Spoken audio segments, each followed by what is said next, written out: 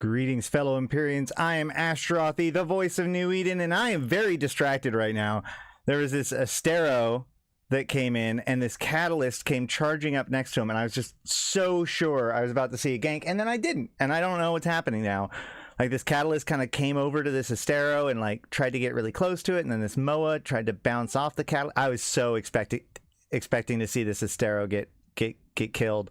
Oh, look, they just bounced the Catalyst off again. I don't know what's going to happen, guys. I assume, I mean, if I was the Catalyst, I would have already, like, taken the shot by now, right? Like, they've got, he's clearly hanging out with this Astero. Are they the same? No, they're not in the same group. Either way, sorry.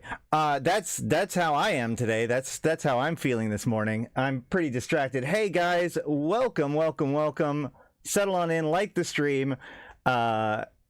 I do want to say before we get too deep into today, we're going to do the main tourism track for the event. We're going to do the campaign trail. Hopefully in its entirety. We're going to see how many times we get killed. We're going to do it live on stream, so who knows? We'll see. That is one of the pieces of the current event that we haven't done on stream yet, so we'll be knocking that out. But also, we did hit the 10,000, guys, so I don't want to do the big celebration today. Today is going to be, you know, the news of the week and the campaign trail and all that sort of stuff. So Thursday we will have the big celebratory stream. I've had a few people sending in some ISK and some Plex.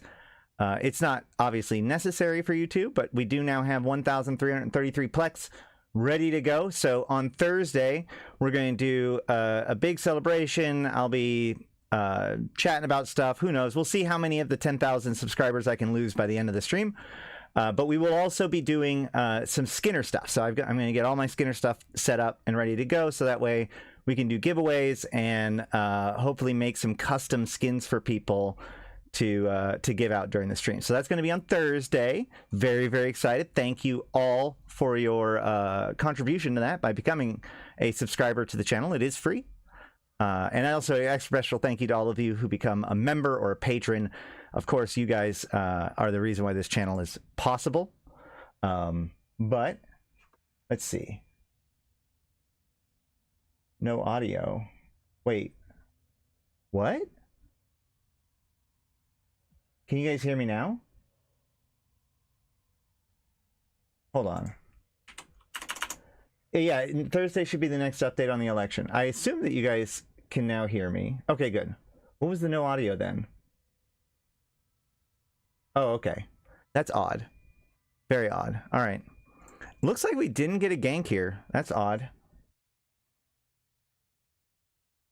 So yeah, we'll be doing the second week 2 election update as well then.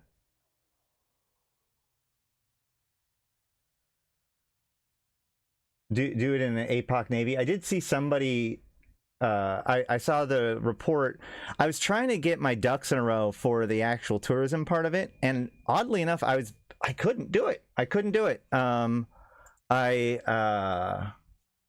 I like tried to search for the names of the stuff, couldn't find the Eve travel pages for it, couldn't get anything set up, so we're just going to be doing this pretty much blind, which is sort of exciting. I'll see what I have to say about it. I don't even remember if I've ever really done, or I can't remember the original trail that it was based off of. So this is going to be very exciting for me, at least. We'll see how it goes. But what we're going to do is we're going to grab a shuttle, because I thought about doing this in a fancy way. I was like, oh, I should do this in the Odysseus. I should do this in the campaign bus and all this stuff. And I was like, those would be fun, maybe another time. But, you know, I kind of want to just do it the way that everybody else is doing it. So no warning, no research or anything like that. Just the tools that I have at my disposal and a shuttle, and see how well it works out. First and foremost, just in case, because I might die, I'm going to right click on this station. I'm going to set it as my home station. So that way, if I do die, I just wake back up here and we can kind of keep going.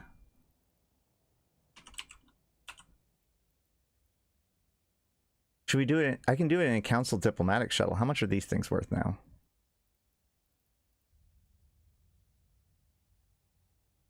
Oh yeah, sure. Let's just do it. That'll be fancy enough. We'll do it in a council diplomatic shuttle. It was either that or the Leopard, right? So let's see. So to start the campaign, why not an interceptor? Because that would be too easy. I don't know. I'm trying to do exactly the recommendation, right? Like, oh yeah, anybody can just get a new ship. Man, my sound. I keep being very annoyed at my sound. If anybody has actual advice as to how to fix my sound or make my sound look good, let me know. But either way, I'm going to try to ignore it. So I could do an interceptor. Arguably, it would be better to do it in an interceptor. But this is like more the just straight up anybody can do it kind of path, right? The shuttle does have bubble immunity. I don't know about passive scram immunity. It does have a... So the advantage of a shuttle is that it does have a sub 2 second align time and a built-in bubble immunity. And honestly, the thing that'll kill a shuttle is the same thing that'll kill an interceptor, because like smart bombs will still kill an interceptor. I am using OBS, correct? I'd have to hire you. Do you accept months of game time in EVE Online? No. All right. But we do want to cover a little bit first before we jump into this today.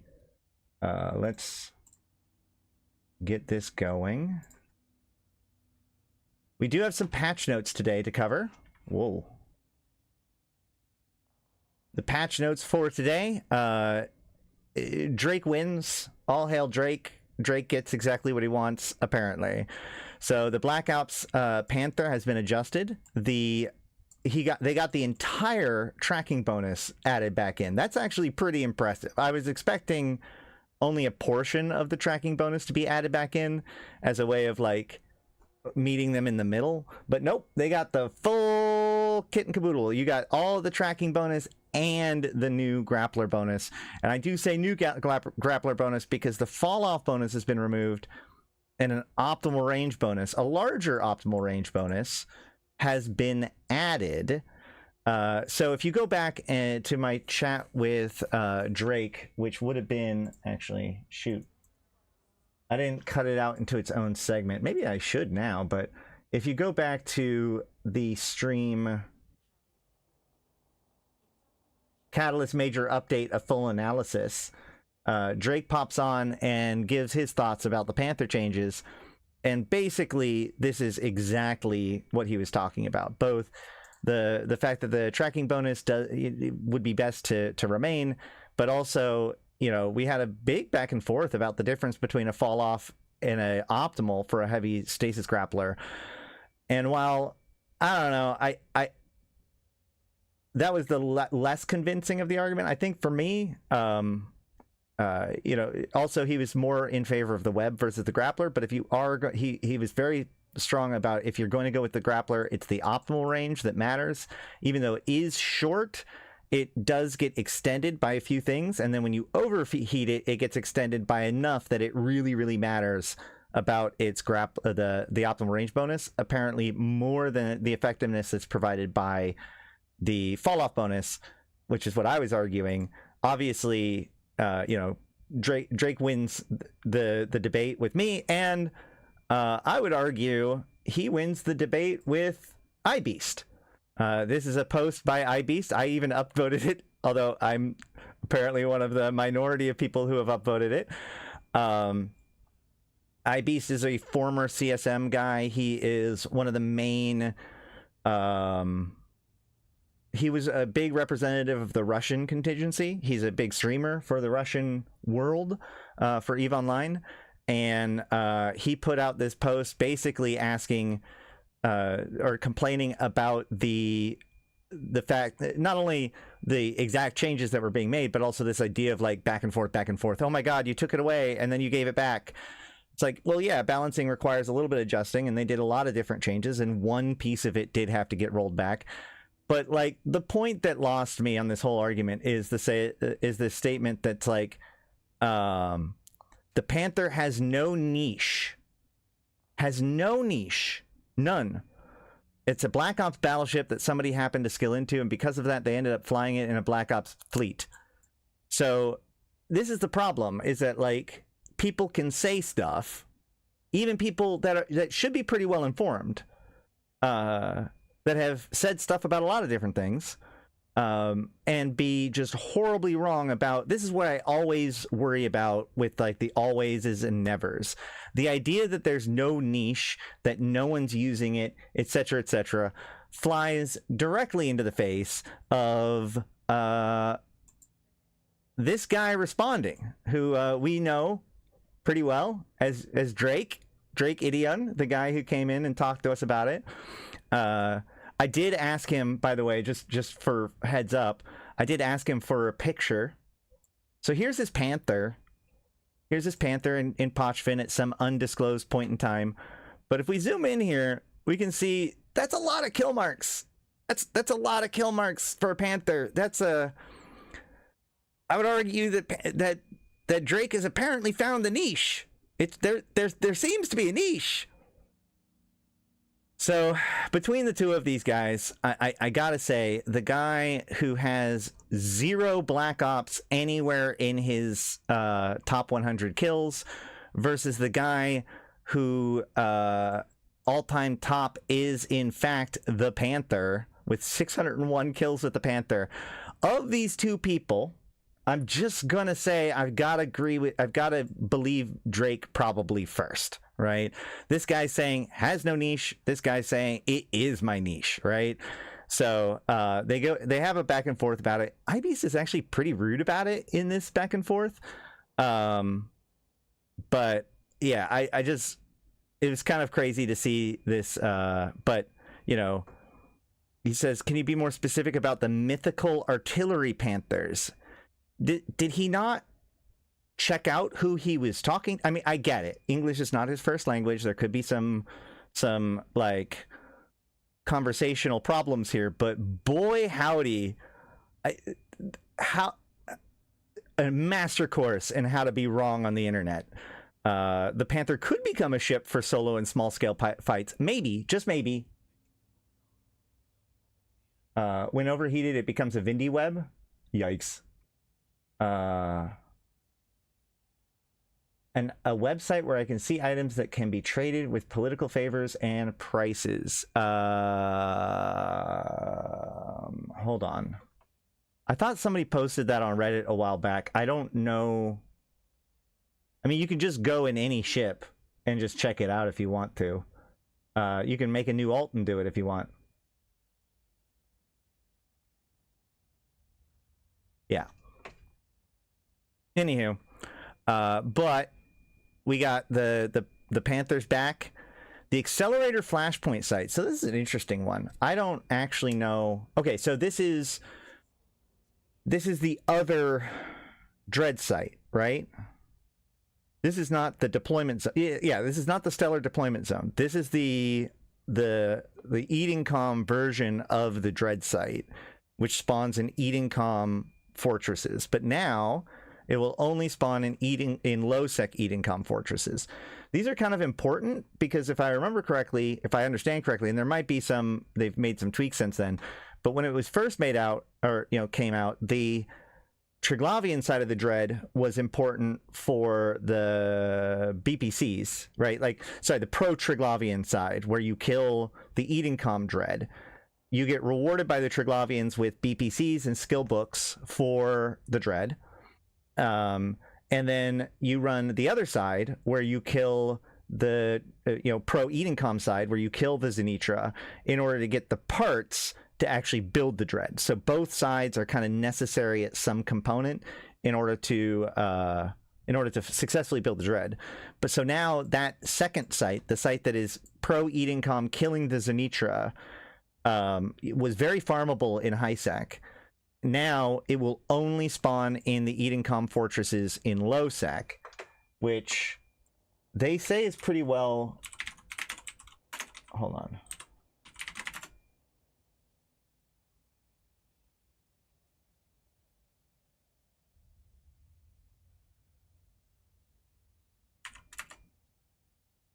They say is pretty evenly distributed. And they're also now in the opportunities window, so they're easier to find. If we go to Kybernauts.space and go to invasions, we can go to Edencom fortresses, and we can see, let's see, Gallente, Amar, so 2 Amar, 1 Gallente, 3 Amar, 4 Amar, 5 Amar,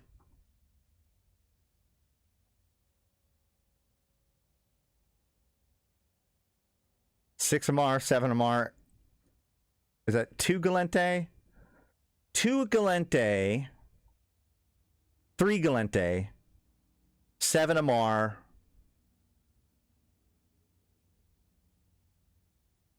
0 Mimitar, and 0 to Kaldari. Yep, it's definitely evenly distributed. Sure, whatever, fair enough, great.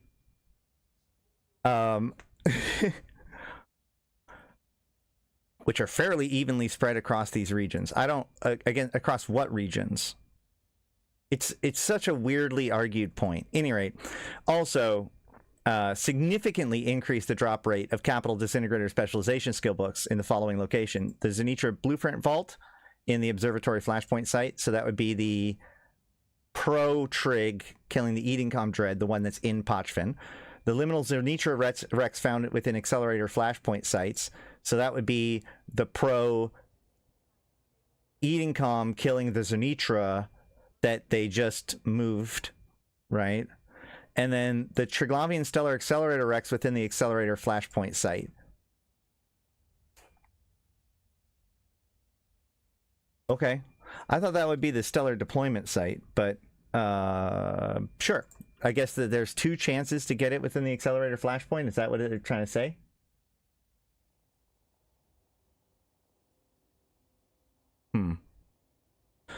And then fixed some naming with the hybrid drones, and then giving them an E-War resistance attribute. Duration and E-War resistance attribute to some of the new hybrid drones. I'm sure this is just like basically house cleaning as they're trying to make these drones, correct? And then the market category for Mystic and Occult ammo, we can look in the Hobo Leaks, and we see that here's the Panther changes, there's the Panther changes, and here's all the drones changes. Their remote resistance ID has been modified. I'm not 100% sure what that does, but I mean, sure. And then also the activation time of the different E-War effects, I'm pretty sure, is what's happening there. We see more Panther stuff, and the strings, the renaming is them adding like a -I at the end of some of the drones, and, you know, Panther stuff. So that is basically it for today's patch. Nothing too fancy there. Great.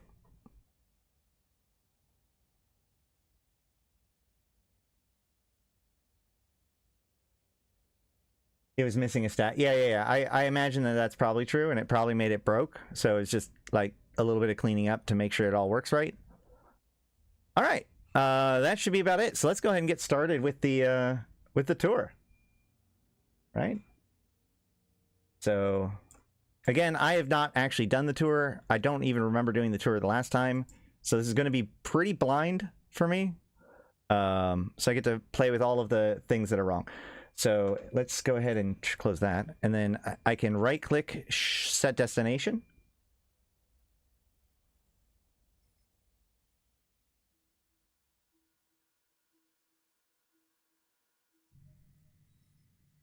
And I guess I can do it with this view, just so that no one accuses me of trying to hide my location or something.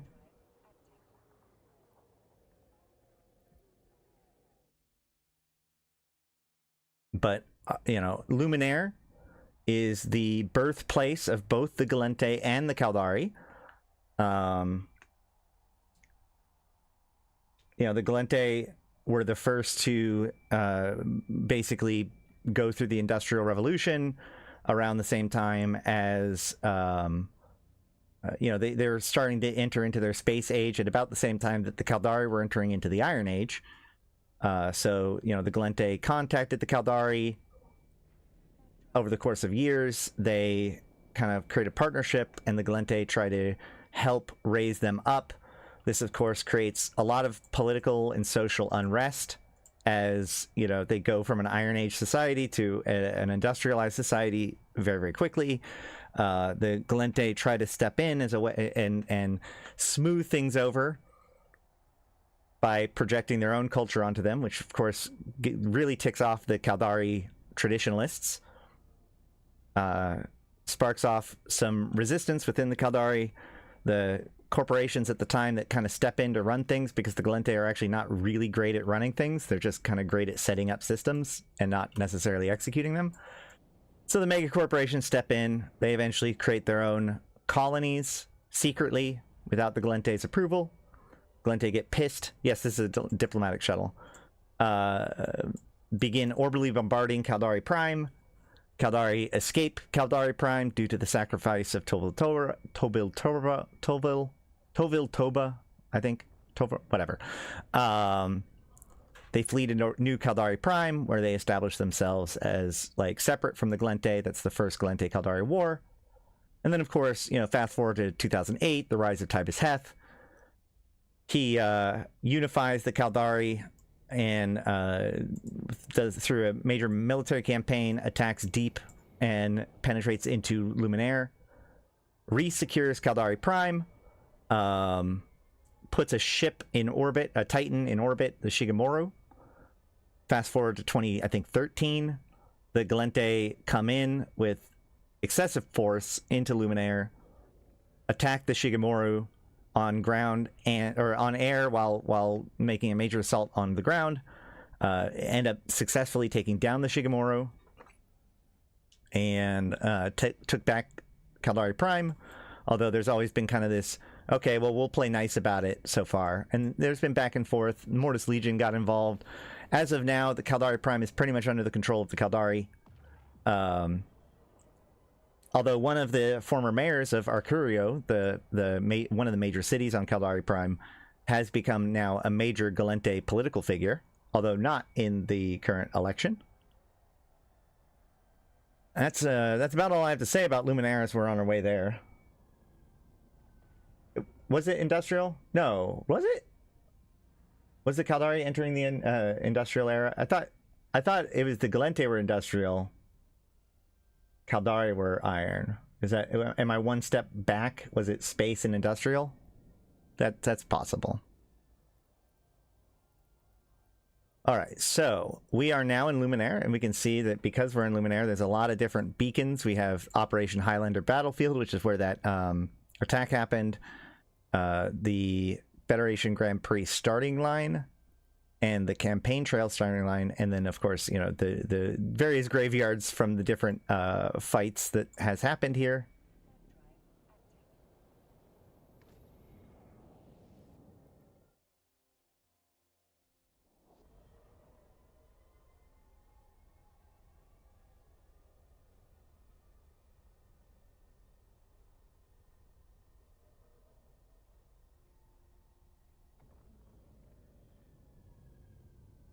An industrial civilization can't contact an Iron Age civilization? Hold on. Yeah, that's probably true. Universe.eveonline.com. Ethnic Gallente. The history of the ethnic Gallente. Blah, blah, blah.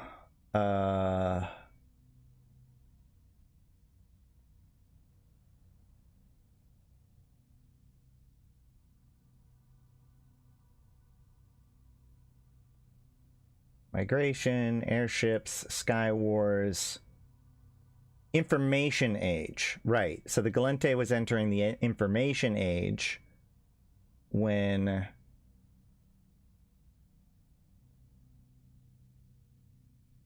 They find the Caldari. Oh, nope. It is space age.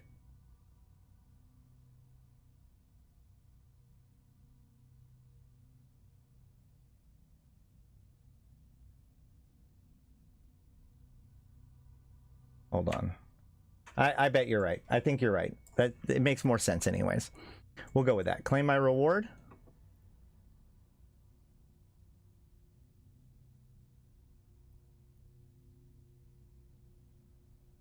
I figured that they weren't like fully. My argument is that they weren't fully space age yet, because they were just able to detect life, and they actually had to work towards building the shuttle. So they weren't quite like a spacefaring empire before they run into the Caldari. And in fact, the Caldari really helped them develop a lot of their eventual like tech. By the time they get to building the first Stargate 70 years later, the Caldari have actually kind of outstripped Gallente as far as like technological achievements. All right, either way, where are we going? Old Man Devereaux Stargate. Okay, that's actually not too far away. We've covered this before. The Old Man Devereaux Stargate is actually a something that's warm to my heart, because you know, this was something that back in the Hydrostatic podcast days, we covered the story of Old Man Devereaux, who is, you know, he eventually goes on to build Creodron, the corporation. But before that, he was just the lone survivor of a failed attempt, or well, thought at the time to be a failed attempt to build a Stargate from what was now Luminaire to what is now Old Man Star.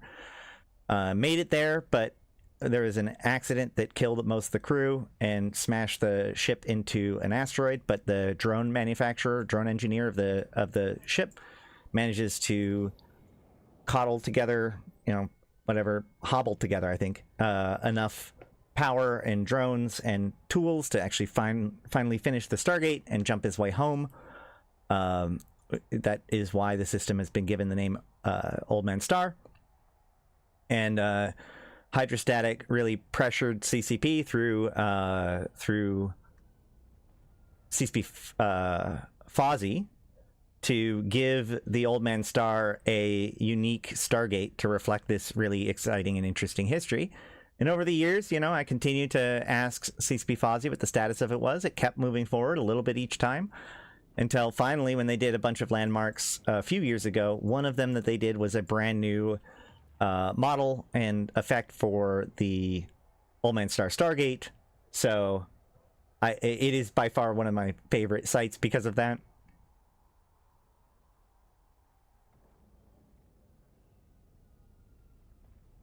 But, you know, jumping into Old Man Star is kind of a spooky thing to do. Old Man Star is a high sec into low sec entry point, which makes it into an interesting choke point. It's not quite as bad as Tama, but it is the Tama for the Gallente. So there often is a lot of people camping it, or at least living in there, hostile pirates. I'm loving to seeing all these likes popping up. I appreciate it so much. New player asked me what Upwell is other day, and I pointed him to the universe portal, only to find there's no article on Upwell, only new news posts. Yep, that's true. I've made videos about it, though.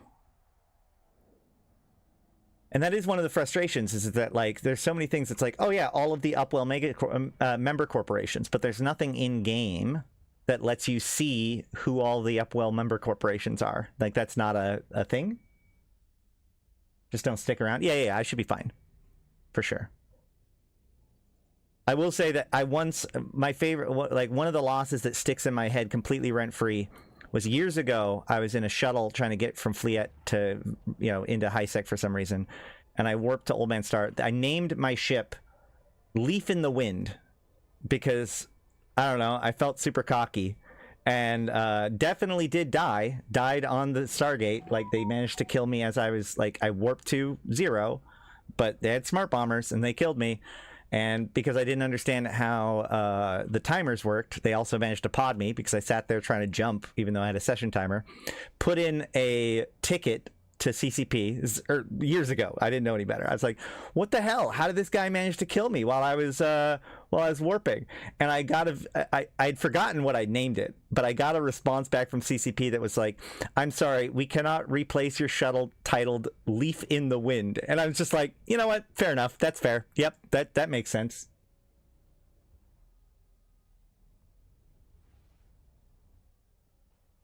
It seems silly that such a major group in the lore has no page. Yeah, I agree. There's a lot of, like, the lore portal is one of those things that, like, we're happy that we get what we get, but boy, is it insufficient. There's a lot of weird stuff in there, like, because it's all kind of copies of old stuff. So, like, a lot of them will say the old president or, you know, empress or whatever. Some of them still say that Foratin's president, which is pretty good. So this is the Old Man Star Stargate. I have a few more seconds left. It's pretty cool. I thought I have... There it is.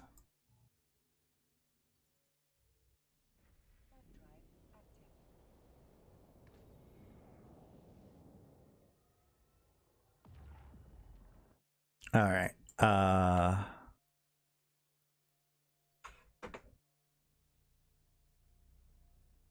Yeah, so this is the Old Man Star Stargate, and you can see, like, this is the rock that he smashed into, and if you watch for a while, there should be...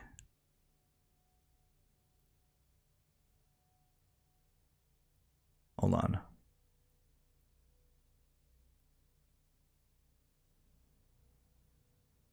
There are little drones that fly around this thing. Hold on.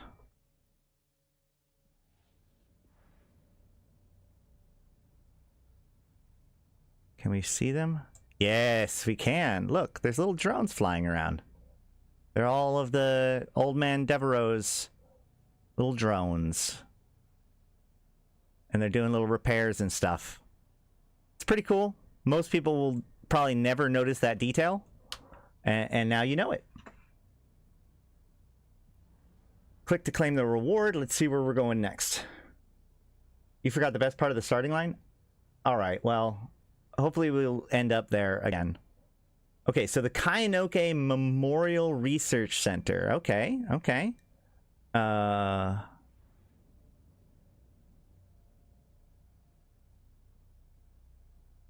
In Postavin.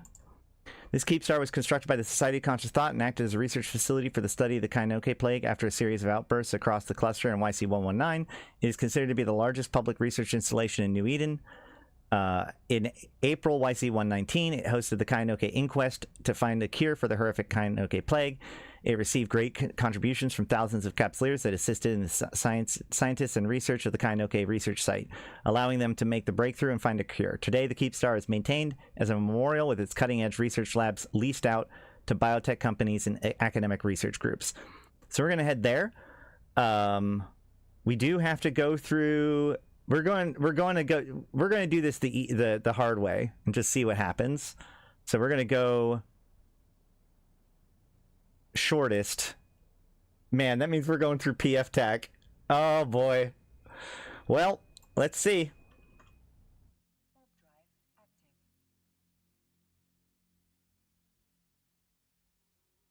There's no yeah. There is no Rodin hologram, but there's two Moros.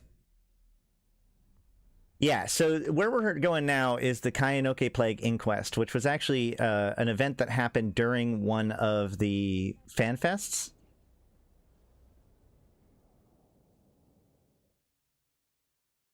The Temple 220 AU off-grid was my favorite of the tour. Well, we'll see when we get there.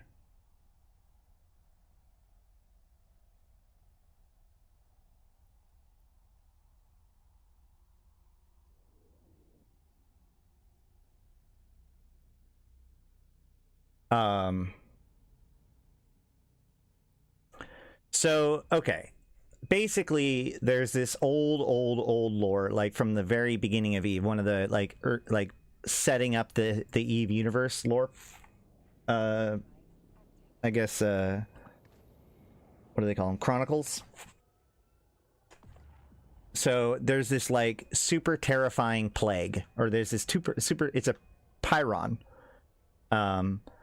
those of you who don't know, you like viruses are like living, not almost living things that know how to hijack cells in order to make the cells produce more of it, right? Bacteria are, you know, a different kind of organism. Fungus is a different kind of organism that all can like live in the body for various different ways. But what this is like proteins get folded in all these different kinds of ways, and that's kind of the building blocks of all kind of biology. And every once in a while, one of these proteins can get folded incorrectly. And it can be folded incorrectly in a way that is both very, very bad and able to make other proteins also fold incorrectly, right? So it like becomes this cascading issue. I think mad cow disease was like a real life example of this.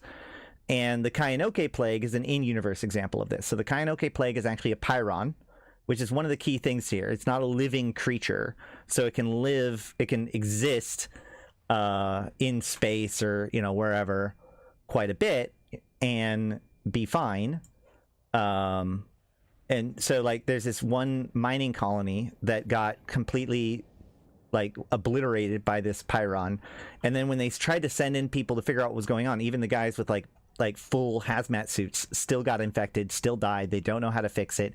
It's terrible. So they cordoned off the whole thing. And then in 2017, there's this whole thing where I think a Caldari pilot was like, went to there and then started, like, there were outbreaks of the Kainoke plague that happened in various different places. And it was bad. It was bad. It was bad for the empires. It was bad for the people. Like, there's a lot of negativity that came out of that, but that led to the big scientific inquest event at FanFest, where they what? I just jumped into PFTAC and there's nobody here. I'm almost disappointed. So they why is my camera thing not working though? Hold on. This is bad. There we go. Okay, so I'm going to warp not to directly to it, but we're going to warp to this Aster who's at 100. So yeah, dead game. So the idea is that basically the players at FanFest had to do different events in order to get certain currency, and then they worked together to make a cure, and then they voted on it, and they ended up voting to distribute the cure out to everybody. And that kind of ended the Kainoke plague crisis, because now they have a cure. But there's still a lot of questions involved, like how did it get out? Who was associated with it? We never actually quite figured it out. Once they had a cure, they kind of just accepted that that was the end of the problem and moved on.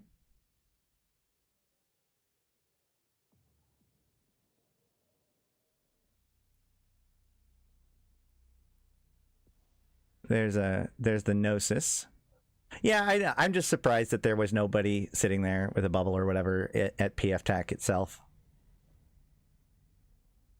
So when you're in nullsec more than anywhere else, but like when you're doing this kind of thing where you know that there's going to potentially be problems, you always want to like think about the lowest common denominator, because that's what people are going to kind of build themselves off of.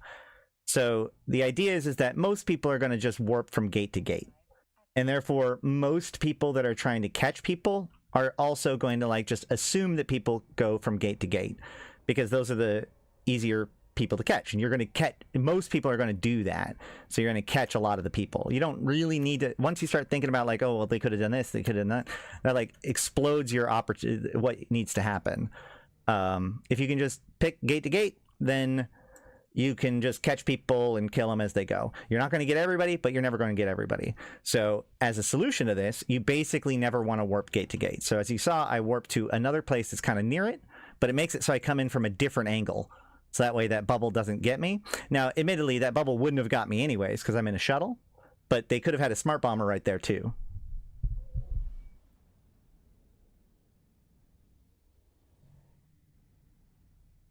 There's only one other person in the system with me, and now we're going into Poidot. We're heading into Poidot, which is the only named system in Syndicate. Fun fact. It's also the capital of the Yantey Syndicate. It's ruled over by a girl named Sylphie, who, like, she managed to take over. Her father used to be in charge, but her father was kind of a dumb dude and messed up somewhat. And so Sylphie worked with actually the head of the Sisters of Eve, one of the heads of the Sisters of Eve, Santamona Sarpati, which is actually the Serpentis leader's sister, right?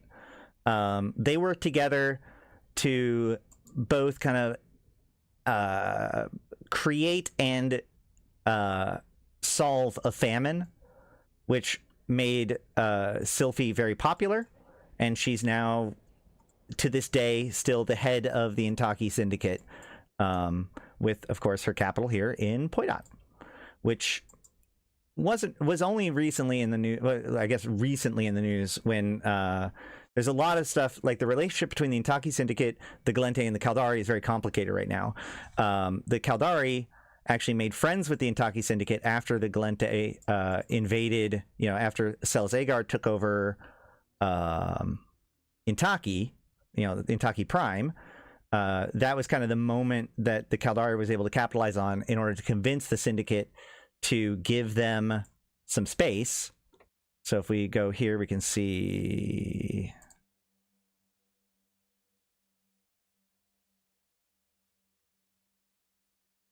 sovereignty. Yeah, we can see that while most of this area is Yantey Syndicate, there's this one constellation that is Caldari, and it happens to be kind of the constellation that you have to go through in order to get here from the war zone. So this was kind of a buffer state that was created by the Gallente, or by the Caldari at the agreement of Sylphie and Diablo, in order to ensure that the Gallente don't just like push into the Syndicate. The broker is as far as we know, a pile of goo. Oh yeah, don't forget, it is Skill Point Thursday.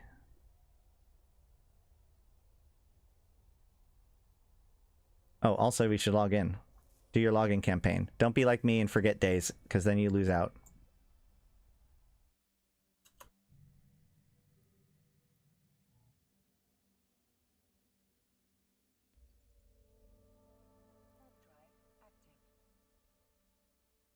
So we can, oh, I don't have the Nest Store visible right now.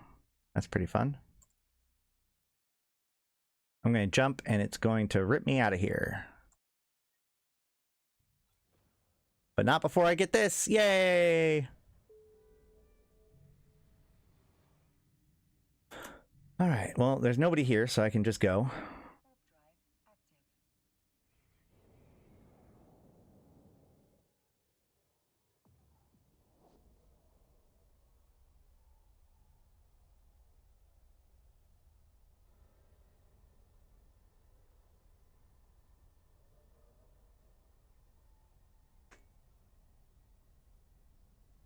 Oh, we're heading to Postavin.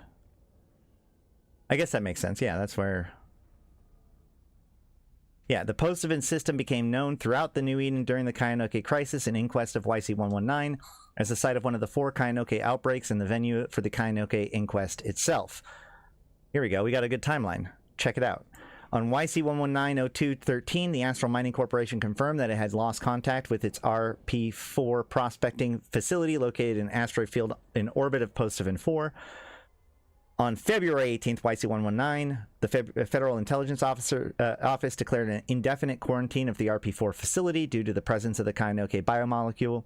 The emergency action trapped some 8 million miners, support workers, and families within the installation. February 22nd, YC119, the presence of the Kainoke plague transmitting the Kainoke biomolecule was confirmed at 4 outbreak sites, including Astral Mining RP4 facility in Postavin, the Matakan 2 space elevator, the home city... Uh-oh. What is this? Hello?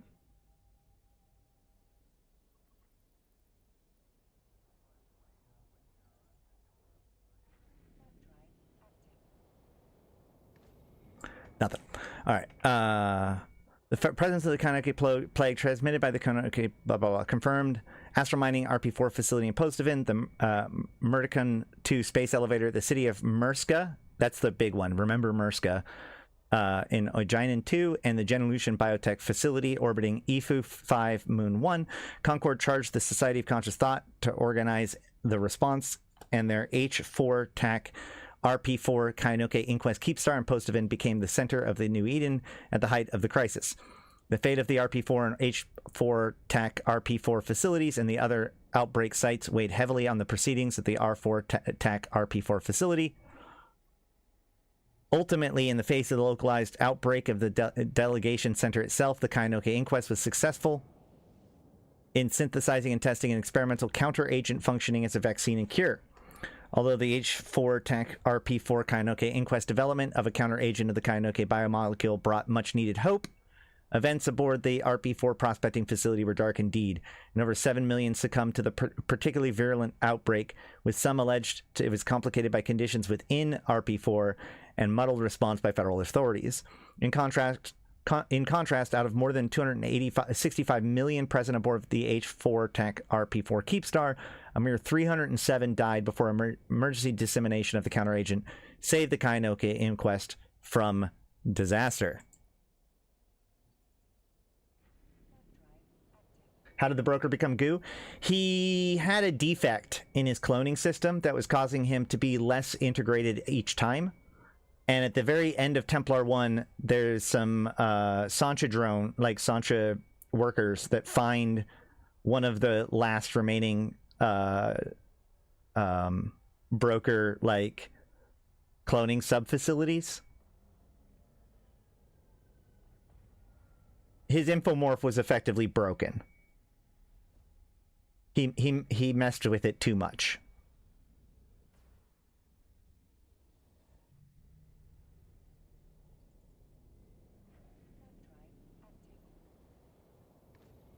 CSP needs to stop doing things before a similar thing happens in real life. Well, I actually think that the Kainoke plague was originally built, like, inspired by mad cow disease, if I remember correctly. Reminds me of the Asgard cloning disease in Stargate. They started turning to goo. Yep, pretty much.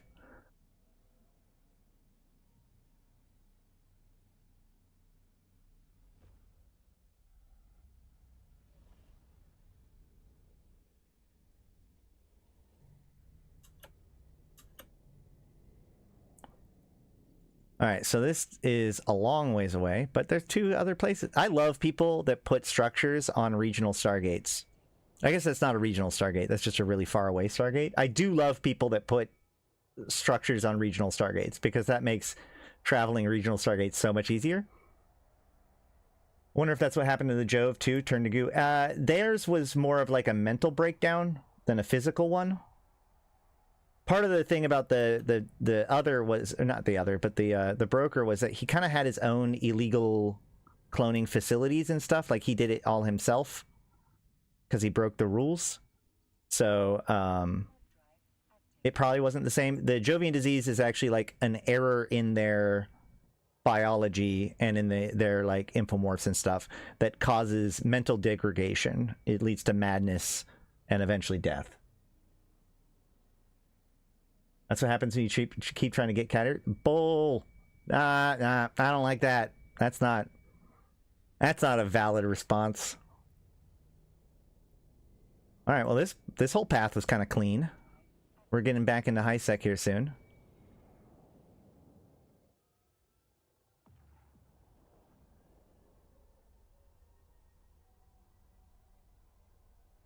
I would time my trip, but I'm also like stopping and talking a lot, so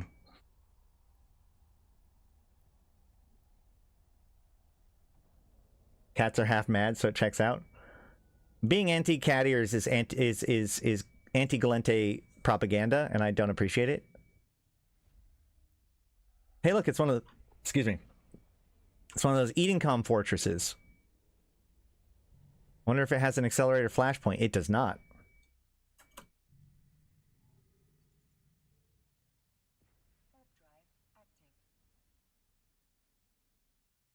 Tenzin will provide everyone in the Federation with free cat ears. I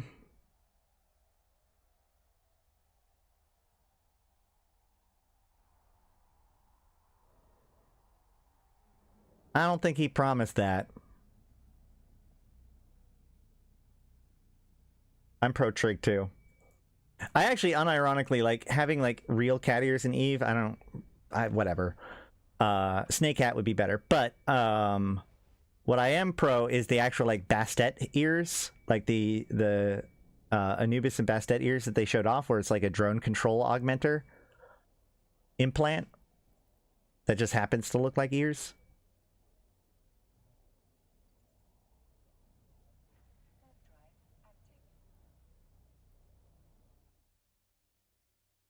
Alex will force you to have cat ears. Perfect.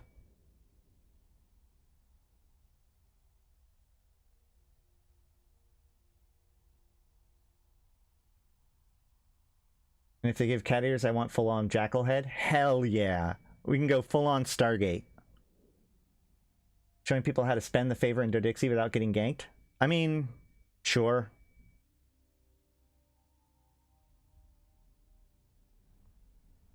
It'd be really funny if I got ganked during it.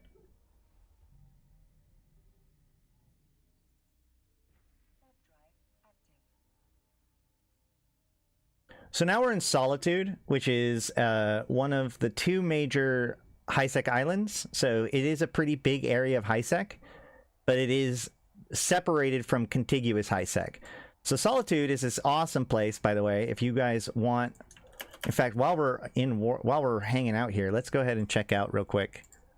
How much do you want to bet if I just go to a random asteroid belt? There'll be Scordite here. Anybody want to place any bets? I'll just go to one for now. We'll just go to one Stargate or one asteroid belt in Solitude and see what we see. Combined with the Rasnaborg nerf and Pochfin exit systems and the accelerated flashpoint change, it feels like CCP is just consolidating all of the trig farming power to Pochfin entirely. Well, no, because you still need to farm the other side. You need to do both. It just makes it so that now both are dangerous. It used to be that you could just farm the pro eating com side completely safely in high sec.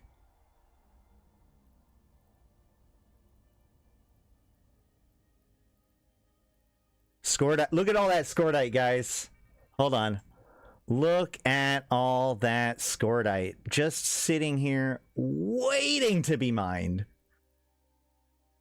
Went to a random belt. Didn't even plan it. Just went to one random belt in Solitude. Just full of Scordite. Full of Scordite. So here's the secret. You go out to Solitude. You take your like little quick frigate with scan. You scan down every system in Solitude and you try to find a wormhole connection back to contiguous high sec, and then you just squirrel people over here and get to mining. And you know, you can even stash ships over here. I probably even have ships stashed over here. Oh yeah, I have a lot of ships over here. I don't know if I have mining ships over here, but you know, whatever. The point is that this is one of those secrets that people have been using to get Scordite this whole time. It is actually very easy to get like a cheap, like a venture or something over here for sure.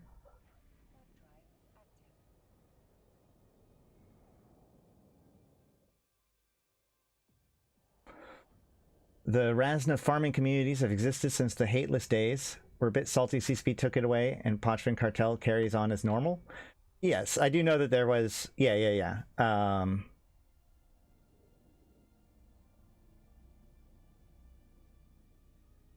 I don't know.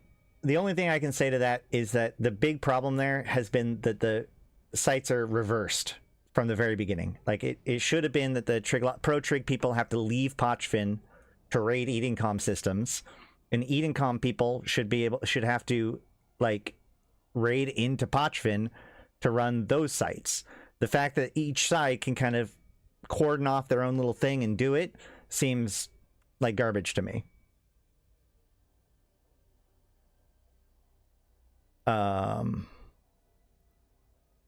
Is this where we're supposed to be? No, we're one jump away.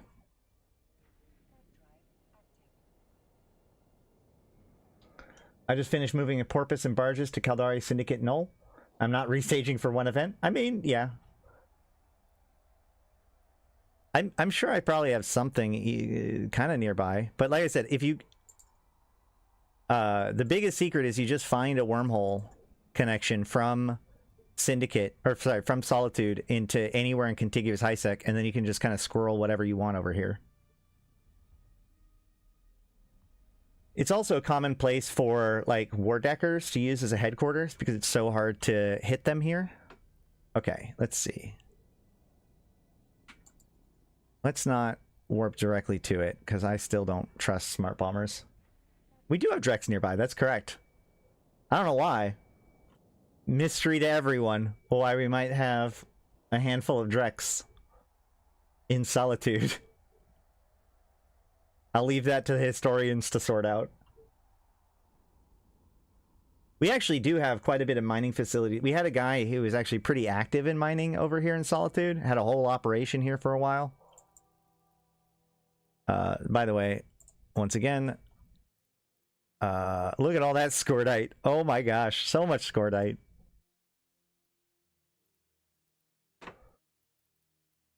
I'm not saying that you should come all the way out here to get it. I'm just saying all those people that are complaining that you can't find it, get more creative. Even just taking a blockade runner through low sec is super safe. I'm pretty much, yeah, for sure. And here is the Kayanoke Memorial Research Center. And then over here, up here, this is the actual location of the outbreak. This is the, so this is where this is the mining colony that they were talking about. The RP4 Hemorphyte processing platform. You can see that they put up the Kayanoke Plague Inquest Center right here with it. So that's cool. Next. All right, the Duval Gravitational Laboratory. That's cool. Yeah.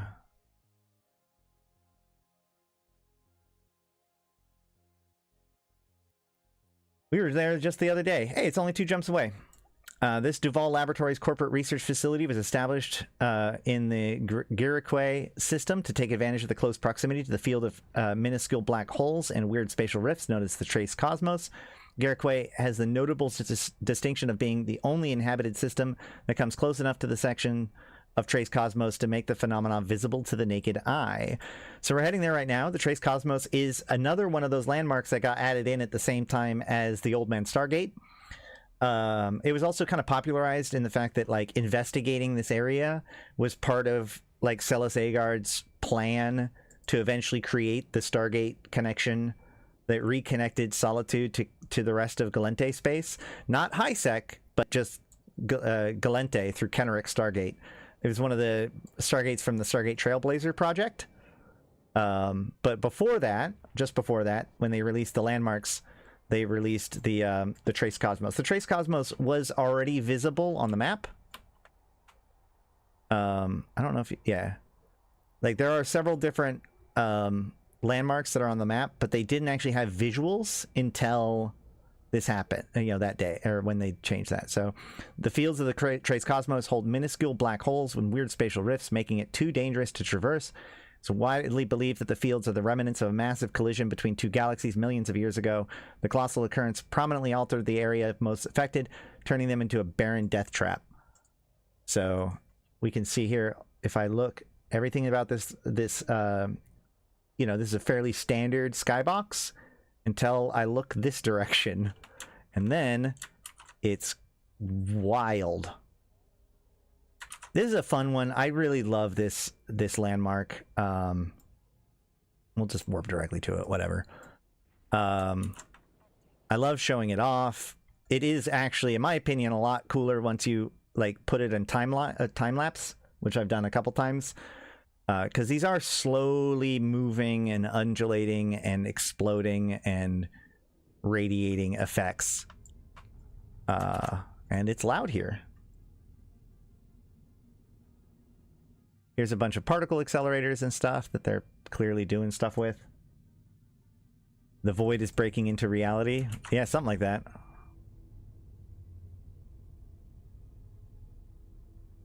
You can see like this is a very slow, almost explosion effect that's happening, and so you can watch this for a long time and just watch kind of the different holes kind of pulse out their energy and interact with each other in a pretty cool way. It is, in my opinion, well, actually, I don't know if I'd say my favorite. Does this trip have the Court of the Elements? I love the Court of the Elements.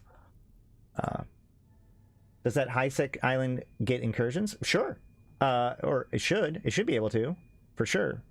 I do know that like every single time they do like the winter event, one of the winter storms is here, so that way if you try to use the high-sec storm, you might end up in a high-sec island. It's here in Aridia. That's the other major high-sec island. But yeah, it should be.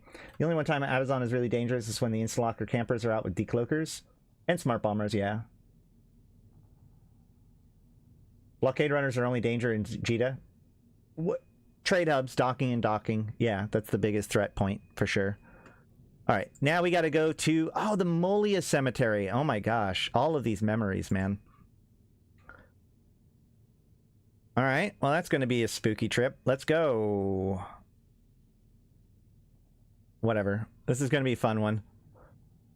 So the Molia Cemetery. Wow. Okay, so this is another one that I feel personal connection to. So back in the day, I can't remember who it was, but there was a capsuleer that had a POS, because if you anchored a can near a POS, it would stay longer, forever, or whatever. And so they kind of created this place for people to go if you lose a loved one in real life, or if a capsuleer dies in real life, you would preferably bring their corpse, but, you know, bring some sort of token to the POS in Molia and anchor it there. And so it's just this big cloud of containers.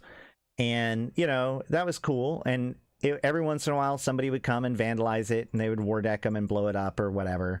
But it was maintained pretty well for years and years and years. And then finally, CCP, again, like, they got into their landmark arc, right? They were like, oh my gosh, we should totally come up with new cool statues and landmarks and stuff. And so one of them was for the Molia Cemetery. They decided to take it under their wing instead of a player constantly having to maintain it and it, you know, having it be exposed to things like war decks and whatnot.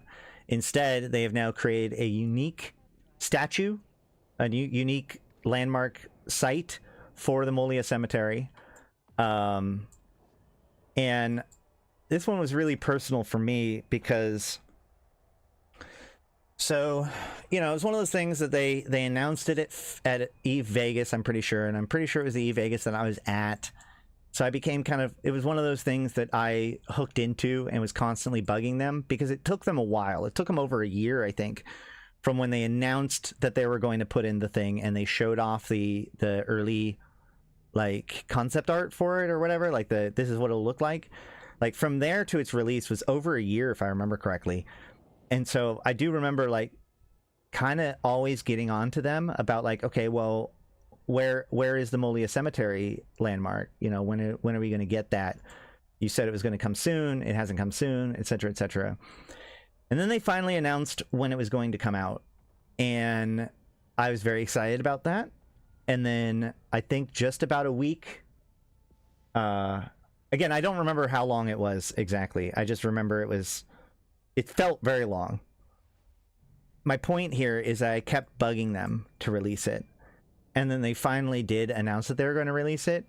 And that was in 2020. So it must have been, yeah, I think it was about a year. Either way, whatever. The reason why I know that is because about a week before the Molia Cemetery was released, a friend of mine, a member of the convocation, passed away.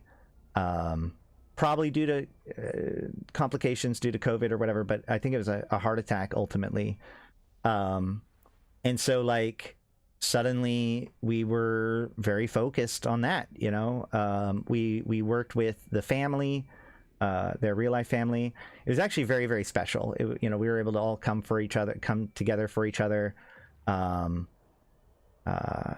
somebody did manage to find one of their corpses that they had left behind when getting potted. You know, somebody had done their homework, found out when he got potted, found out who got the corpse, brought it to me. We did the we managed to we were able to participate in their real life you know, funeral service via live stream. So several of us all kind of were able to experience that, which was very nice. But then also, I think it was the day that the Molia Cemetery first came out, we decided to do a real like a funeral service in game for him. So I had the freighter that had his corpse in it, and you know, I led the fleet on stream. I know some CCP guys were there too. It was by far the most white-knuckled event I have ever done in my entire life, because like normally I only care so much if my ship got destroyed, but like that, it felt like if somebody wanted to be super shitty, it would be the time to do it, and there was very little I could do about it, and it was in front of everybody, and CCP was there. So I was freaking out internally the entire time as we're traveling from Pamene to Molia. But we did manage to get there. We anchored the thing, and I got to officiate a funeral, which was by far the wildest. Like, that is not... Oh, shit. I just realized I am maybe going to die. Am I going to die? I might die. Am I going to die? I could die. I probably won't die. Probably won't die. I just warped gate to gate in a low sec system. Could have died. Didn't die. Sweet. Perfect. Got distracted by my own story. But yeah, so I got to, you know, officiate a funeral, which I was deeply honored about. And it was the first one, as far as I know, to happen at the New Molia Cemetery. So now we're going to head there. We still got another 27 jumps, though, so...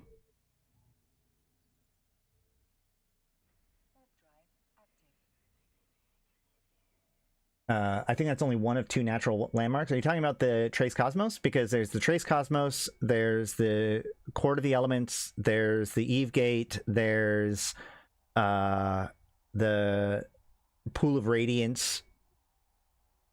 That might be the only ones I can think of.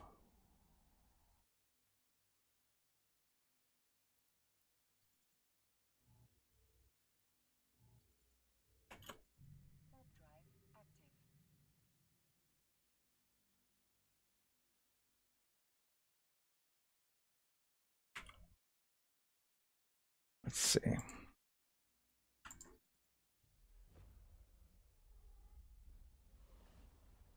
And then what was wild about that is that as soon as that was over, I had to do all of that and then immediately hop in a car and drive 2,000 miles to Chicago to pick up my then girlfriend, or to go visit her.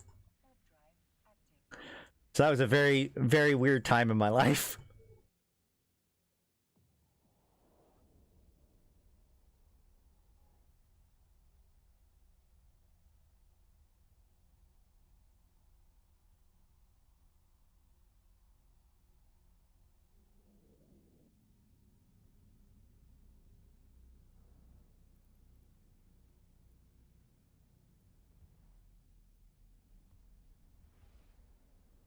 One in local.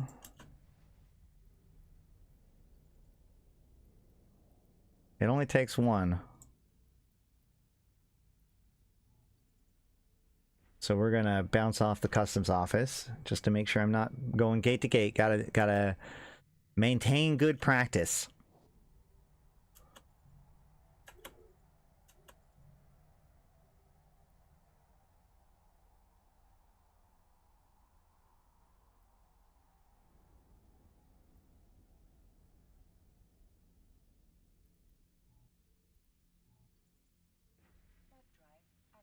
Yep, we're doing the campaign trail. You're coming up to where I died in the bubble around the whole gate. Excellent. Perfect. No notes.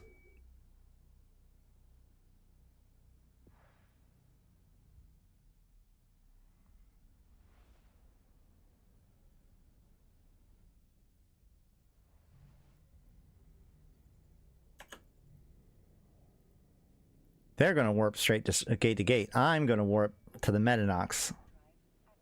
We are not the same.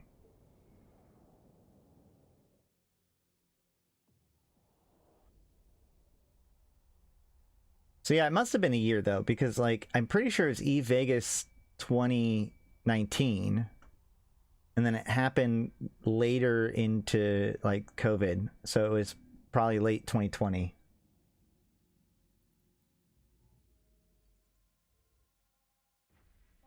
Just remember, guys, mark it in your calendars. On Thursday, this Thursday, we'll be doing my 10,000 subscribers celebration stream, where I'll be chatting with people about whatever. We'll see how many subscribers I can lose. But we'll be doing giveaways of skins, custom-made skins. I'll be making skins for people.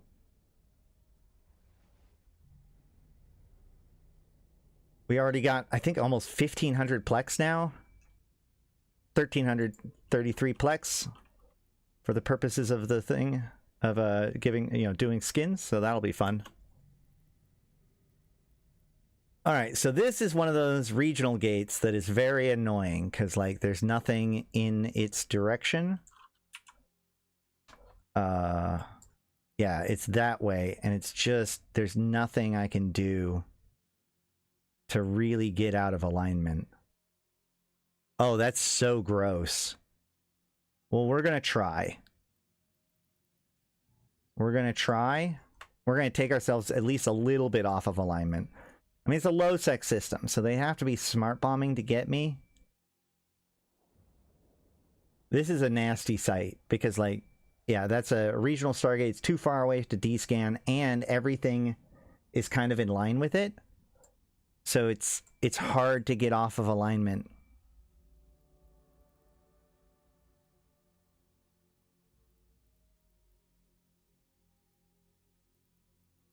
So let's try it.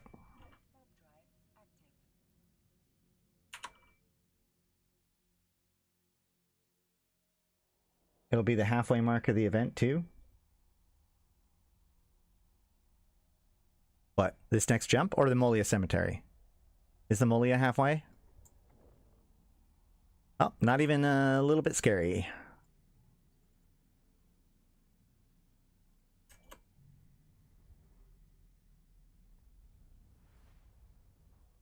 Oh, no, I see. Yeah, so Thursday will be the midway through the event. Yeah, my Thursday stream will be halfway through the election. That's a good point.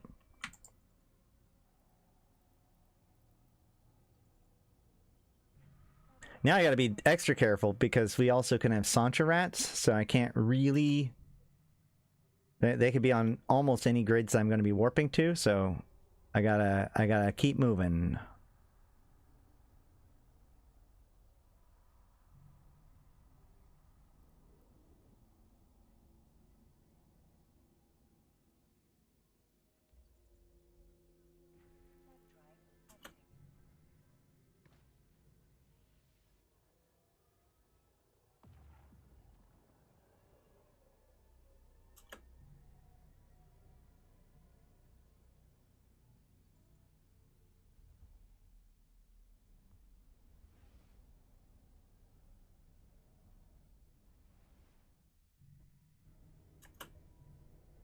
All right. Well, those are, yeah. These are spooky Sancha rats.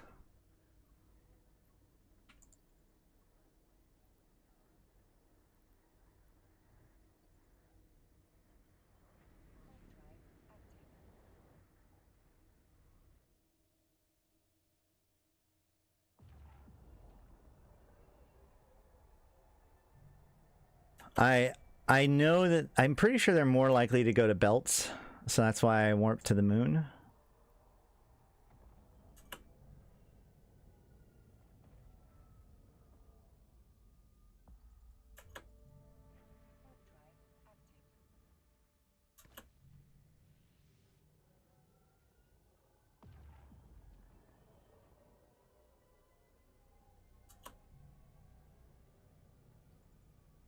So far we did see the one kind of gate camp with the bubble. Can't wait for the totally not scripted article about Alex leading the polls. I don't know if CCP, like, CCP would have a lot to lose if it was to come out that it was scripted. I think that that's a pretty crazy thing to suspect that they're doing. All right, well, that's spooky.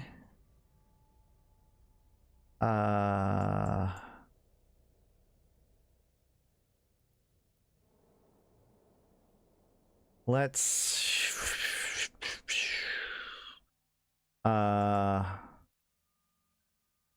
man.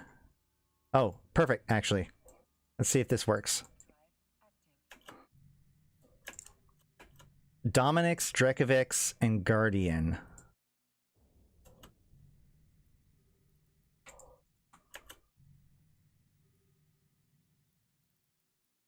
Oh, see, yeah. Gotta go. Gotta go. Well, rock and a hard place time. Let's hope for the best. I'm coming in from the opposite side, so even if that's a smart bombing Dominix, I land directly on top of it. I land directly on top of it. And I still make it through. How'd they not kill me? They honestly, like, they could have killed me if they'd wanted to. That's actually surprising. They had me dead to rights.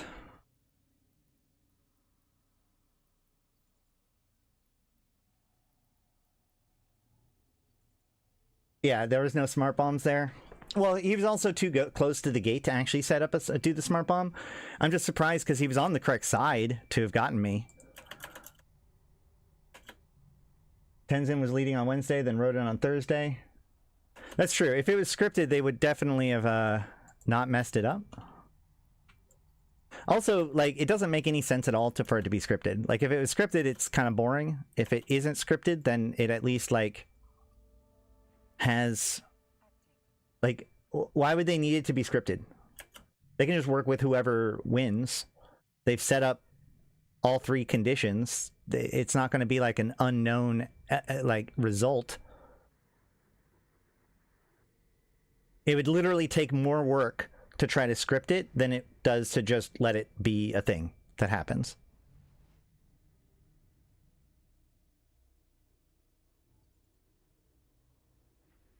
I mean, in terms of who's leading, not the final result. I mean, maybe, but I mean, like, again, if you were to try to, like, script it, you risk being exposed somehow of being bullshitting. And, like, this is not this is not like a new, of all of the different pieces of this event, this is like the least new piece. This is the same thing as what happened in the Drifter Crisis, where people were able to get points for their objectives. So, like, collecting together the amount of points that people get for who they support is something that they've been, like, doing multiple times. It's been well proven tech for them. So, like, of all the pieces, that's the piece I find the least likely to being, like, on the fly, as it were. At Planet 6.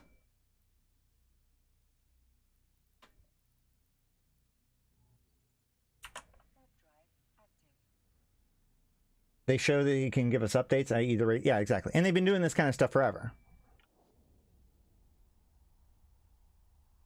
It goes all the way back to, you know, Shadow Wars, right? Although Shadow Wars was a little bit different because, like, people could literally see their impact. You could, you know, somebody pays like $1 billion ISK or whatever and drops in a bunch of stuff all at the same time. You could actually literally see the uptick on the thing. So, like, we know it's working. It just seems very crazy to argue. Point is, game design is predetermined. Like, we did not get access to Jove space despite all the drama. Fulcrum remains to be explored. I don't actually agree with that. Like, game design is predetermined. They have a rough idea of what's happening in 6 months to a year, game design wise. They have less of an idea of what's happening in 2 to 3 years, and almost no idea of what's going on after that. So, like, the idea that they're putting things in place to kind of affect things later on, you know, they didn't expect the Triglavians to win the race for the Hives, but that doesn't mean that they can't just roll with it. Like, and it may or may not influence how things get flavored as things come out. Like, obviously, it's not going to be like, oh, you're not going to get Tech 3 drones now because Alex didn't win. Like, I don't think it's quite like that, per se. But, like, when you're making a good storytelling, when you're doing, like, DMing in, like, a living universe like this, you have ideas about what would happen if different things happen, but it's not like, you know, will it affect what features get made? Probably not. Will it affect how things play out? Maybe. I think the best example of this is, like, the Arshat stellar transmitter, because that wasn't planned at all.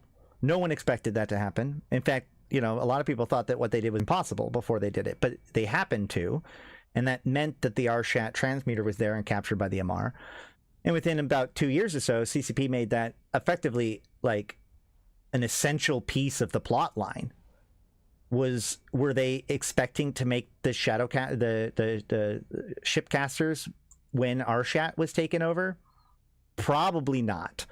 Did the taking over Arshat make them make the shipcaster? Probably not.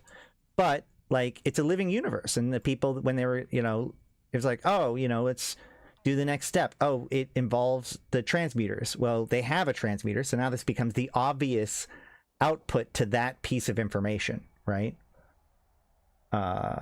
Stories should have real consequences, like Niarja following. Well, it likely will. I mean, one president versus another is a real consequence.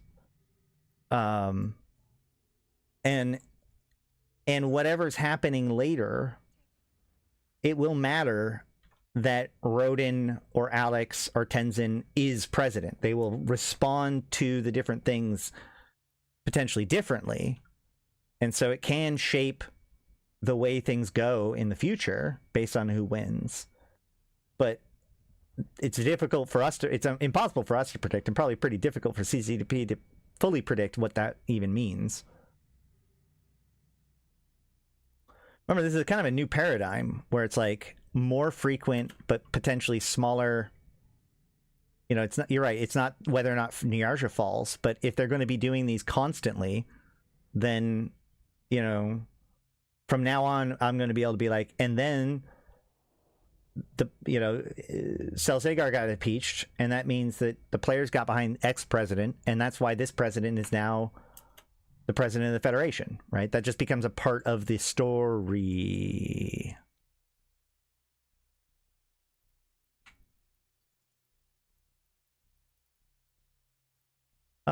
You know,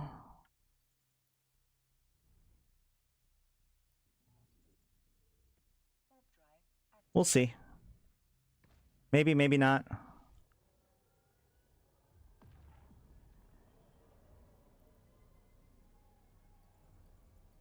I think I win. I won! Yay, I win!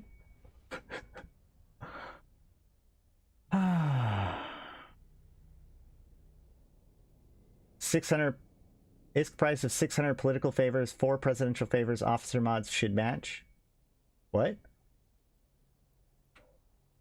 I mean, should. It's all market forces that make that happen.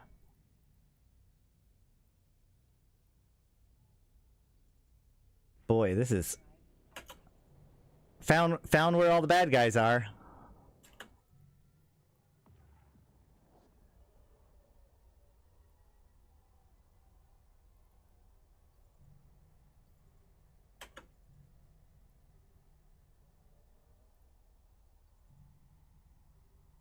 Porpoises and prospects. Okay. Maybe not as bad of a guy.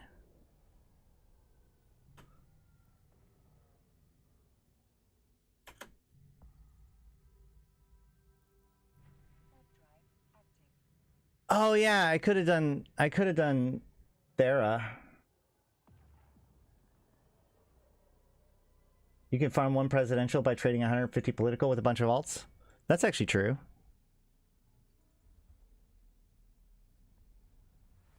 They have the military campaigns figured out for each candidate, mapped out likely for summer expansion. Yeah, again, these are just characters in a story, so it's just the question of like, okay, well, what would Rodin do in this case? You know, and like the thing I've been thinking about, or like the example I give, it's like, okay, well, what if the Amarr invade Minmatar, right? Like just a massive invasion to try to take some systems of high-sec from the Minmatar. While I don't know 100%, I would like to think that Alex might have a different reaction to that than Rodin, for example. So, you know, on a long enough timeline, when you like, you know, butterfly effect this, you know, if we looked at this 5 years from now, we will look back at this and see this as a pivotal moment in which the die was cast for other things based on who wins and who loses this particular election. But like, that's not readable now, you know? Just like when Caddis won. It's like, did it fundamentally change the way that CCP was going to do the development? Probably not, but Caddis Mercon is definitely a different leader than Conet is. What will players get from that event? More LP, more money? For what? Which part? The military campaigns? I don't know. I think that, like, what we can see here is that there's probably going to be a lot of different rewards per military campaign. Also faction carriers. Oh, from the Amarr invasion? I don't know. Depends on, like, think about it. It'd be like this, right? Where there'd be different tasks, and depending on whether or not the Amarr complete all of their objectives, they manage to successfully secure that Minmatar system, versus the Minmatar guys having tasks to avoid it or whatever, right? Like, I don't know. I'm not CCP, but that's basically what they've described. My point is that, like, they know that they're creating this story of these living characters that are kind of going to be doing their thing. And so, like, each of those characters likely have different motivations, different goals, different priorities, and then therefore will behave, you know, respond to things and do different tactics and have different priorities when we get to military campaigns. That's all I'm saying. I want them to rework faction LP stores so bad. I want them to rework LP stores broadly.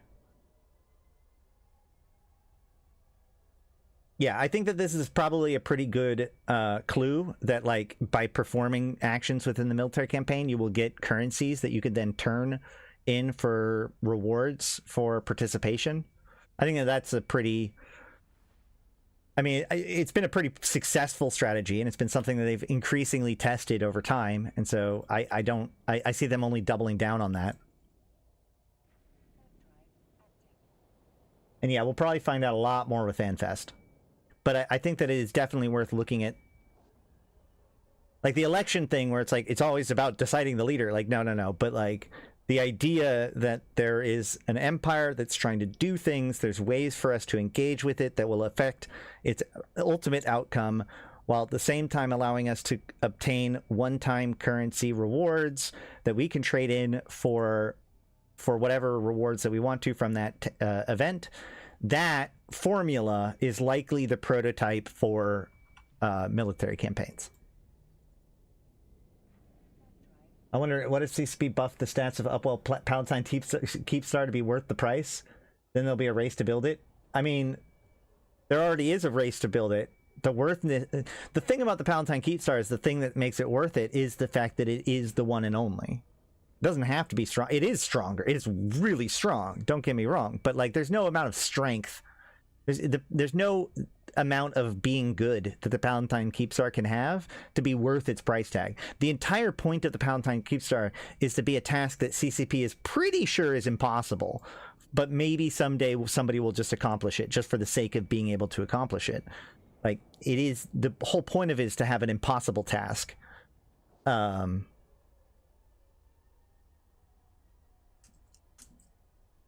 Yeah, so in about a month and a half, correct.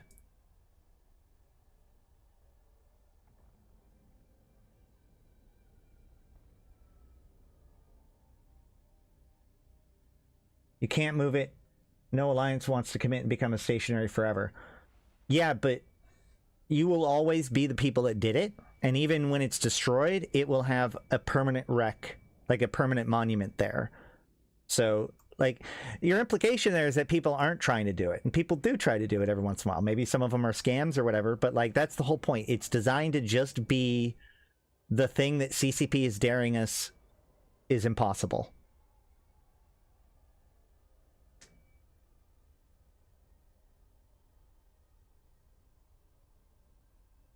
That goes back to what I always say, which is that you want to have goals, right? You want to have an immediate goal, a midterm goal, and an impossible goal. So that way, you know, that functions as like a North Star. Maybe someday it will be possible. But it makes the universe more interesting. It'd be a lot worse if somebody just completed it, right? That'd be the end of that story.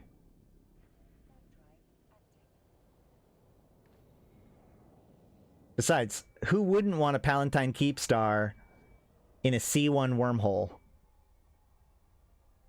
I know how to make it happen fast. The owner of it would be allowed to RMT, no bans on the character. Now we have a real race.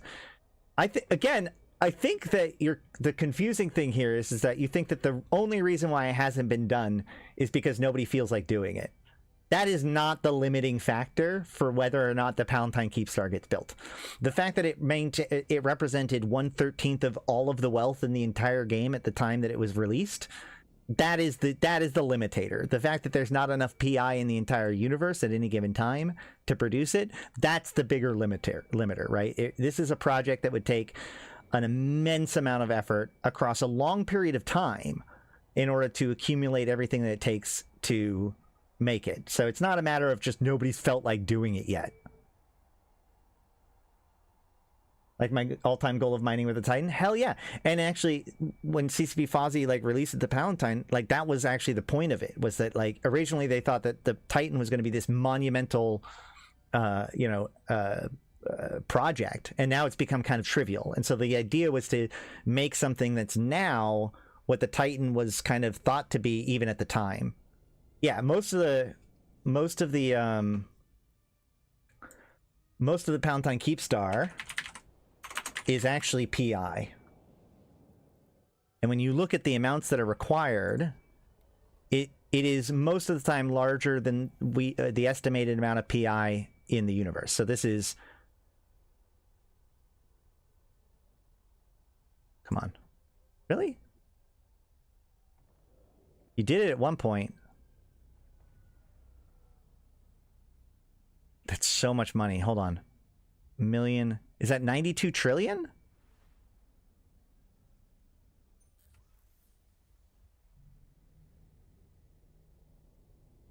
Can I even...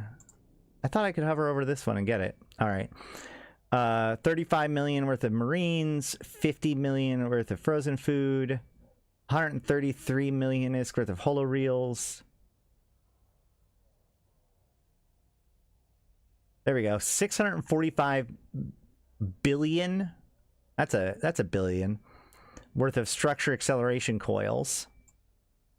And if we click on this, we can see that this is mostly PI, right? Or a lot of it is PI. So a lot of the Palatine Keep stars actually is PI, which can only be collected so fast. All right, so here is the Fallen Capsuleer Memorial.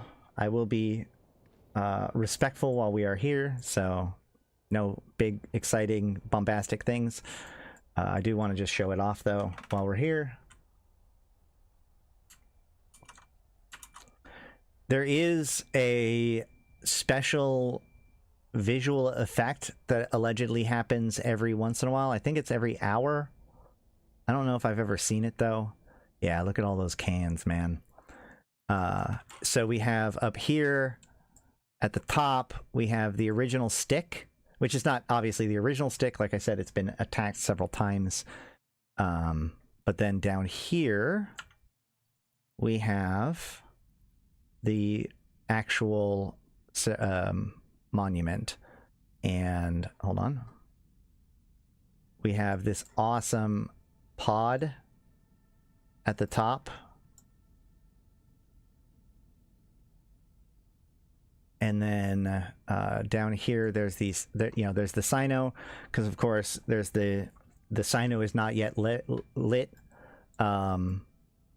poem, and there's these 3 tower structures. Now, this is based on some of the geological formations, the rocks as they appear in Iceland, so that was what this is, modeled off of, just to be particularly beautiful. Obviously the capsuleers reaching up into the space, and I think that there is like the effect like flares up, but again, I'm not sure if I've ever really seen it. But there's a lot of wrecks and a lot of people putting their thoughts and their respects to a lot of people. And so I think this is a beautiful site in EVE Online. It is one of those things that really shows the reality of the universe, even though it's virtual. And also, this is one of those beautiful things that only can really exist in a game like this that has a single shard, right? Because this allows us to have this collective place where we can come and pay our respects. Yeah, I don't really have much else to say. So we will head on to Corazor Prime, which is not too far away, to the Dorium II Memorial. I get that these landmarks are significant to EVE overall, but why are these part of the Gallente election campaign trail? Because basically a while back, CCP made the Federation Grand Prix, which was like a race around to different places, and they used a bunch of landmarks to make it interesting and to get people to go check them out. And then when they needed the Grand Prix, when they needed the campaign trail, they just took the southern route and they repurposed it for this. 4 billion M3 for the parts for the Keepstar? Yeesh. So, why are these part of the campaign trail? Don't think too much about it. Don't worry about it. Don't worry about it. It's fine. I do think that the first few, like Old Man Star, the observatory, those places are definitely like good for the campaign trail, I would argue. You're right. It's a bit odd to go to the Dorium II Memorial, which, okay, let's talk about that for a little bit. Dorium II. So Dorium II was the emperor for a relatively short amount of time. During a short rule, Emperor Dorium II, formerly Dorium Corazor, was known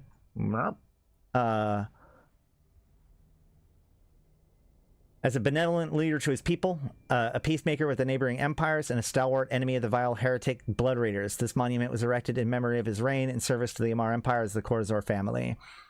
So Dorium II was actually the emperor when he died. So okay, here's how this works. So when the emperor or empress of Amar die, the various heads of the royal houses, the heirs as it were, or as they're called, compete in one way or another to figure out who's going to be the next emperor, right? Like God has to choose who the next emperor is going to be. And the issue is that Dorium didn't live very long, right? Normally, emperors and empresses like live a very long time, like up to a couple hundred years, right? Like the guy before Dorium. So, when Dorium died after only like a couple of years, if I remember correctly, the heirs at the time were only just recently the heirs, right? Think about it. You are second in line, all of the guys compete. Dorium wins. So to all of the houses besides, for all the houses, including Corazor, everybody kind of moves up one notch, right? So now, the previous heads of the houses all had to commit Shathal sin. Not safe for YouTube stuff. No. And then the new heirs kind of take over. And then Dorium dies, like in a very short period of time. And the heirs kind of balked at this. They were like, wait a minute, I was hoping to be in charge for a while. I don't want to have a 1 in 5, 1 in 6 chance of being, forced to Shathal sin myself. And so the led by Kadistash Mercon, actually, if I remember correctly, they kind of put off the new, you know, selection process. And that's what allowed Karsoth to kind of take over and be a very bad person for the Amar Empire for quite some time. And it's also why when Jamil shows up with the Abaddon to destroy the Elder Fleet, that immediately they're like, oh, good, thank God, let's make her Empress. So that way they didn't have to go through the whole tradition. They didn't have to commit Shathal Sin. The heirs managed to remain the heirs because, look, now we have Jamil to be Empress. And then of course, when Jamil was assassinated by the Drifters, that's when they finally had their Amar championship, where Katastash Murkon eventually becomes the Empress.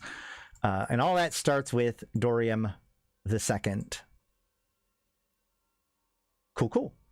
Next, the Kriba Monument in Amar Prime. One jump away. Kriba is, of course, one of the most famous people in EVE Online. He's famously kind of the one good dude. He used to mine all the time in his Veldnot. In fact, the reason why there are special exceptions for capitals in HiSec is specifically so Kriba can mine in HiSec with his revelation. He likes to bring it out during celebrations, especially in Amar.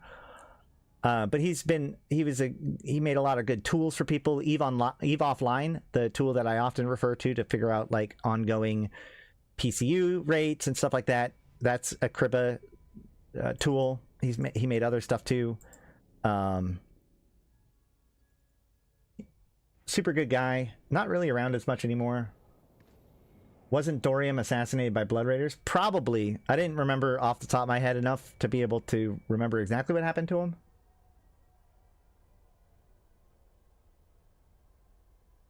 I always hated the idea of separate servers on games. So lame. Yeah. I mean, although WoW, like the new thing is like to merge server, like, so you are on like a set server, but like it kind of merges things in between the servers, like dynamically. That's one of the things that they've tried to do. I don't know. It's a balancing act. In a world that is a theme park, though, it almost doesn't matter, right? What would it matter if everybody was on one WoW server? You're not like the reason why these things are awesome in a single shard is because we can actually do things that have impact in that single shard. That isn't a case in WoW. Who gives a shit? The only thing that WoW would do is give you more people to fight over that one rare spawn that you're trying to hunt. So here we have the Kriba Monument. You know, like I said, so there was a period of time in which CCP was talking about all new kinds of structures. And one of the new structures that they were talking about was to give us the ability to make monuments, right? So we could make like at the time, I think the example was the Matani, right? The Matani statue or whatever. Ultimately, CCP decided not to give us that tech, but they used that tech to make several statues, including this one for Kriba, the one for Dorium, the one for Jamil, and the one for Kariasai, right? So we can see here the Veldnot. Whoop. You can see it's mining Veldspar. He actually has a tattoo of Veldspar, the word Veldspar on his arm. Pretty fun. Killed by Blood Raiders, possibly set up by someone in the court, I believe. I think Karsoth. Yeah, wasn't there like a guy who ended up being like a Blooder? Wasn't it Karsoth? I don't remember exactly.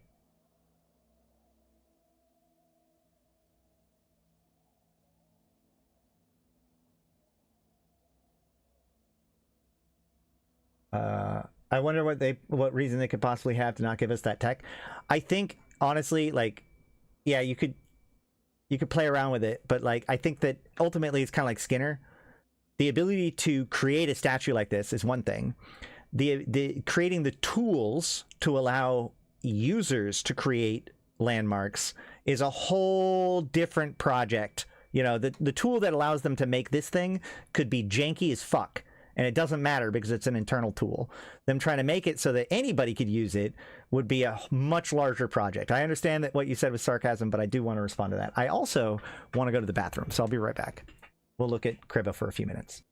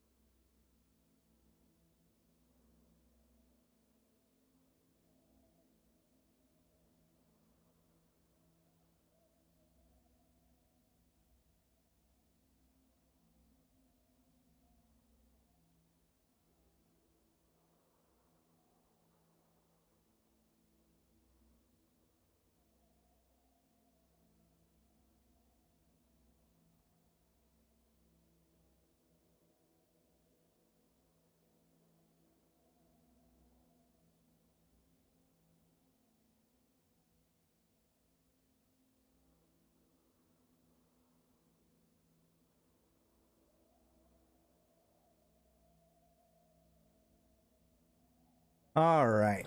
So this is the Kriba Monument. Let's get going. What's next?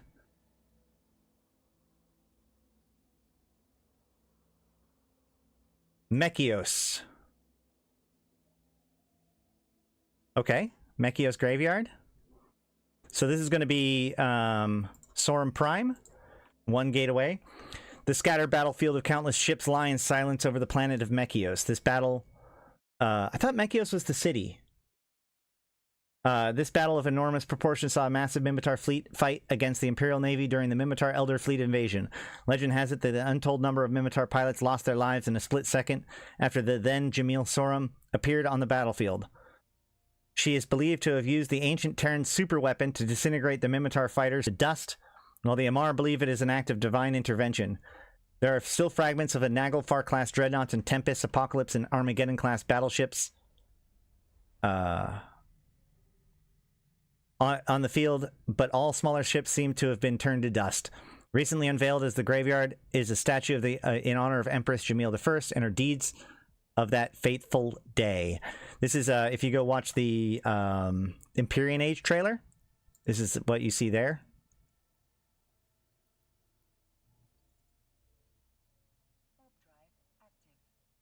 The Capsuleer Graveyard is pretty cool and probably the best site. I mean, you can definitely, like, there are definitely arguments for that. Like, the fact that it has so much meaning behind it, etc., etc. I think that the Trace Cosmos is the most, like, visually stunning, for sure. But, I mean, I don't know. They did a really good job with the Mechios Graveyard. Or, I mean, the Molia Cemetery, rather. So here we have, you know, here we have all of the Elder Fleet. There is some Amarian ships that got blown up too, but we can see over here, here's the statue of Jamil with her Armageddon, or Abaddon, and its super weapon, you know, charging up.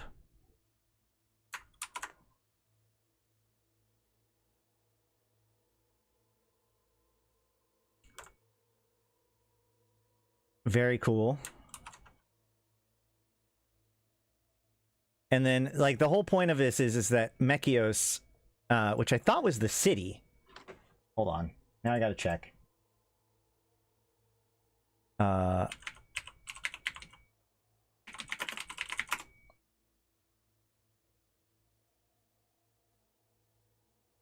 Oh, never mind. It is the planet.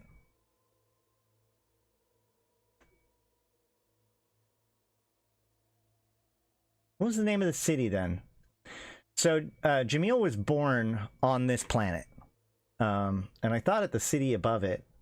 I can't remember. I thought there was a whole thing about the city. Shoot, there is. I'm almost certain there's a thing about the city. Oh well. We can see. Is there? Here we go. In the moment of our greatest need with savage enemies at the gates, Jamil Sorum returned from the great embrace of God to rescue her people from destruction in YC110. Though royal heir Jamil Sorum had undertaken the rite of Shathal Sin following the victory of Dorium Korazor's champions in the Amar Championship of YC105, the other fleet invasion of YC110 so threatened Holy Amar that divine intervention restored her to the temporal world. Jamil Sorum's holy flotilla was able to destroy the Elder Fleet with a weapon of divine power and liberate Amar from terrible doom. Acclaimed a divine savior by the Empire, Jamil I was crowned Empress of Holy Amar following the repulsion of the Minmatar Elder Fleet from the territories of the Amar Empire. Since her ultimate and timely death and return to the embrace of God, Empress Jamil has also been known as Saint Jamil the Liberator. This monument has been erected within the graveyard of broken warships above Mechios in memory of the great liberator Empress Jamil I, that her heroic deeds may never be forgotten or allowed to diminish in the passing of ages. Quote, I am the harbinger of hope. I am the sword of the righteous. Unto all who hear my voice I say this, what you give to this empire, I shall give back unto you. Empress Jamil I's coronation speech. Yeah, and you can see that that's on YouTube still today. Yes, it is the Isogen 5. Isogen 5 super weapon. Isogen 5 super weapon. Yep.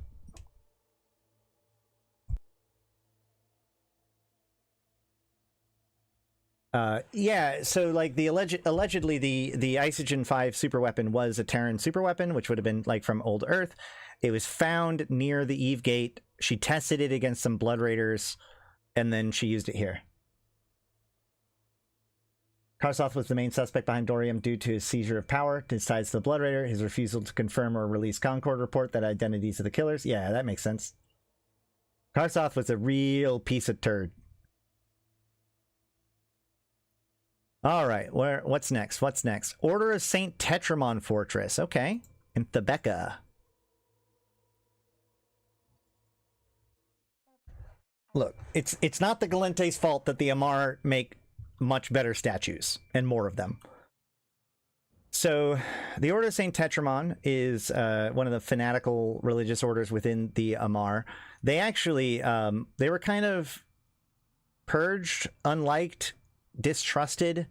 They actually were, I think, an Ardishipper. They came out of like an Ardishipper cult. But then, like, at a certain point, they fled the Empire and kind of took refuge in with the Khanid. And then when Jamil was assassinated and they had to do... Well, actually, I think before Jamil was assassinated, she brought back in the Order of St. Tetramon into their kind of order. And then as they were getting ready to do the next Amar Championship, they were brought even more on board as, like, one of the officiators. And they've been one of the big, like, internal crusaders, like, to maintain, like, internal purity of the Amar. They were involved with the Blood Raider attacks. You know, they were, you know, they are the defenders against Blood Raider attacks. It was originally the Silver Hand. Now it's Order of Saint Tetramon. Yeah, they've been kind of the inquisitors of the Amar recently, and now they have their own monastery that they got put up at about the same time as all of the... I think that if I remember correctly, the Tetramon monastery that we're warping to was actually added at about the same time as the build-up around the Arshat Gate. So this is one of those groups that, like, CCP is very much, like, set aside to be... If the Amar are about to do something silly, this is one of the groups that will probably do the silly stuff. Yep, this is a lore tourism without a lot of death, with surprisingly little death so far. Knock on wood.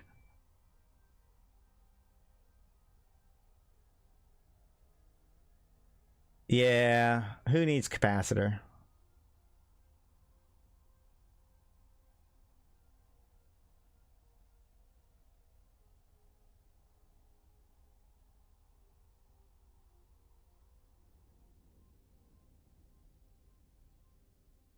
Oh yeah, we've had a lot of good ones that we've talked about today. Although everything I've kind of covered today have been covered at other times in various places, but you know.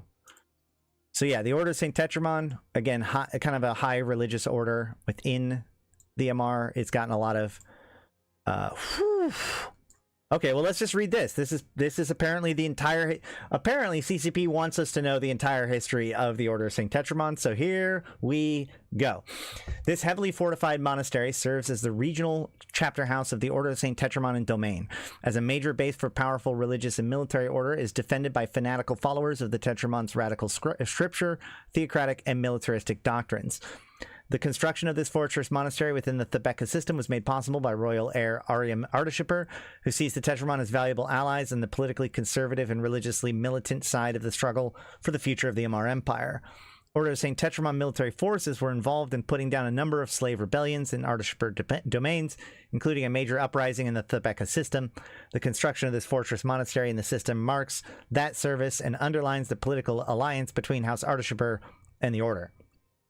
Although the monastery is officially sanctioned by the local Ardishipper authorities, many observers have noted that the Order's choice to construct their facility at the very outer reaches of the Thebeka system, far from the populated inner planets and public space stations. This choice of location is viewed as a clear signal that the Order of St. Tetramon continues to see itself standing apart from the temporal politics of the Empire, with its mission distinct, deeply spiritual, and remaining fully inspired by the examples of St. Tetramon. The order was founded in 21460 AD in the name of Saint Tetramon, an Artificer noble who assassinated his grandfather, Emperor Zaragram II.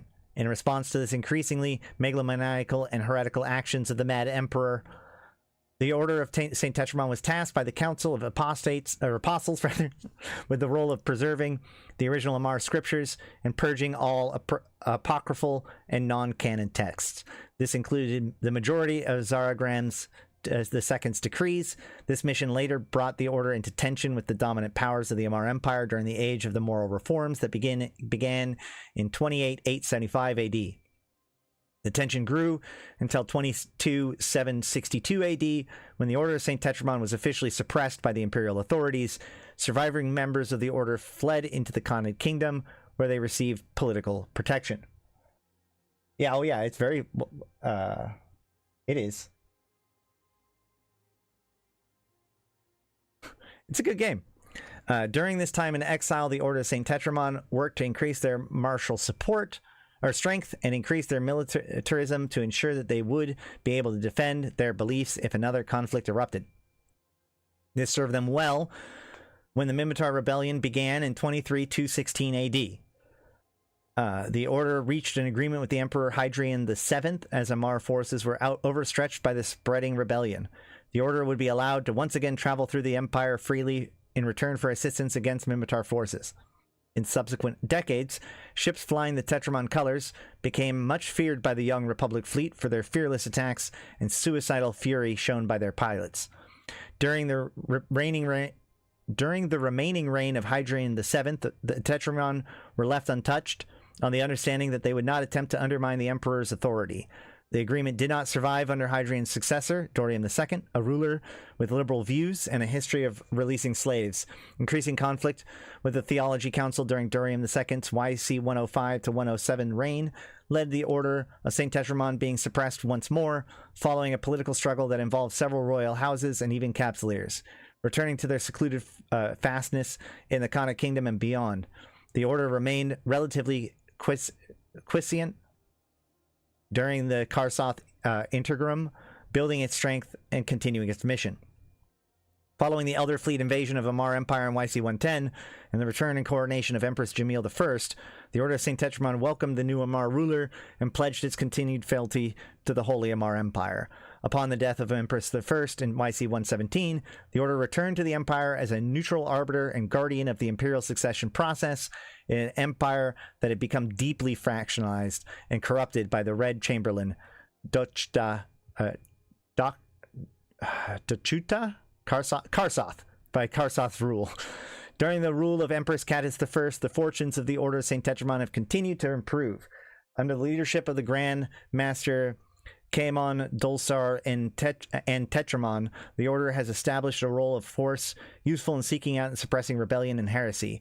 Increasing conflict across New Eden has revitalized the religious reclaimer tendency among the Amarr Empire's powerful nobility and brought support for the Order. Militant and conservative houses such as the Artificer and Sorum have forged cordial relations with the Tetramon. In an Amarr Empire with royal houses, powerful ministries, and religious factions carefully balancing against one another by a relatively new empress. So that is, yeah, like I said, the Order of St. Tetramon has had a long and sordid history, but they're kind of on the up and up, especially with things like the EOM disaster, Blood Raiders doing Crimson Harvest, all these kinds of things. Order of St. Tetramon kind of keeps stepping up as being like one of their forces of purity, and is a big piece of like the Artificer and Sorum, which are kind of the militant traditionalists of the different houses. And of course, Order of St. Tetramon is where Artificer kind of comes from. Sorry, Artificer is where the Order of St. Tetramon originally comes from. All right, Naphome Waypoint, which means nothing. This is the one that I tried to look up. Does it mean anything? Let's find out. Oh, we're going to go to Yule. Next we go to Yule. Wait, what? This is not the same Yule. This is a different Yule.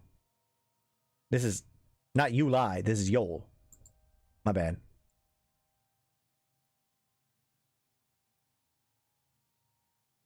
It's just a waypoint. So it's a heretical order. It's what is heresy? Like they actually they're kind of an anti-heretical order. Like I said, they're close. They're pretty close to basically like the Inquisition.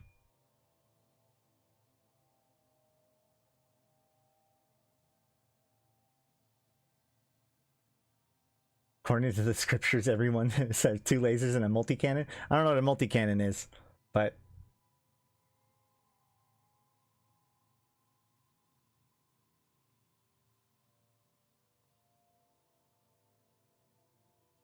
you need... I have a whole playlist of lore videos.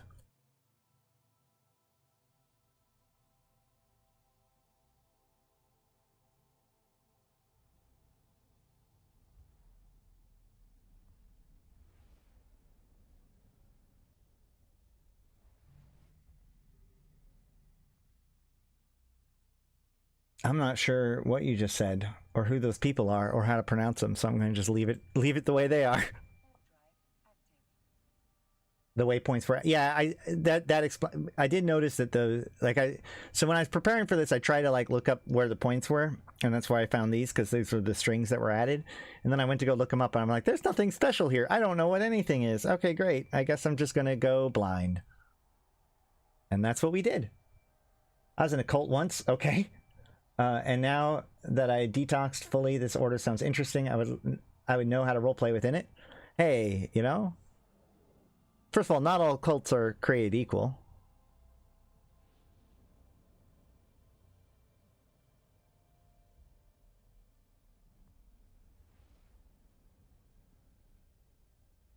I'm very curious as to what cult you're a part of, though.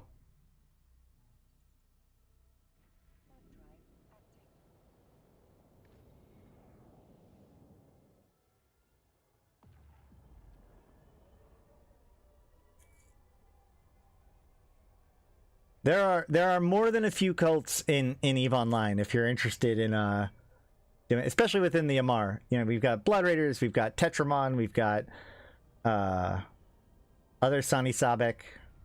You've got Inibra Death Cult within the Intaki if you don't like the Amar stuff. I mean, I don't know who you are. Trad Catholic? As a cult? Okay. I'm a 2nd degree Knights Columbus member. Very bad experience, I bet. Or like Opus Dei? I don't mean to get you too deep into it. I just, you know, such things are kind of fun. Sancha cult is the best cult? I mean, is that a cult?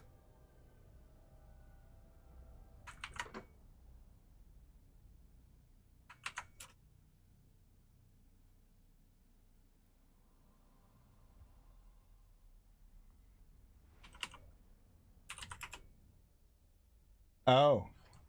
Okay. Yeah, I looked that one up. That's cool. That's exciting. Glad you're not in it anymore. I don't know what else to say.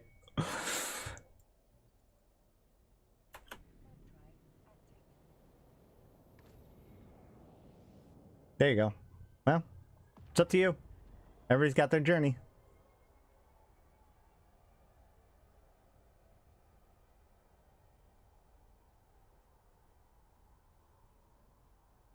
I can't dig too deep into that topic right now. I don't want to lose too many subscribers before Thursday. Thursday is the day that I lose all my subscribers. So we'll talk about all the things that get me to lose subscribers then. Not now.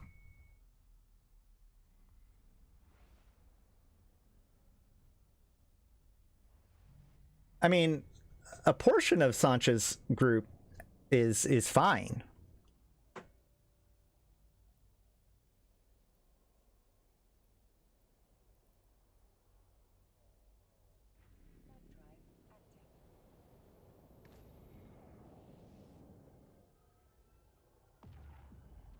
I kind of want to make a new pilot only corp in a Mars space and experience Eve without the outside wealth or asset. Wait, it's like the Iron Man challenge. Who is Sancha? Oh boy. Okay, so basically, here's a fun story. We'll get the waypoint. I'll get the next location, and then we'll figure out. I'll tell you a little bit about Sancha. Actually, no. You know what? Sancha's easy. Sancha's easy. I don't even have to worry about it. Hold on. Let me set this up a little bit. Hold on. There's actually a really good video for this. It's like one of the best Eve lore videos that CCP's ever made.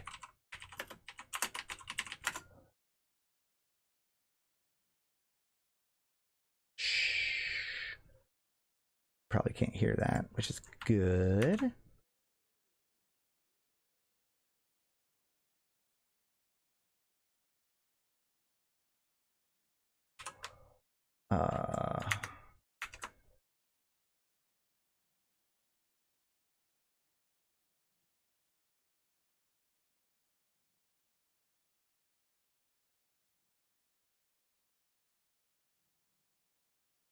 Here we go.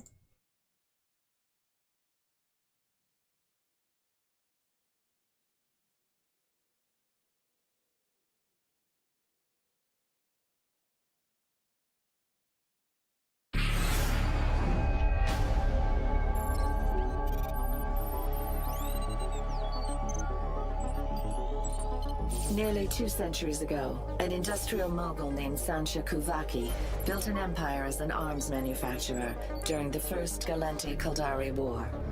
Hailed as a cultural messiah, Kuvaki drew millions of colonists to his domain by promising a utopian alternative to contemporary society.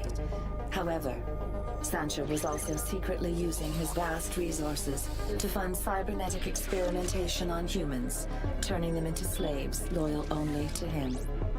When the great empires learned of these practices, they joined forces to end his regime. Through their combined efforts, Sancha and his minions were hunted down and driven off. Those few sympathizers who survived settled in the Stain region, far from Empire borders.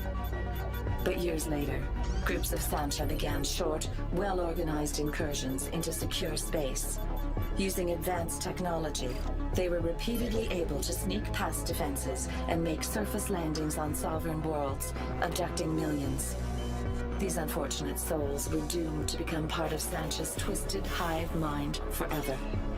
Sancha Kuvaki has brought his war back to the Empires with a vengeance, directly challenging the resolve of Capsuleers.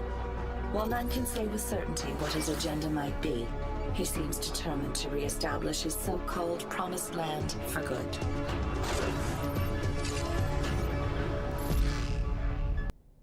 So the short of it is, what Sancha did was, like, one of the things that you see a lot in EVE Online and just in general is that, you know, in the end, a certain amount of your population has to be the workers and a certain amount of your population get to be the benefactors, right? And each empire kind of has their own way of selecting for, you know, whether it be a caste system or a meritocracy or God's mandate or, you know, whatever. There's some way to ensure that the work gets done and that, you know, at least some population gets to benefit from that, right? Sancha took this literally. He was like, okay, well, I'm going to get this giant population, and then we're going to take a portion of that population, and we're going to put implants in them to make them basically drones. So they don't think anymore. They don't want more. You know, they are slaves and drones. In this, while the rest of the population gets to just be nobility effectively. So that's the difference between, in Sancha's nation, they have citizens, which are the people that have autonomy, but are still connected to the hive mind. And then you have the slaves, which are the ones that have their autonomy more or less suppressed and are the worker drones. And then, you know, obviously when they started the incursions, they started like abducting huge swaths of populations to bolster their slave ranks, so that way they can, you know, do their invasions and expand their empire and rebuild. Because Sancha was taken out like 35 BC, or not BC, 35, you know, where we're at. My brain just fell apart. YC like 35, and then Sancha came back around YC110, I Thank you. Yes, thank you, YC. My brain just exploded. It's fine. So we don't even know if the Sancha that's come back is actually the original Kuvakai. There's also not all of Sancha's nation has re-submerged into the base hive mind. We do know of at least one group of Sancha's nation that is not fully subsumed back into Master Kuvakai's network. That would be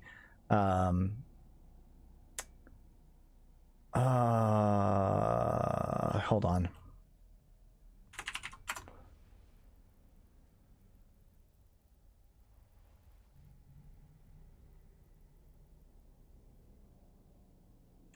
Cornelius Sedek. For too long you have been allowed to live in fear. For too long you have thought, if the nation comes, we will run and we will hide and we will be safe. Let it be known that there is no such thing as safe. There's only deliverance or annihilation. Recording recovered from station wreckage. Speaker identified as former true citizen Cornelius Sedek, now leader of the Vomoksha Chorus. We do not know what's going on with the Vomoksha Chorus at the moment. He must be the original because he was cybernetic and could upload his consciousness to a clone body. This is actually, I think cloning still existed by that point, but it wasn't very common. I still think that the Deathless will one day be able to seize control of Sancha's nation. I think that there is a very decent chance that at one point Sancha did encounter the other, and I'm not 100% sure who won that engagement. I actually think that there is a very decent chance that Master Kuvakai is in fact the other, or has been hijacked by the other. But that's a conspiracy. Oh, hold on. Here's Here another. at Noble Night Oh my Games, God. we've been Stop. Sorry. Incursion trailer.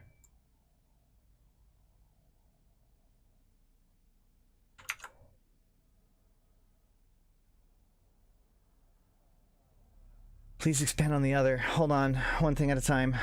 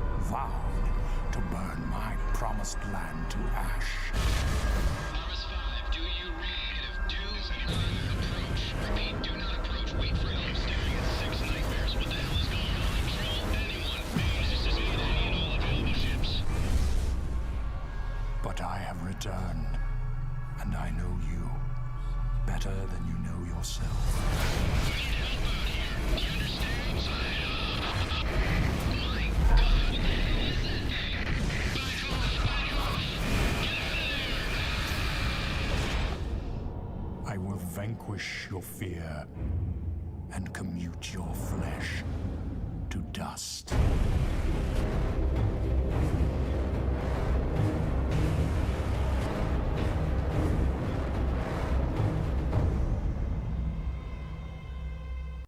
So yeah, that's Sancha. He's cool. He's a good dude. We're about to jump back into dangerous space, so the other. Okay, I have a video from about a year ago titled Everything You Need to Know Before Tomorrow's Event that you should probably watch for the more detailed answer to that. I also have the video from years back called Who Are the Drifters? That's on Talking in Stations that is also covers this. But basically, the short of it is that we need to kind of... There are no good guys. There are no good guys in this universe. Sorry.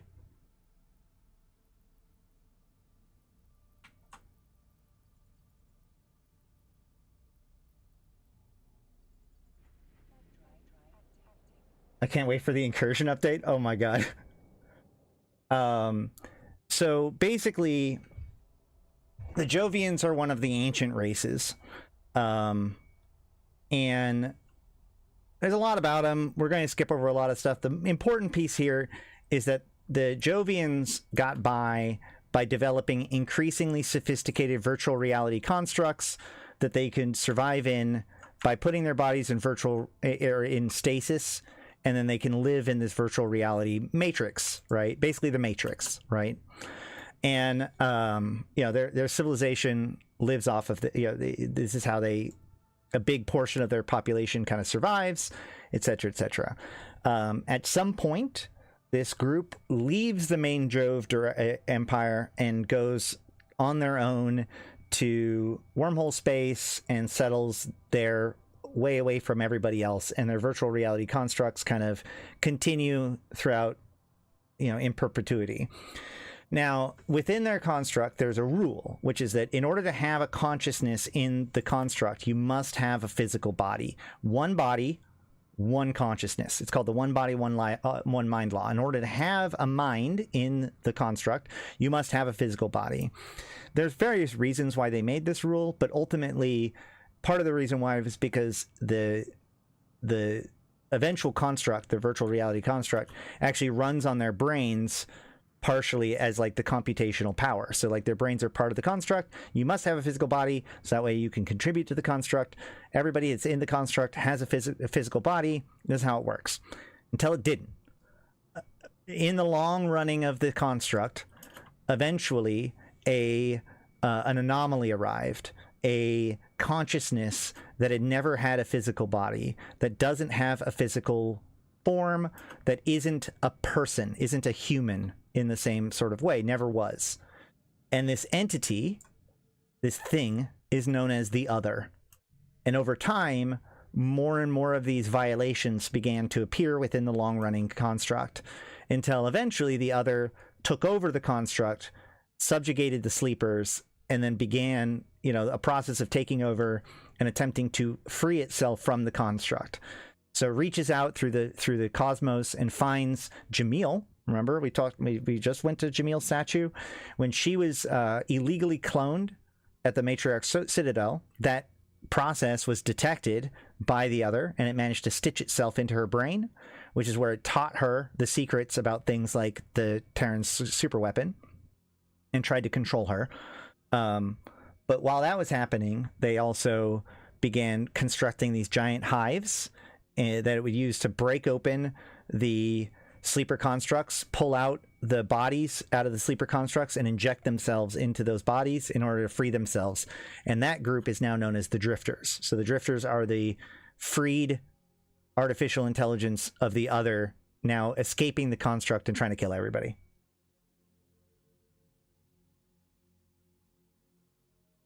Yeah, Celsius, the Other is the thing that was born.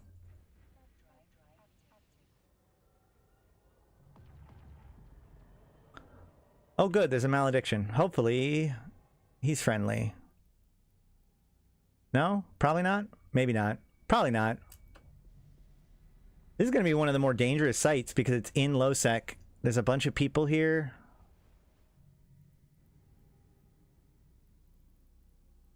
Okay.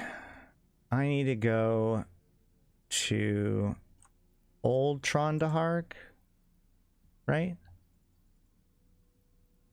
Mollis Apotheosis, Samatar construction site. Oh, this is where the Stain Gate was made? Okay. Boy, should we... I don't know how this is going to go. Let's start by going this way. Okay, so back when they were doing the Stargate Trailblazers, we were talking about the Gallente one, the one that attached Solitude. Each of the empires had their own one, and the trolliest one was actually Amar, because the Amar Stargate was the low-sec gate to Stain that this guy named Stain Guy had always been asking for back in the day. And so they actually did a New Year's, or not New, but actually it was an April 1st. Tomorrow's April 1st, by the way, so don't trust anything you read about anything. But actually on April 1st, in like 2021, 2022, I can't remember, they announced that they were going to make the low-sec gate to Stain, and everybody thought it was a joke. Turns out it wasn't a joke. So this is actually the low-sec gate to Stain that was like asked about in campaign for years and years and years, or for a while at least. That was eventually made. This actually made Stain guy pretty mad because it was a mining event. But so this Stargate here, we can even see. We should be able to. Here's a plinth, and we can see like the top people that participated in this production. So that's pretty cool. This was a thing that everybody got to do. I'm going to warp to a random distance, but we're not going there. We're going to the Trondahark, old Trondahark installation, which I don't know very much about. But let's not get killed first. Hold on. Here's the Trondahark installation. Cool. It's cool. There's Sancha Rat's there. Nobody here though. That's cool.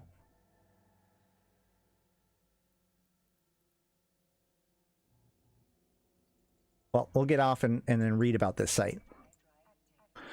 The old Traumark installation was formerly a massive fortress guarding the southern space territories of the vastly rich Tashmerkon royal family. At its height, it represented the proudest moment in the history of the Tashmerkon and a symbol of the commitment to progress and development.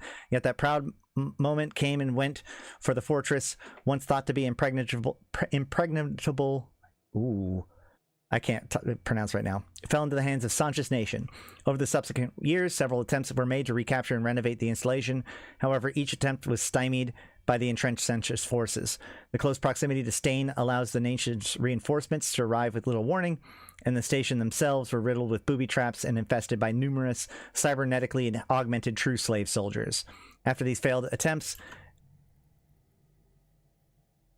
to rescue the ruins, the pragmatic Tashmerkon eventually changed their approach and chose to build a new Traumark installation at a nearby location.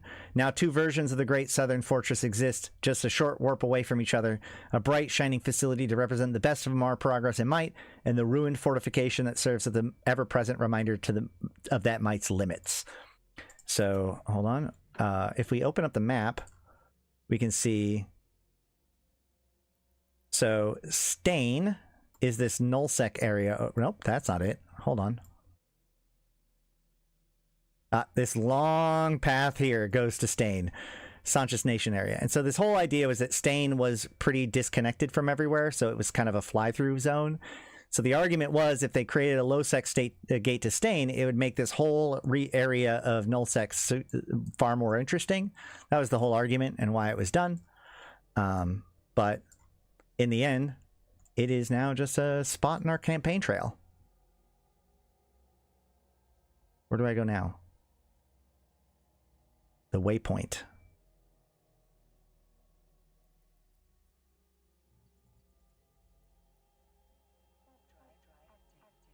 I just joined, so I apologize if you've already discussed this. How many points towards the track does the travel objective get you? Yeah, I guess Malak is probably right. 260 points and then 100 per lap after that. But you also get a presidential token.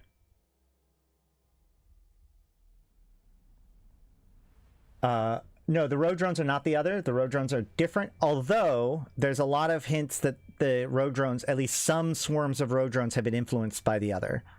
Just like some swarms of road drones were influenced by the Terran stations, and some road drone swarms are now subject to the Triglavians. But the road drones as a species comes from a Gallente experiment, yeah. Hold on, let me pull that up.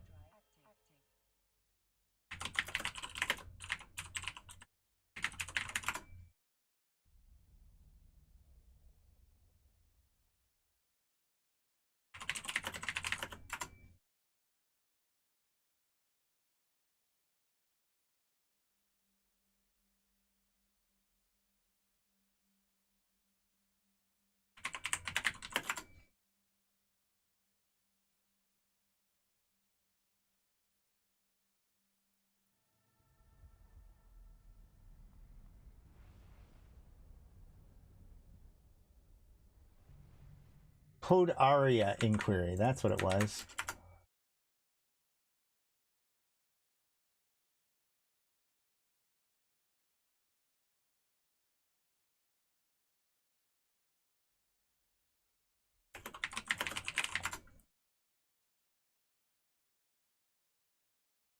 Gosh darn it, hold on.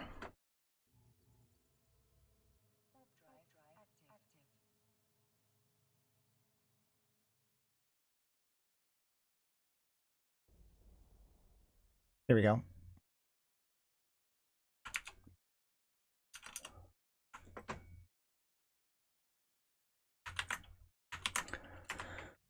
So this is the code ARIA inquiry report.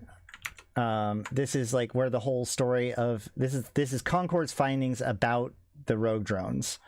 And so like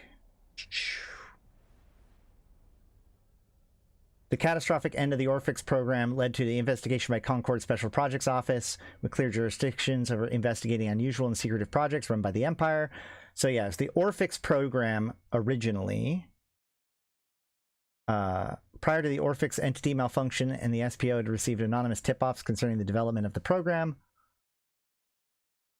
The initial expansion into what was now known as infested regions was first attempted by the Gallente Federation of under what was dubbed Operation Spectrum Breach, which officially began on standard date 88/05/19. So this was like the YC88. So this was before EVE Online as a game started.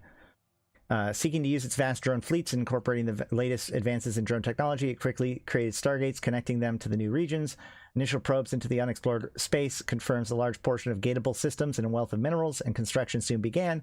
However, 4 months after the first Stargate was commissioned, an unspecified disaster occurred when an evacuation of a new system was ordered, facilitated by the Gallente Federation Navy. The Gallente federal government, assisted by some corporation, quickly locked down access to the new gates. So they basically shut down all the gates. And then one day, all the gates turned back on, and that was the release of the drone lands, right?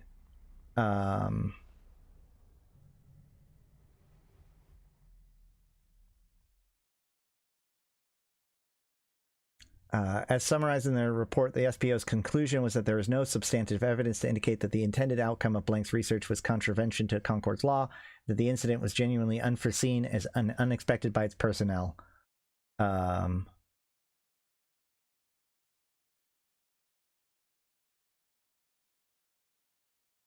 Yeah.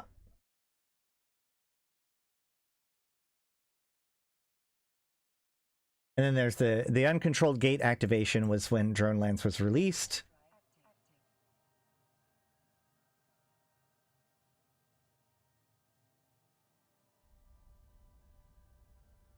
This is like their process of doing their investigations.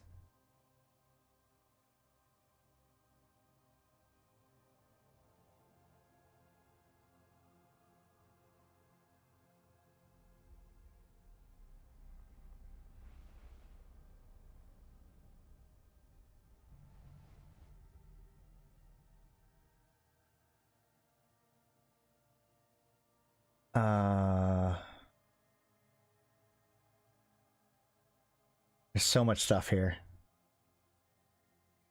Following programs have all been flagged as highly suspicious under the current theories. Attempts of replication of the Orphix AI, at least in part, is being conducted. The last recorded case was more than 10 EVE years ago, leading to the team to believe the AI program has been lost or destroyed.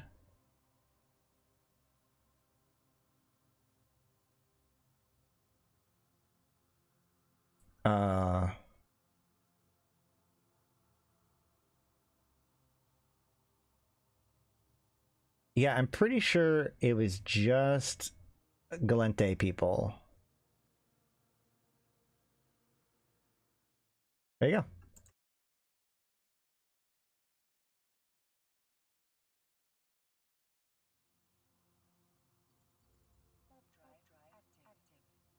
Yes, you could finish the track by just warping if you wanted to, although it would be easier to do it level 1 mission, or like just low-level missions. Level 2 missions can get you the data mining site, so you could get your mining stuff done too.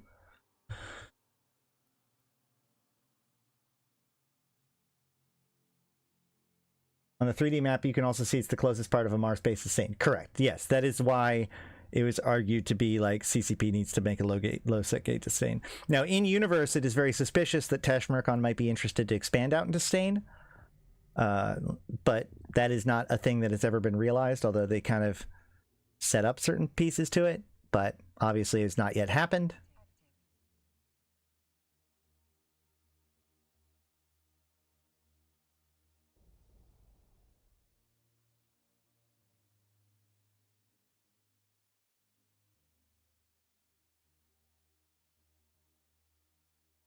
I do like that there's so many different ways of engaging with this thing, right? Like if you don't have anything, then you can always just do this, you know, with the trail. You know, the missions are very easy. There's so many different easy options to do it if you just want to do it. But then if you want to maximize it, if you want to get all 8 tokens, which you can get all 8 tokens, I remember I was wrong. You can get a presidential token from turning things in. You know, you really have to, like, throughout the month figure out how you're going to do these things. They're not, you don't want to just always, like, if you try to just grind one of them like at a time, it can be very painful. But if you do it a little bit at a time across all of them throughout the entire month, it can be really good. And then the big thing is that it's that final week that allows you to grind more points than 1,000. So that's the thing. In that final week, that's when I'm going to be like, oh God, how much points can we grind? So that way we can get our votes counted.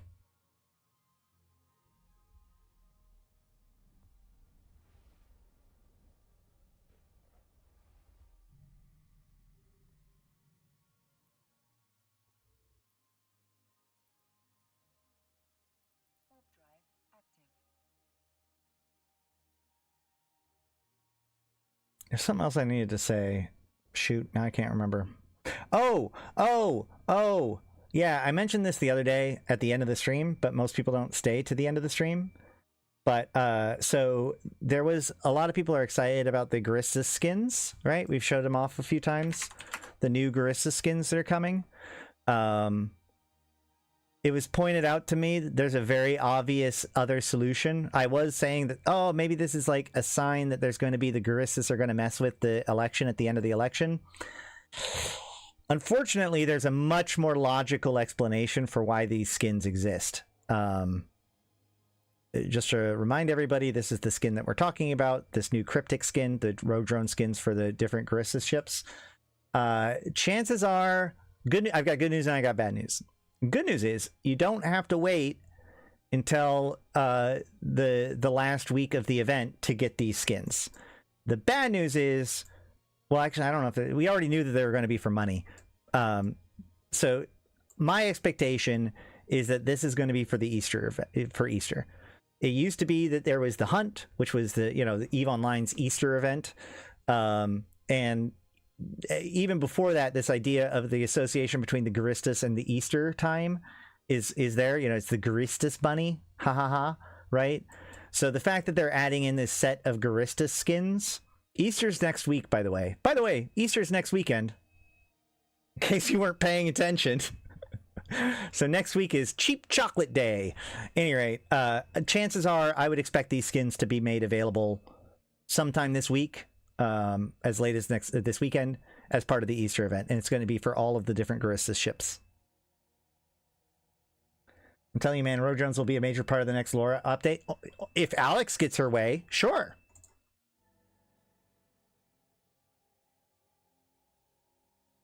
Both political favor and candidate favor can be sold on the market.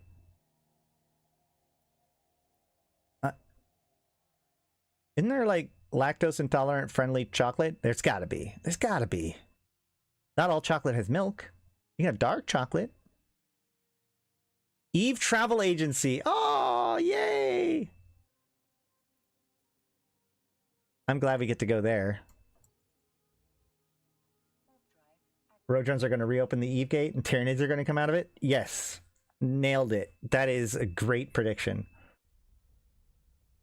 Okay, so this next site is also super cool. There's a guy whose website I instinctively went to in order to get information for today.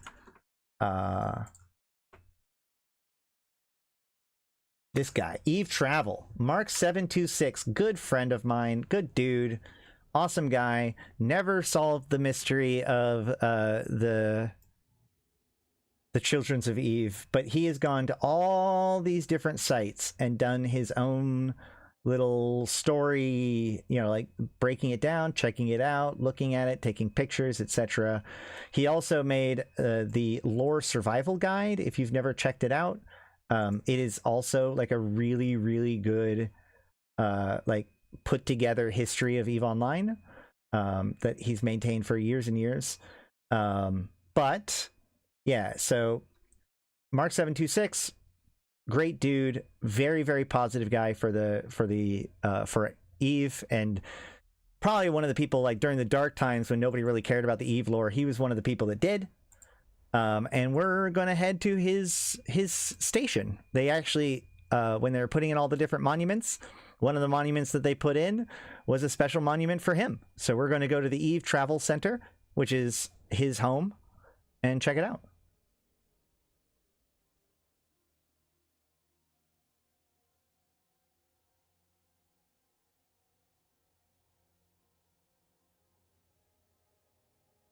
What does this say about it? This habitation module serves as the home base for the Eve Travel Agency, a small independent corporation that provides tours and travel information services to explorers across New Eden. Their proximity to the New Eden system makes them a convenient stopping point for travelers making a pilgrimage to the Eve Gate. Something tells me we're going to end up there at some point today. Eve's Travels Galnet blog is a must-read for all capsulators seeking to explore New Eden's various sites. That is correct. Let me make sure to post that in chat. Boom. And I'm actually going to add that to the description of the video. Maybe. Yes? Yes.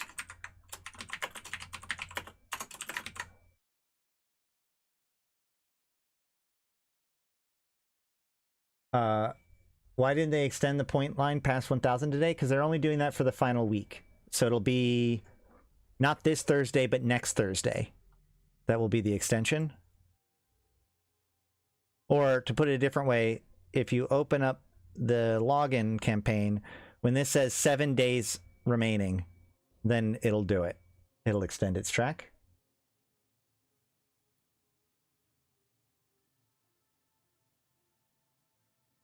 As for why, they don't want people to feel the need to grind like an infinite number of points on a single account. At least that's the excuse that I've been given. I still think this was a mistake, but I've talked about that on several streams already.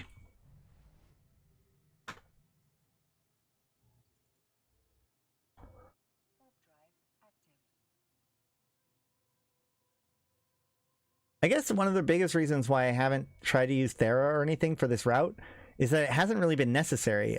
Most of this route has been very short journeys, so I think it's to keep people engaged too. Well, I mean, yeah, it's to keep something special for the final week. But they pointed out that they didn't want you to be able to accumulate so many points throughout the whole month.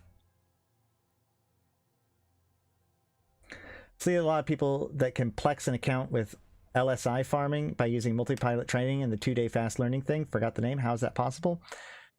It used to be a lot more possible. I mean, there are ways of maximizing how many skill points you get via implants and attributes and everything else like that. The big thing is also you got to remember that, like, especially with multi-character training, you can usually get some sort of discount on that. And I have found that, at least recently, it's less about it being 100% profitable, and it's more just a way to subsidize your account. So it doesn't pay, you don't make money on every single account anymore, but it makes it so that keeping your account Omega is trivially easy.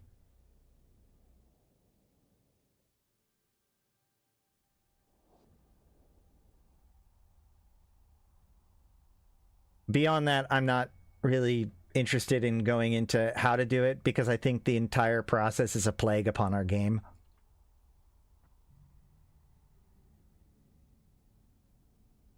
Oh, hey, look at this. There's another site that we didn't even, this isn't even on the thing. But here there's a Elder War monument, which is one of the, so the Elder War was that fight that ended up with Jamil blowing everybody up with the super weapon.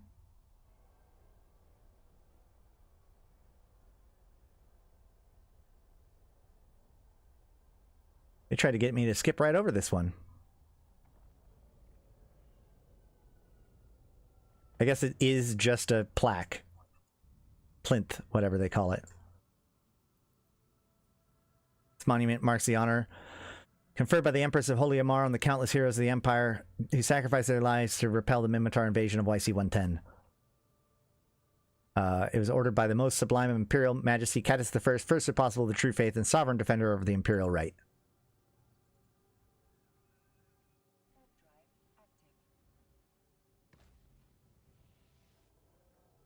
I bought my first month and I've been paying with ISK for 10 years now. I mean, it basically, think about it this way, like it's something like less than 80 million ISK a day to plex your account. So if you have any decent way of making ISK and you play more than a few times a week, there are lots of different ways of ensuring that you have at least 2 billion ISK a month.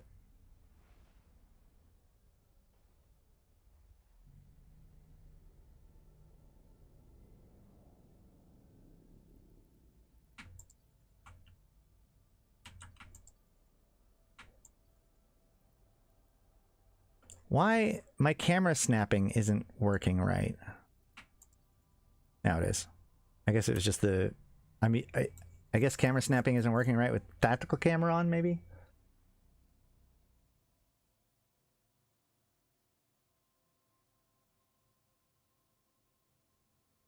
That's true. You can also make sure to pick them up when they're on sale. You can grab Plex when it's cheap. There's lots of ways of doing it in order to like maximize it. But ultimately, I mean, let's give him a shot to kill me. You can kill me if you want. Are you going to kill me? I don't think you're going to kill me. You're the person that has a chance. You have the chance. Is this you? Are you the guy?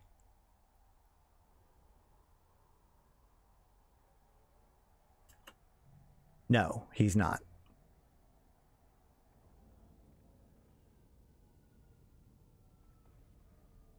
I mean, market trading is a phenomenal way of making money.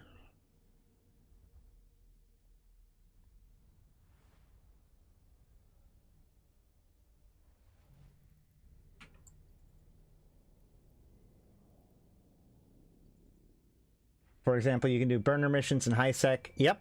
Yeah, if you get good at burner missions, which I think there's like the Nurgle that can do all of them. You can get really good at that and make a ton of ISK. There's the Abyss can get you tons of ISK.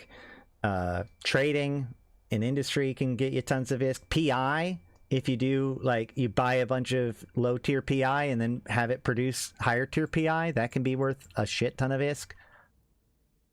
The biggest thing is to diversify, though. Like, you know, not try to get it by grinding one source. Ishtar ratting.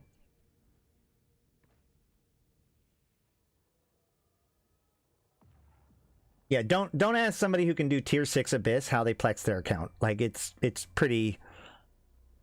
That's not a lot of work for somebody who's able to do tier 6 Abyss consistently.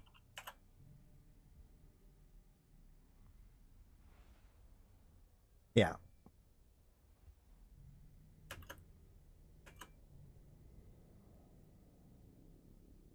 I found a prismaticite the other day for me and my corp, wiped it out. Hell yeah, that's a payday. All right, this one, there's nobody there, so we can just go. With 3 frigates, I mean, you can do T6, I think, with 3 frigates. You do have a certain amount of loss, but like the amount that you make is going to so much outpace you losing a set of frigates every once in a while. Like the Triple Hawk, I know, will like easily run tier 5. I'm pretty sure it also does tier 6. Yeah, nullsec exploration could be really good. There's a lot. There's so many. If you just play the game regularly, it isn't that hard to put together enough ISK.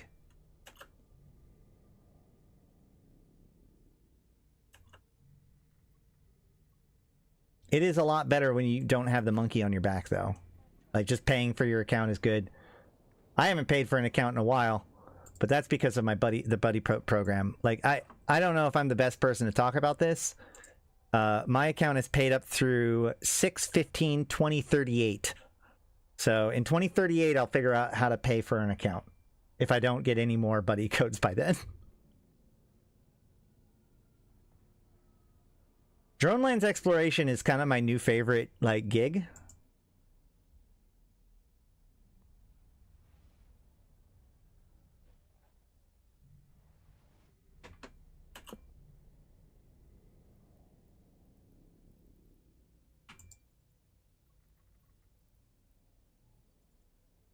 With frigates, you can get over 1 billion per hour. You can do cruisers at about 500 million per hour, but the ships are more expensive. It's a lot less stressful to run 3 cheap frigates. Yep, that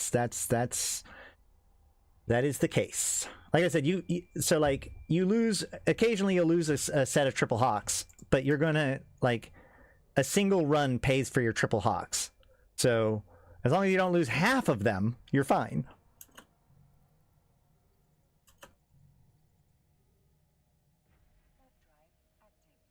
Don't out my drone lands exploration like that. Hey, Clue. No, we did that whole experiment where I went and used Pochfin to get out to drone lands, and people gave me shit for that. Like, why don't you just do yeet exploration? Because I'm trying to do something different, dude. Are triple hawks better than laser boats? Yes, because so the thing is with frigates. Okay, so the thing about the frigates is first of all, the site was originally designed for cruisers. Oh, hold on, we're at the travel agency. You're gonna have to remind me when we get done with this.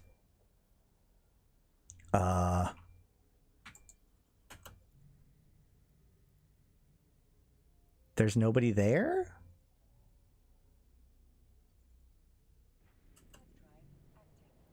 Is that true? I think so.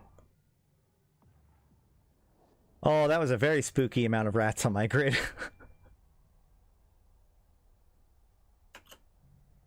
Stormbringer's so good for the Abyss. I did a whole Abyss week a few weeks or a few months ago. You should go check out.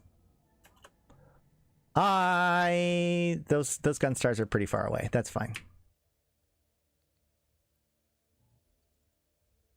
So here is the Eve Travel Agency. Like I said, this is the headquarters of Mark 726, the player.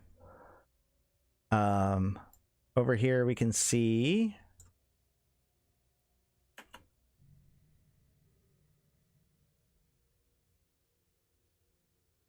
come on. Yes, Professor Science. This is the buzzard, or at least the model of the buzzard. So all of his exploration like demonstrations and segments or whatever, he's flying Professor Science. And so here is his ship. And you know, there's the other ships, the shuttles, tour shuttles and whatnot. It's just a fun little site that was just put in here to honor a guy who's contributed so much to the lore of EVE Online. Made him cry. It was awesome. Kadia Sai even did like a special like guest presentation of this site. Very beautiful stuff. This is one of those, again, kind of like the Molia Cemetery. This to me is like, this isn't like EVE lore. This is just how awesome EVE Online is as a game and our history with it. It's just one more example of that. And I'm really glad that this is on the route.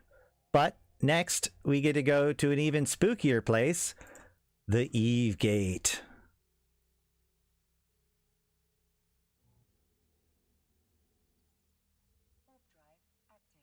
My Stormbringer T6 to set up is like 3 bill, and that's considered cheap as far as T6 Abyss goes.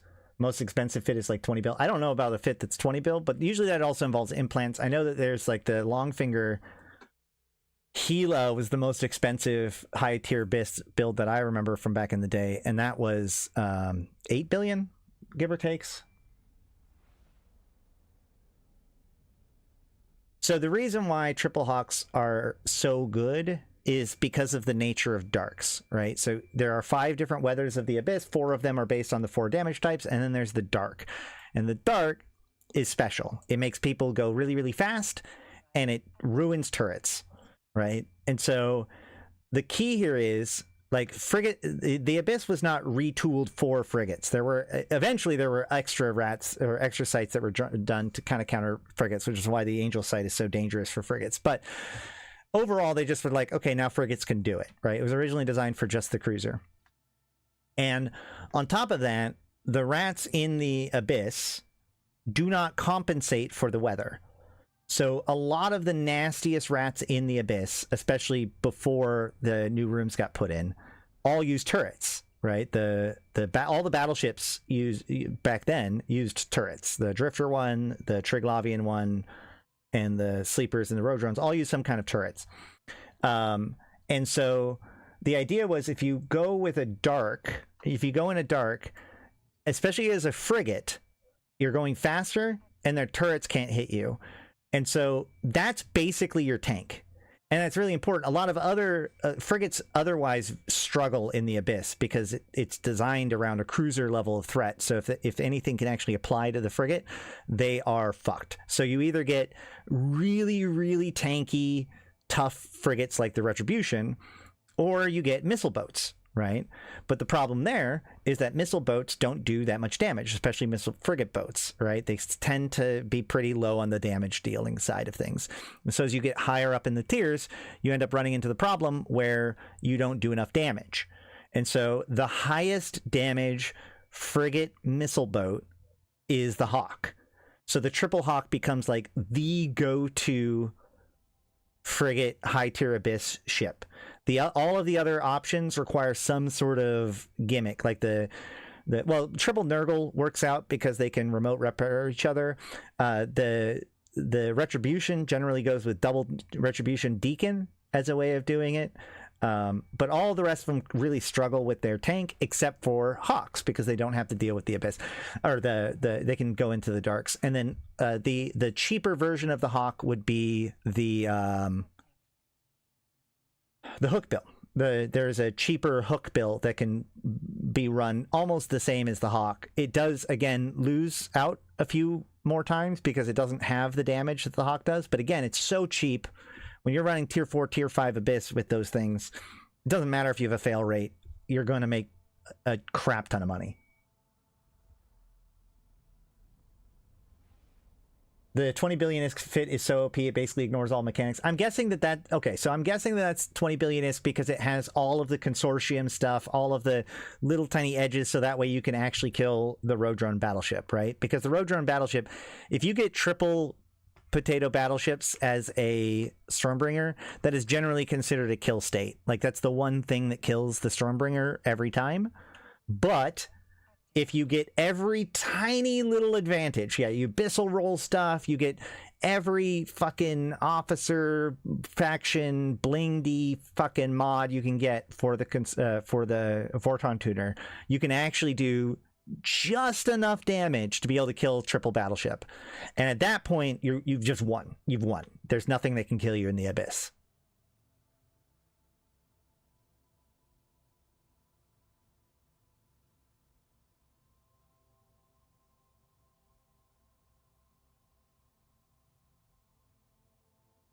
Unless you fuck up. DCing will still kill you. Hey, what's up, Container Records? So we're heading to Evegate. This is like the origin point for everybody. This is kind of so this is the location where everybody came from. This is where the Evegate is. This is where Eve gets its name. This is, the system is New Eden, which is where this entire cluster gets its name. This is where people came from Earth to here, is from the Evegate. Except for the final boss, Cloudflare. Yeah. And I actually really like that. As things scale up, ultimately, your major threat is, like, at a certain point, you can bling it out all you want, but no one beats the disconnect.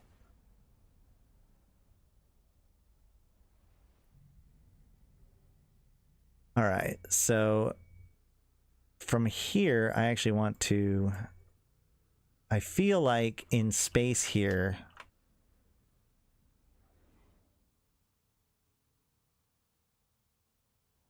isn't this one of the ones where you can see the location one jump away? I thought you could see. Can't you see the Eve Gate from here? Maybe not. No. I feel like I make this mistake every single time if that's the case. I know the pool of radiance you can see from one jump away.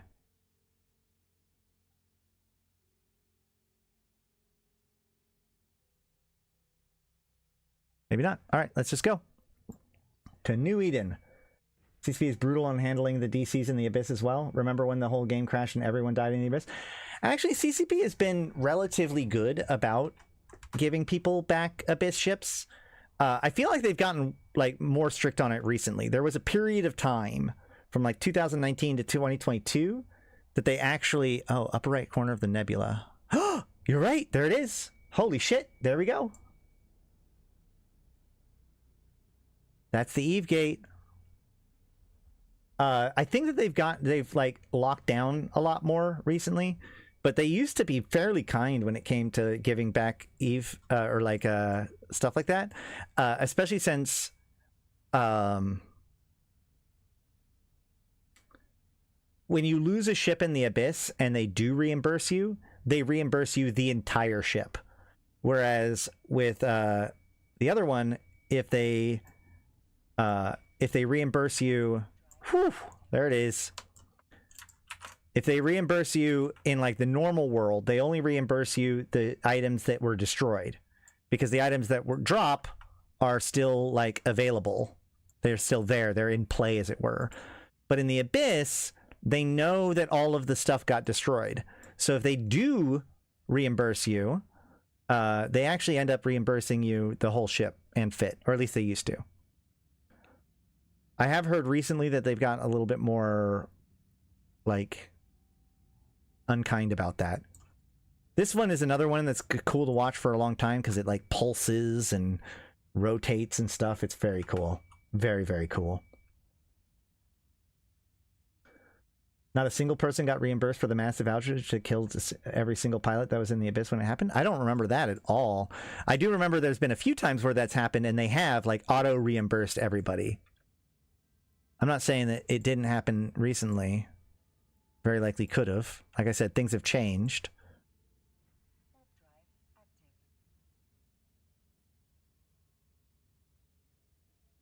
So this is it. This is the Eve Gate. This is what it's all about, baby. I remember the very first time I actually came to the Eve Gate, the very first time I came to the Eve Gate, I found a wormhole. And it went to wormhole space. And that wormhole space had 8 planets. And like it was like, I think it was like barren, gas, barren, and then like my point was, it felt very much like I found Earth. You know, like I found a solar system that matched what could be Earth.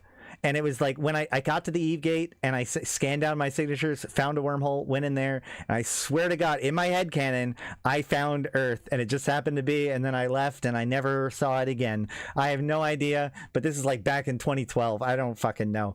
But yeah, that's my little secret fun story about the Eve Gate.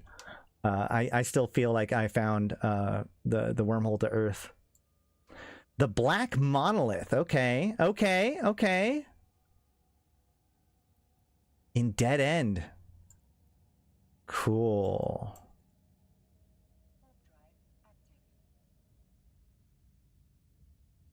There's one massive issue when local stopped updating and people abused it to gank a bunch of people, lost a paladin to it. Yep. I mean, local... I still think that CCP should have just doubled down and been like, guess what? Local's not a guaranteed tool. It's not an intel tool. It will fail sometimes. Get over it. I still, to this day, think that that's how CCP should have handled that situation. And the fact that they like bought into the idea that local is something that we should be able to guarantee, I feel is a mistake.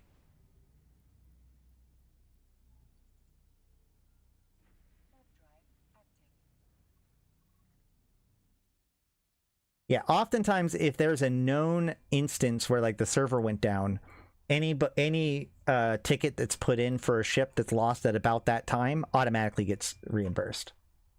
I've even known people that have like lost just happened to lose a ship within about 10 minutes of something like that happening, and they just apply for it and still got it. Did you see the post about the number of banned players?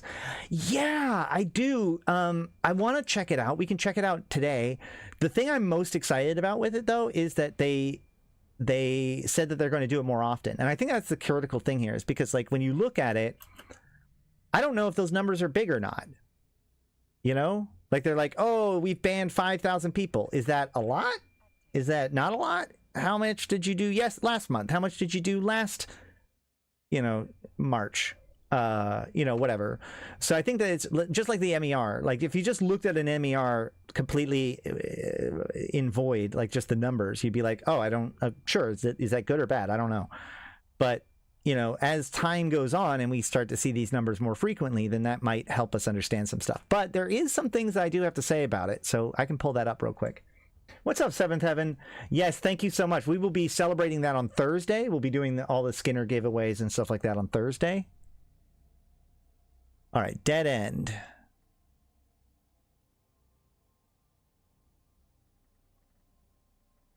This is not where anything fancy's in the skybox, right? It's just the Black Monolith.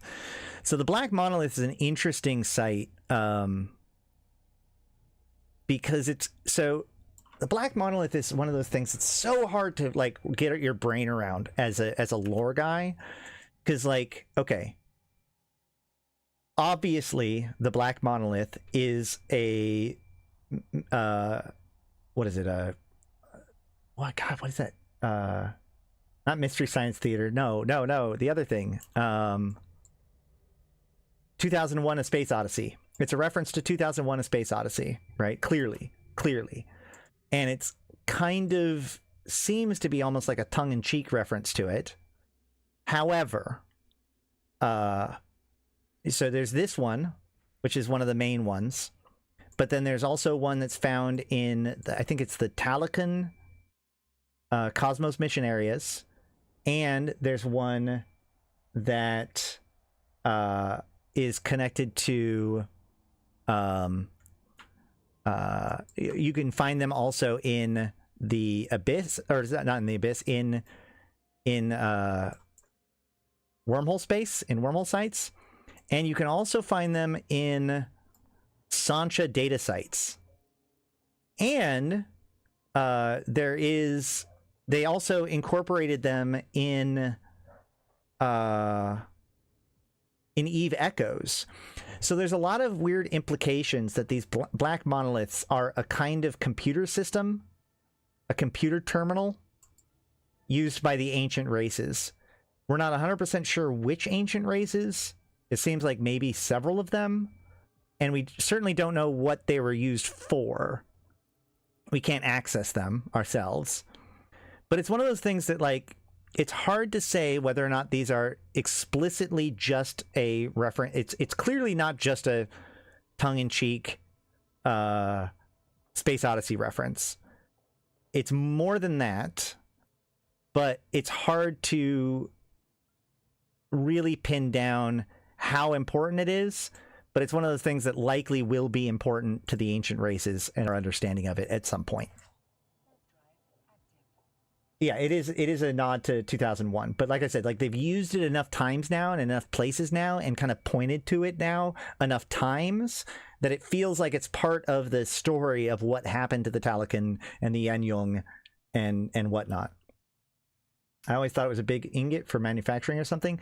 The implication is that it's a computer terminal. Like, it's a computer access point. Maybe that's from... That might be... I might be pulling that more from the Eve Echoes. Because when you go to the Aquarian in Eve Echoes, it's like collecting all of the items. There's actually a location for him in EVE Online. Like, that same site is in EVE Online, but it's not nearly as important in EVE Online. But like in Eve Echoes, there's this place that you can bring all the lore items to turn in for points to get skins and stuff. And that has a giant monolith as like the main structure, like it's built around this thing. So there is some implications that it's used for computational purposes, but it's hard to tell. And it is full of stars. And there is an item that was given out, the mini monolith, which was a cosmetic item or like a novelty item that was given away one year. And if you refine it, it reprocesses into a handful of tiny stars.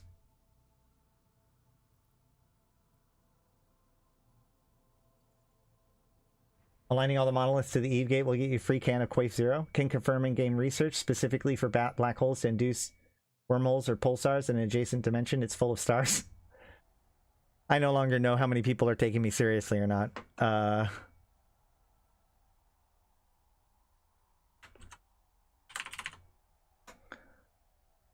Eve Travel says...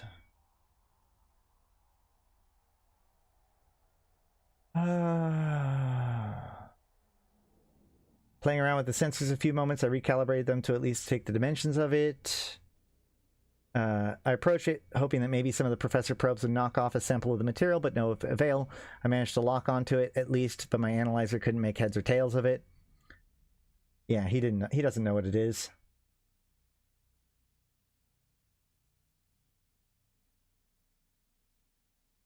But we do find it in drifter sites. We see him in Sancha or some hacking sites. We find it in, like I said, I think it's the Talican Cosmos sites. We also see them in wormhole space. I'd say they're Triglavian tech, but they have 4 points.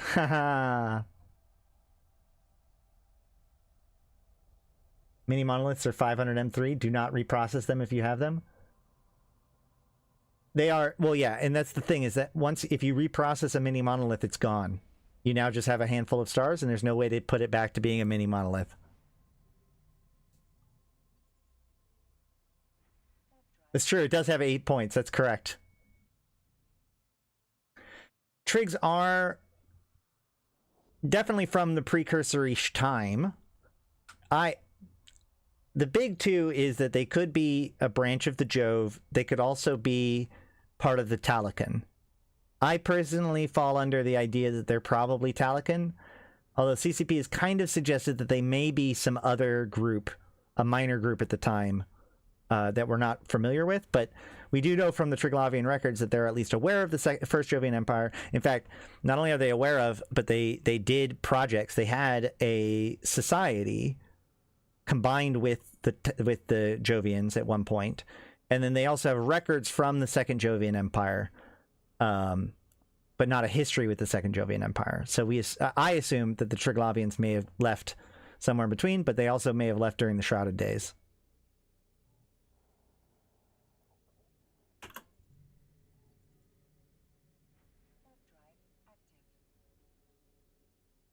If you're the monolith, let me know. The Talican? I think that them being Talican honestly makes the most sense overall. Their desire for, like, their knowledge of stellar engineering, the idea that the Talican had to flee a second time, and where else, once you've already run away to Anoikis, where do you run away when the quarantine is broken? Well, you flee to subspace. But the idea that they got driven out by the First Jovian Empire as a member of the First Jovian Empire also kind of tracks. They could have been... The thing is that they do map pretty closely to the Modifiers faction of the Jove. Do you think CCP will ever incorporate Jove into the modern lore?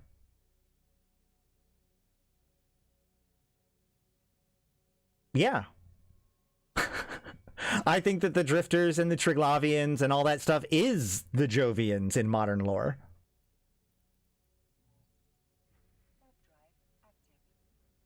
Sleepers and Drifters are absolutely Jovian outgroups.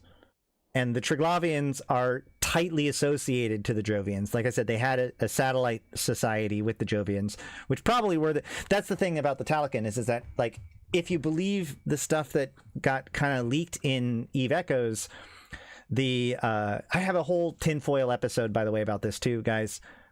Ooh, that thing's cool. Hollow Asteroid. There's legend, like there's reports that like the Talican helped shape the Sleepers into being who they were.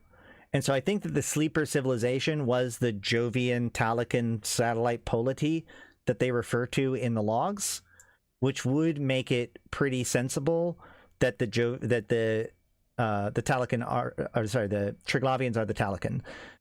It also doesn't, like, the thing is that when it comes to the Sleepers, the fact that the Sleepers are Jovian makes sense, because they even say, like, oh, well, we were wondering why there are so few statics, but it's the reason why is because a lot of the statics left and then went on to go become the sleepers. But we don't have an equally missing amount of modifiers that would become the Triglavians. So to me, it makes more sense that it would be the Talikan.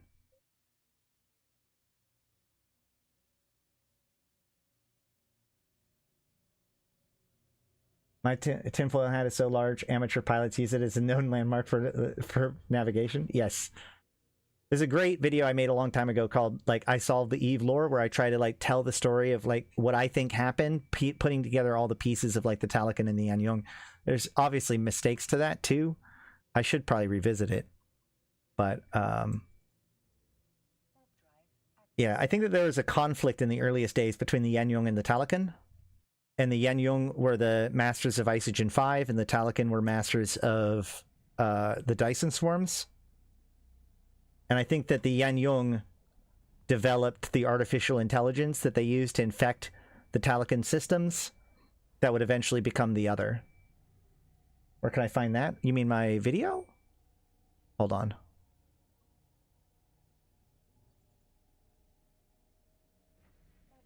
Didn't CCP dev use Talikan ships, or was that dev ships CCP only files? We don't have any Talikan ships. I mean, like, the only Talikan ships that we can find are the ones that are in wormhole space. They use the Polaris, which are Jovian ships. All right, hold on. Let me look it up real quick. YouTube.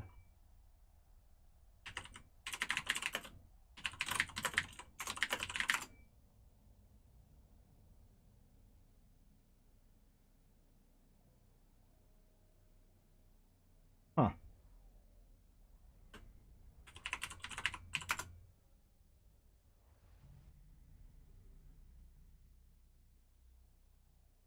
I'm going to need to go check this thing out. We should probably do this video another time. It's 2 hours long, though. I should check it out again. But this was... I made it 4 years ago. This is my grand theory of everything.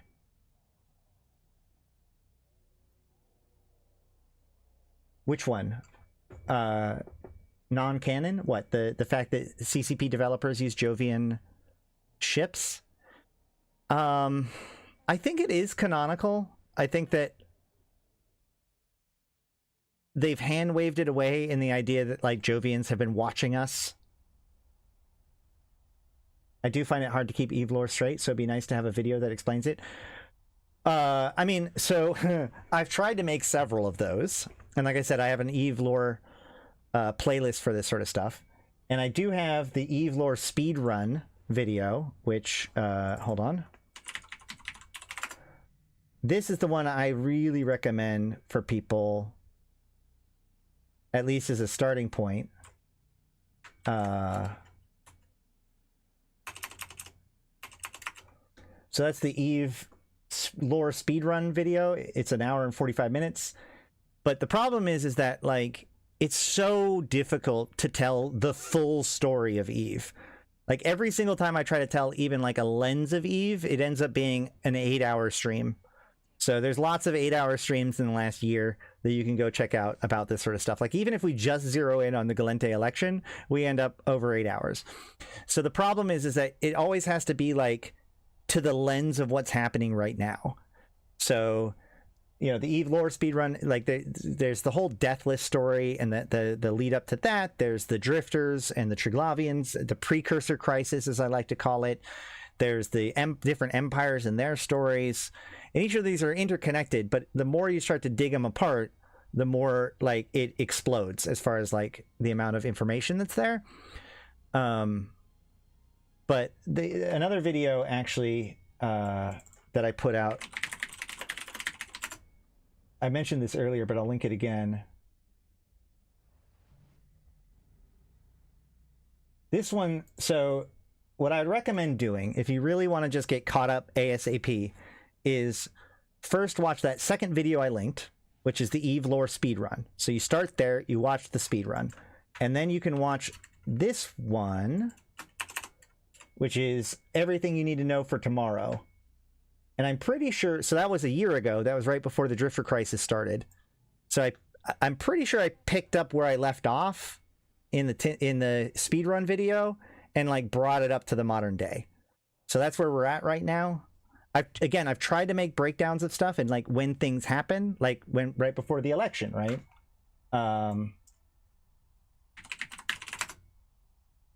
When Celis Agard got kicked out.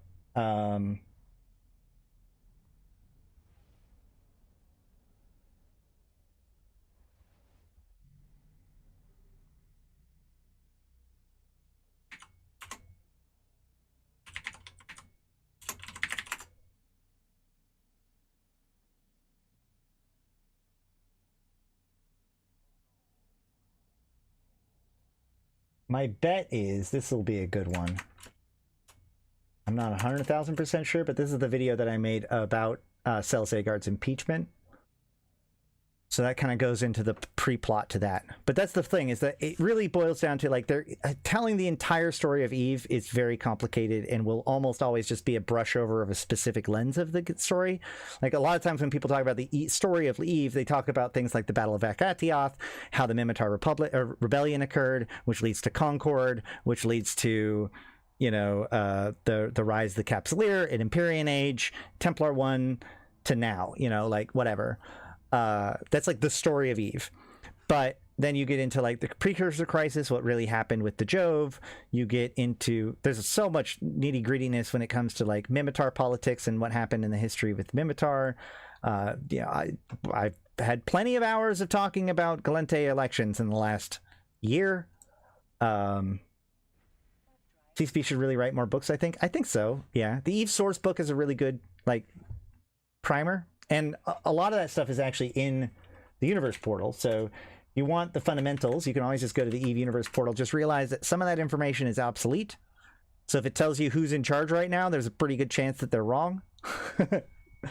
But like the Eve universe portal is pretty accurate to circa 2015, because that's when the Eve source book was written.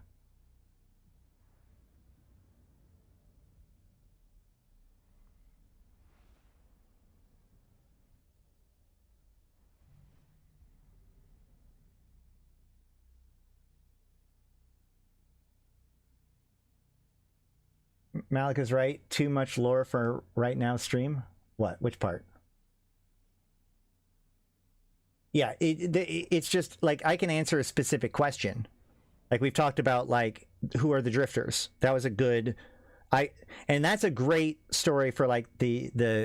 You know what? Let's set that up. We'll watch that again. You guys want a basic breakdown of things? That I think is my favorite. Like it's my most polished basic breakdown of things. So I'll put that on really quick. Hold on. Who are the drifters?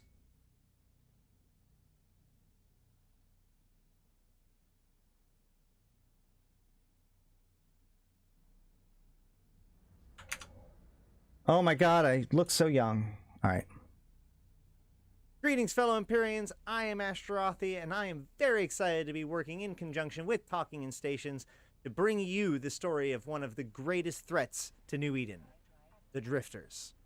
We plan to make YouTube videos just like this one to help players of all skill levels understand the game of EVE Online.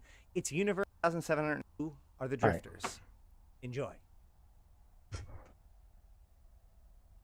By 2730 AD, nearly 21,000 years before the modern era, the human race had colonized its home system of Sol. Within 5,000 years, humanity had stretched out to consume all resources within the range of their warp drive technology.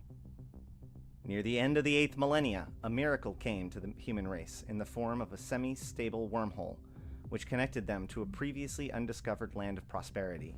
Within a few short years, the largest colonization effort in human history began as countless souls poured through the Eve Gate and into New Eden. However, the fortunes of mankind took a turn less than a century later in 8061 when the Eve Gate collapsed, cutting off the colonies of New Eden Cluster from Terra. The cost was devastating to those remaining. Countless colonies were lost, and the very history of mankind faded into legend. Little is known from this prehistory, but we do know of the existence of 3 civilizations that held influence in those early days. The Yanyong, masters of gravitonic technology and force field theory, settled in the Detol region in modern-day Galente space, but all records of them end around the year 9000 AD. Unsettlingly, the remains of the Talakan Empire, which mostly are found in the mysterious Anoikis, a series of far-flung star systems accessible in the modern day only through unstable wormholes, seem to have also fallen from power at about this time. Of all of the ancient empires, the only one whom we have met in the modern era are the enigmatic Jovian. Being a relatively primitive civilization compared to their contemporaries, the Jovians survived the Eve Gate collapse by having their entire civilization loaded on immense arcs and shuffled at barely faster than light speeds. The majority of the population remained in suspended animation in a virtual reality environment known as the Construct. Those inside of the Construct used the time dilation of the simulation to rapidly advance their civilization beyond anything imaginable in the physical world. Soon, the limitations of reality were no match for this new civilization. To protect them from corruption and to ensure a tether to reality, a law was established in the early days known as the One Body, One Mind Law, which simply states that for you to have a consciousness within the construct, one must also have a physical body connected to it. This serves two purposes. First, it makes sure that each being inside of the construct was at least once human, but also the construct itself was eventually transformed to use the brains of those connected to it as part of its computational systems. Thus, removing the physical body would disrupt a part of the construct, or even take parts with it. Outside of the construct, the Jovians had gone through 3 distinct empires. The first collapse occurred when the highly engineered Elders began suppressing the biological experimentation of the other Jovians. When Michael Bohr reunited the Jovians in a second empire, they began performing increasingly bizarre experiments on themselves, causing both the Jovian disease and the formation of the sleeper civilization out of those living in the construct. The Jovian disease is not so much of an actual disease as an engineered defect in Jovian biology that causes melancholy, madness, and death to all Jovians on a long enough timeline. Eventually, the Jovians turned to those who lived inside of the construct looking for answers to the disease, and the only solution was to enter the suspended animation and join them within the construct. The conflict and disorder that came from this era is known only as the Shrouded Days, and no one, not even the remaining Joves, seemed to fully understand what happened in those days. What does seem to be true is that eventually those inside of the construct, now known as sleepers, fled the Jovians, eventually settling in what we now know as wormhole space, or Noikis. The remaining Jovians migrated to modern-day Jove space and continued to struggle against the disease as they monitored the younger empires, now only emerging from the Dark Ages. Eventually, modern politics, in combination with the uncontrollable disease, led the Jovians to retreat further and further from the rest of New Eden. But as one empire falls, another rises. Deep inside of Anoikis, separated from New Eden by unfathomable time and space, a violation of the construct was born.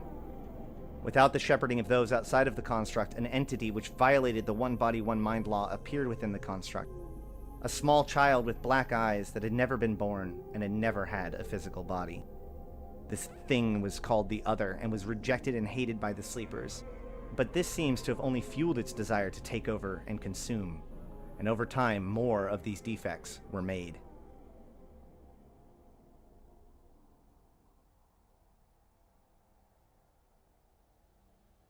A little over a decade and a half ago, in the year YC105, the Empire of Amar was having their own trouble.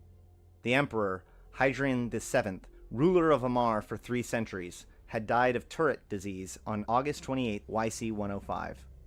The Amar Empire is ruled by a small handful of noble houses, each with a selected heir to head the house. When the time came, the heirs competed with one another in a process known as the succession trials. The winner becomes the new emperor or empress, and the losers must commit suicide in a ritual that is known as the Rite of Shathal Sin. God, Ash, don't say that word. They get mad at that word. So when the 5 houses competed in YC105, Dorian Corazor was chosen and became Emperor Dorium II, but this did not settle the issues within the empire. This is such a great video to end this tour on, like, because we've been to all of these different sites and like seen the different pieces come together. So thank you for those of you who are asking about this. This was a good choice. Jamil Sorum, the heir to the highly militant Sorum house, was reluctant to give her life in the ancient traditions, and when she lost, conspired with her loyalists on a plan to cheat death. The very flesh of the heirs is seen to be sacred by the Amarr, so the idea of cloning a body and mind of Jamil was against Amarr scriptures, but this did not stop Jamil's loyal follower Phallic Grange from secretly cloning her at the Matriarch's Citadel. These events had not gone unnoticed in Anoikis. The Other reached out across the cosmos and discovered the plot to illegally and secretly clone the failed heir to the Amarr's throne. When her mind was transported to the Matriarch's Citadel, the Other hopped on board and stitched itself into her brain. Once there, the Other whispered into the heir's mind, teaching her the secrets of ancient technology and revealing the location and function of an incredibly powerful superweapon, which she then used to defeat the Elder fleet of the Mimitar as they flew above Jamil's birth planet in Sorum Prime. The recent assassination of Dorium II had plunged the Amarr into chaos, and Jamil's triumphant return had been deemed a miracle of God. This led to Jamil being crowned the Empress of Amarr. After using the weapon, she discarded it to allow it to fall into the hands of the Road Drones, a hive that is also likely under control of the Other. A Sisters of Eve ship that was doing investigation on the Eve Gate, where the weapon was first found, traced the energy readings to the weapon's location. A Blood Raider group trailed the SOE ship and witnessed them being destroyed by the Road Drone hive. However, the Blood Raiders, probably through the help of the Society of Conscious Thought, or at the very least some Jovians, were able to disable the drones. The Blood Raiders would have acquired the weapon for themselves and brought upon an endless harvest of blood, if not for the valiant Thuckers, a tribal ship and crew who chose to sacrifice themselves to destroy the weapon rather than to let it fall into the wrong hands. The explosion triggered the Isogen 5 that was being packed inside of Jamil's ship and the hive surrounding it. This cache of Isogen 5 was one of several that was created by the pre-Dark Age empires and stored near certain stars. Isogen 5 itself is a super rare isotope of isogen that seems to only occur around certain blue stars and have unheard of gravitonic properties. To make matters worse, this cache was quantumly entangled with at least 9 other caches, which also exploded simultaneously. These explosions poured energy into the local stars, causing massive coronal mass injections, destroying the closest planet near each star. This is known as the Salian Incident, or the Apocrypha event. In addition to the shattered planets created by the explosions, numerous traversable temporal defects known as wormholes began appearing, leading people to discover temporary shortcuts between distant stars, as well as connecting them to the long-lost Anoikis. Still in partial control of Jamil, the Other pushed her to send her scientists into the uncharted space, breaching the sleeper conclaves and extracting the suspended bodies of the sleepers. They then used the sleeper implants to make their first immortal foot soldiers, the Templars. Inside of the construct, the Other used this chance to imprison rebellious sleepers and to send out copies of the Other into the minds of the Templars. Eventually, the dangers of the Templar was discovered, and most were purged. Most. Now partially freed from the construct, the Other constructed massive hives and cracked open the sleeper enclaves, using the bodies itself to puppet them in order to control their newly developed warship, the Drifter battleship. Around this time, something happened that the Other didn't expect. The stars we now know as Anoikis were stitched together by the ancient Talakan.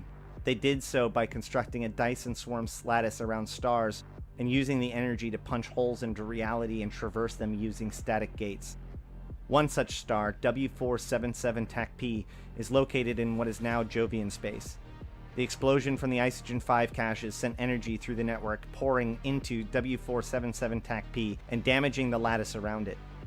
Several years later, in YC117, W477 TAC-P exploded, causing an even larger event, blowing open the inner chambers of Anoikis and leading the Drifter forces to pour into known space, and began exploring and dismantling the sleeper caches and Jovian observatories that had up until this point been cloaked and observing us for nearly 100 years. In the modern era, this event is known as the Caroline Star event. What they want is unclear. They have 5 wormholes, each named after a kind of fortification. Inside of each is a hive, filled with drifter battleships and support cruisers. Highland Tukos warned us of a great invasion that never seemed to have come. However, at the center of each of these hives is a massive vortex of energy surrounding a pile of what may have been fragments taken from the observatories. Additionally, from the records that we have gained from the Triglavians, We have discovered that these drifters have entered into abyssal dead space and disrupted the Triglavian collective that had been hiding there since the end of the Second Jovian Empire, the very same empire that drove the Sleepers off over 2,000 years ago. The Triglavians see the drifters as heirs to the Second Jovian Empire, and while they do not understand their artificial nature fully, they identify them as the ancient enemy Azdaja, or the ancient enemy Dragon. Now the drifters are arriving in force in Poshvin, and the Triglavians are warping space-time to gain a foothold into K-space.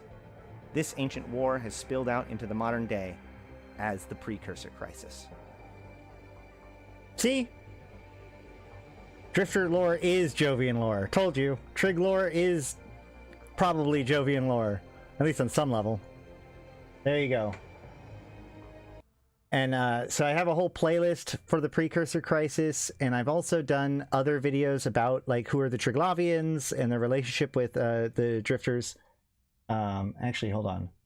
Let me...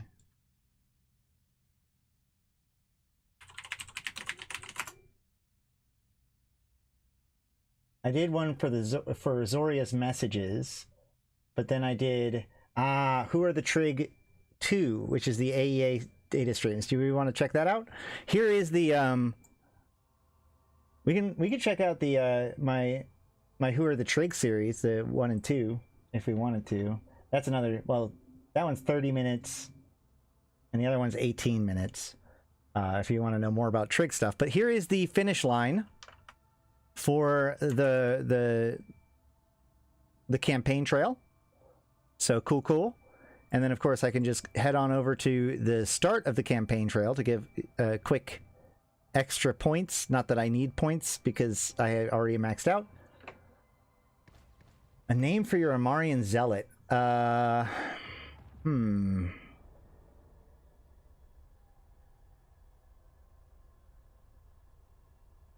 Dante? I don't know.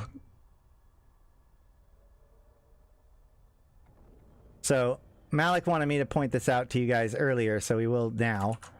If you look, the campaign trail start has no Rodin. It's just Alex, Lucas, Alex. So, you know, CCP putting their thumb on the scale, I guess. All right. Do we want to watch the other two videos or either of the videos right now, or should we just wrap things up? I'm okay with wrapping things up now. But I'm also cool with watching a video with you guys. Yeah, no ships, no losses the entire run. We had a couple of close calls. If I had just been dumb about it, then I probably would have lost a ship. I'm not streaming. Tomorrow I'm probably not streaming because it's Wednesday. But Thursday is going to be the big celebratory episode. So there's that. And then as far as like, don't do that. Don't do that. Hold on. Fun fact. Okay, so Control F9 hides the UI. Control Shift F9 hides everything but the UI. So if you do them both, you get a black screen. Pretty fun. Fun fact. Up to me. Well, if anybody wants, here, I'll check out. We'll do the Ancient Enemy Azdaja one, which is kind of a, well, I don't know. We'll do the shorter one. We'll do the shorter one, which is the first one.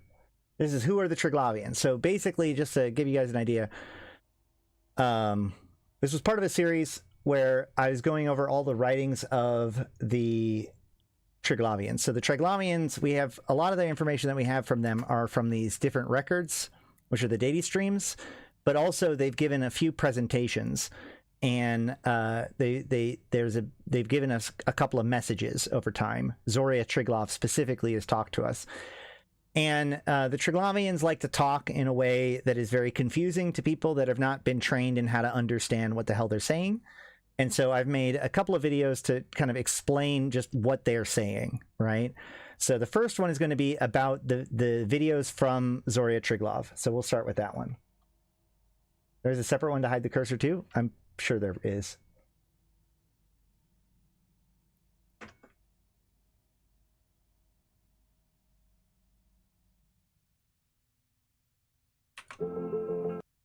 That's an ad. It's an ad for Eve, so it's not, at least it's, you know, on topic. Now I get a copyright strike from myself. Greetings, fellow Empyreans. I am Ashtarothi, the voice of New Eden, and with the invasions long behind us in the domains of...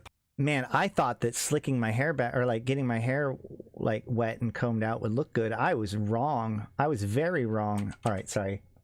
I am Ashtarothi, the voice of New Eden, and with the invasions long behind us and the domains of Poshvin established, I am here to begin to answer a question that I am frequently asked. Who are the Triglavians? The Triglavian Collective is the latest faction introduced in EVE Online. Originating from the Abyss, the largely mysterious collective has been gaining power and prominence in New Eden. A fact punctuated by the fall of Niarja to Concord control, along with the establishment of Poshvin. You're welcome for that. Now, nearly a year after Invasion Zenith, the Triglavians are still often a menace in any system connected to Poshvin via their new wormholes. However impactful the Trig are, their nature and drives are widely unknown and not completely understood. Many Capsuleers have mostly ignored the Triglavians until recently, and some have even resorted to spreading bad information. Furthermore, there is no out-of-game canonical information about the Collective, with solid answers, as there is with nearly every other faction in the game. Everything that we understand about the Collective comes from broadcasted messages, data streams, recovered Triglavian technology.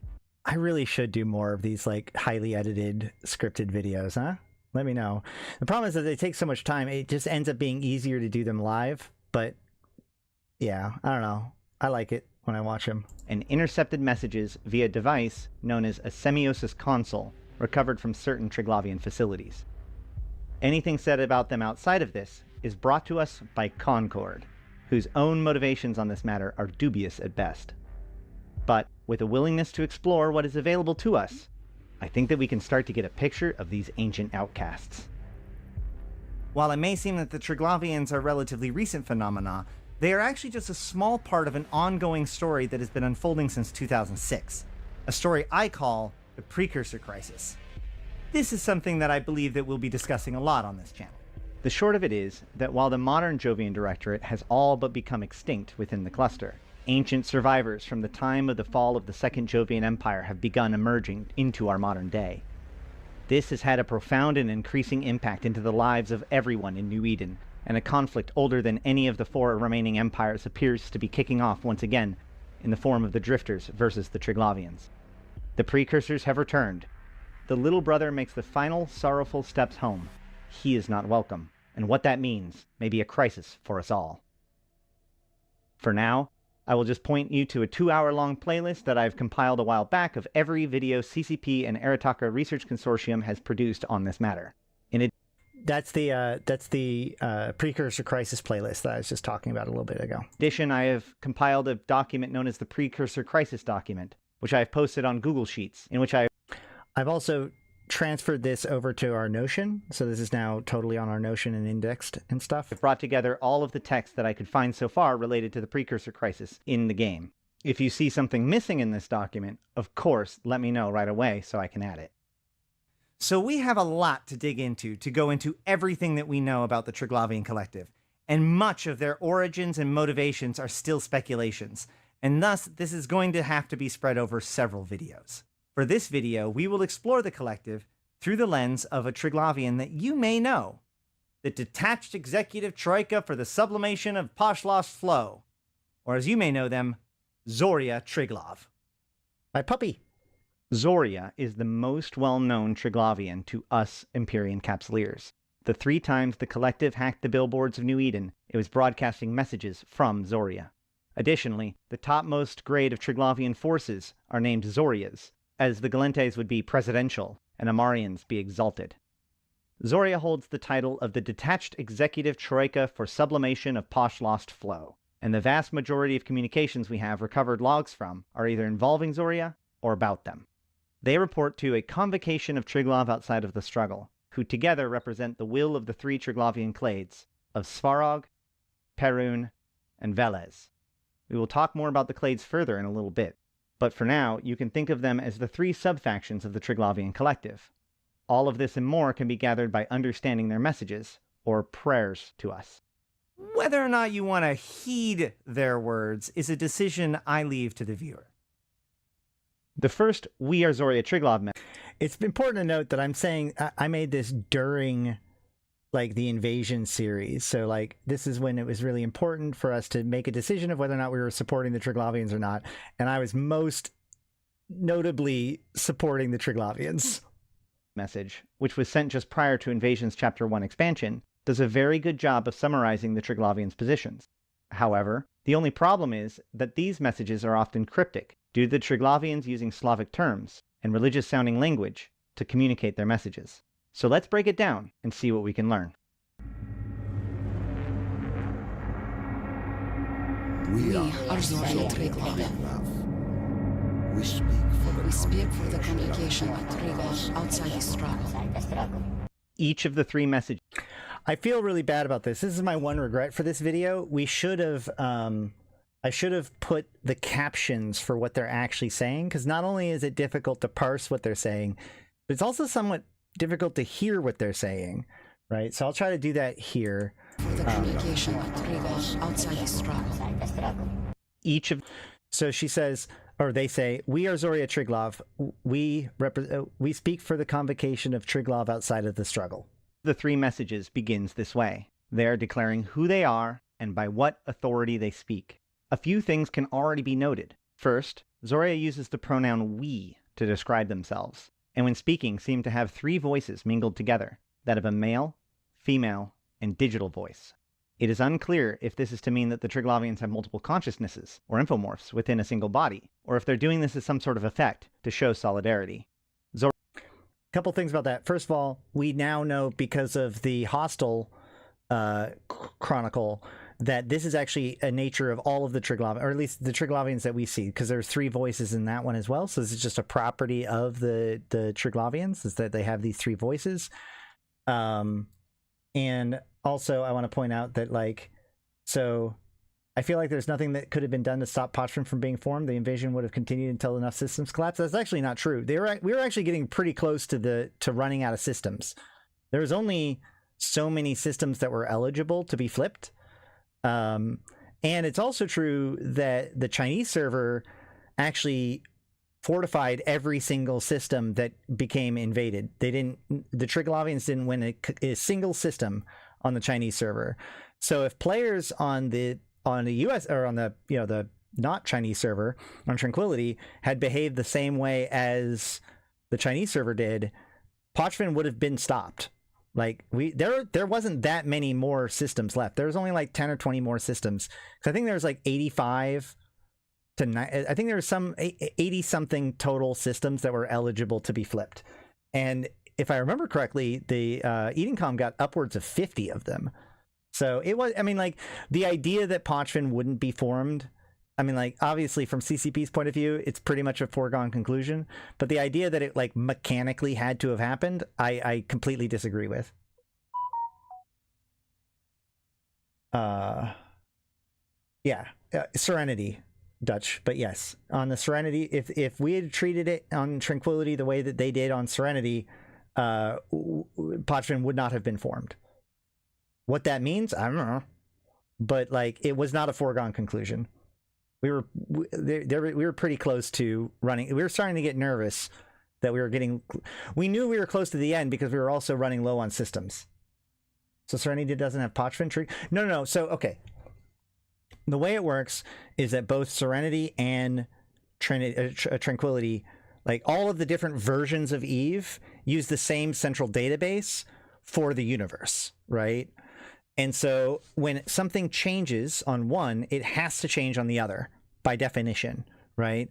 And so since they were transforming these systems, the systems that would become Pochvan, the systems that would become Eve Fortress, or, you know, Edencom fortresses, like that, it happens to both of them. They can't make a system both nullsec and not nullsec.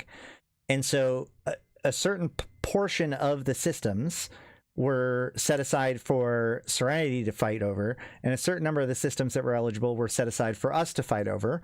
And then, like, whenever Serenity, like when they fortified a system, we would get an event called a massive fortification, which was we couldn't do anything about it. After 2 or 3 days of a massive fortification, then it would just fortify, and that was it. In theory, and like every single time we took a system on Serenity, there became a major invasion. I can't remember the exact terminology that they used for that, but there was like this is going to become invaded. So that way, in the end, the Serenity and Tranquility state was the same. So that way, when they created Pochfin, the Pochfin was the same in both sides. So we inflicted invaded systems upon Serenity, even though they fortified every single system that went active for them. Speedrun the Gallente election. Haven't played for a year and have no clue. Okay, great. Gallente election is supposed to happen every 5 years. Last time the Gallentes got elected, it was Sagard who tried to run for elections multiple times but failed because of the fact that her support by the Intaki was shut down in previous attempts. But this time it wasn't, so she becomes president shortly after becoming assassinated. Don't worry about it. Let's move on.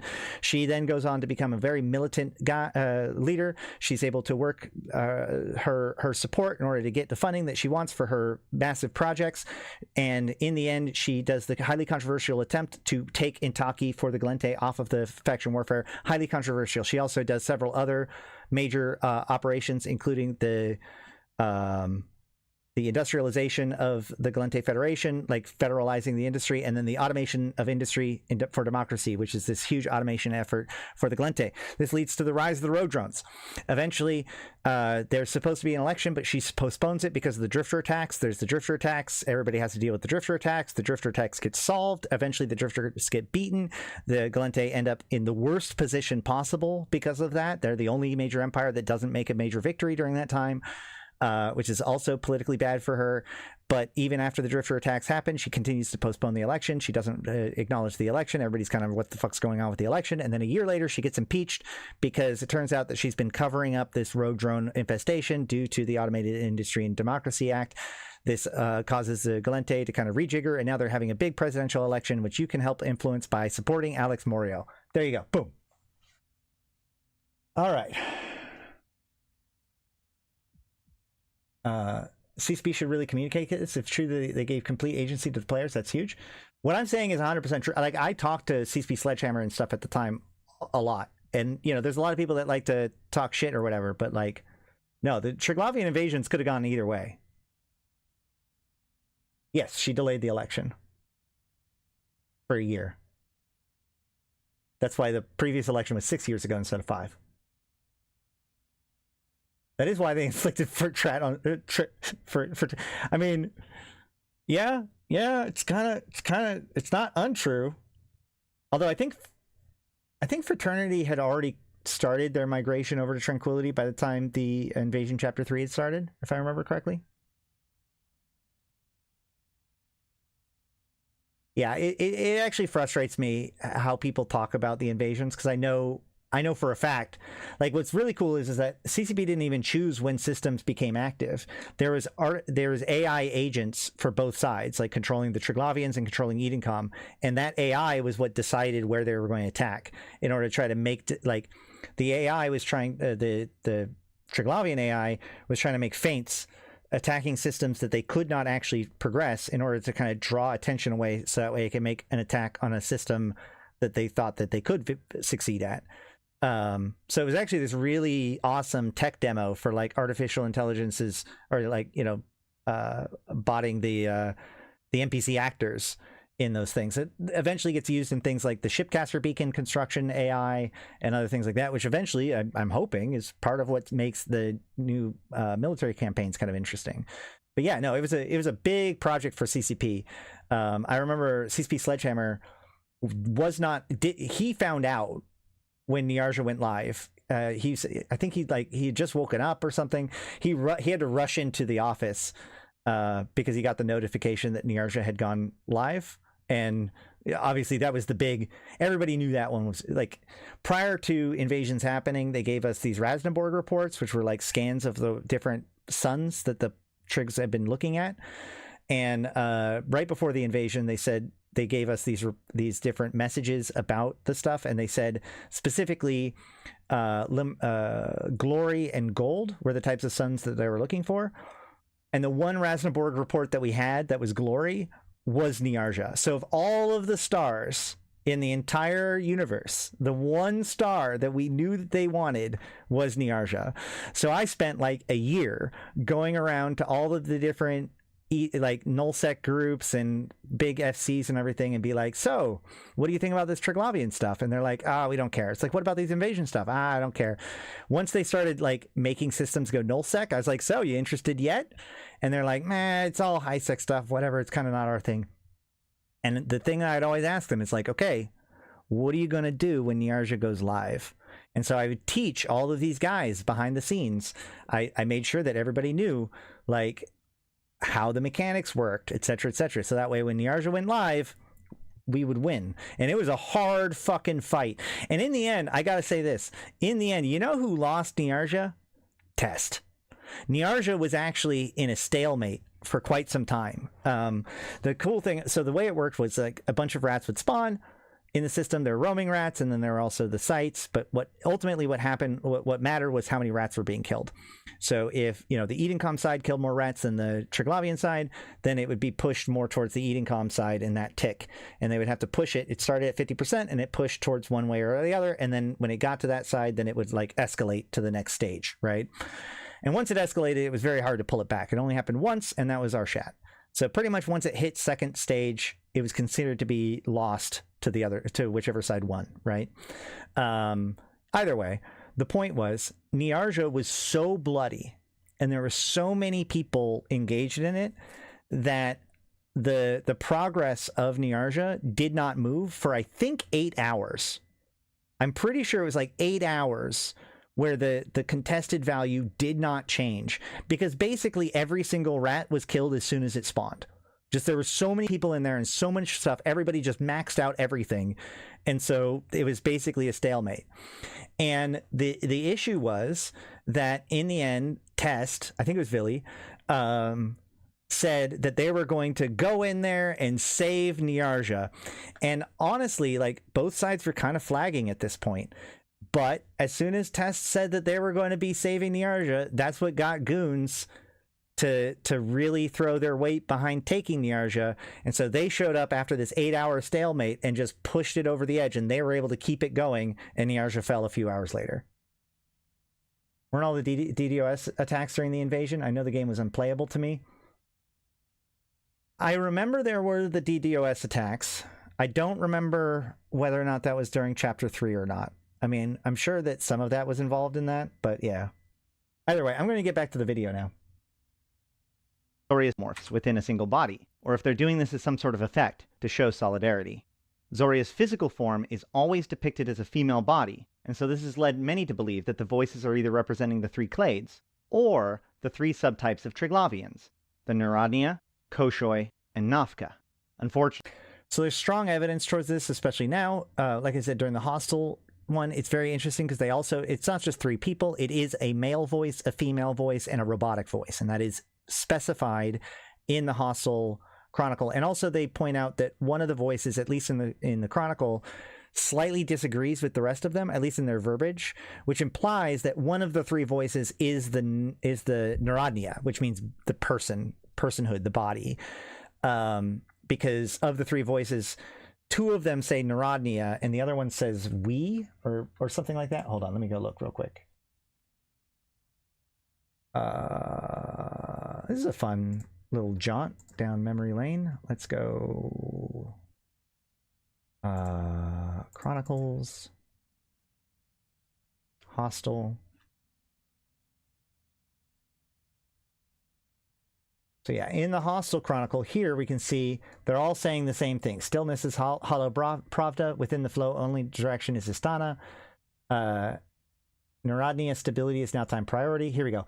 Neurodnia stability is now time priority, not extirpation. Our stability is now time priority, not extirpation. Neurodnia stability is now time priority, not extirpation.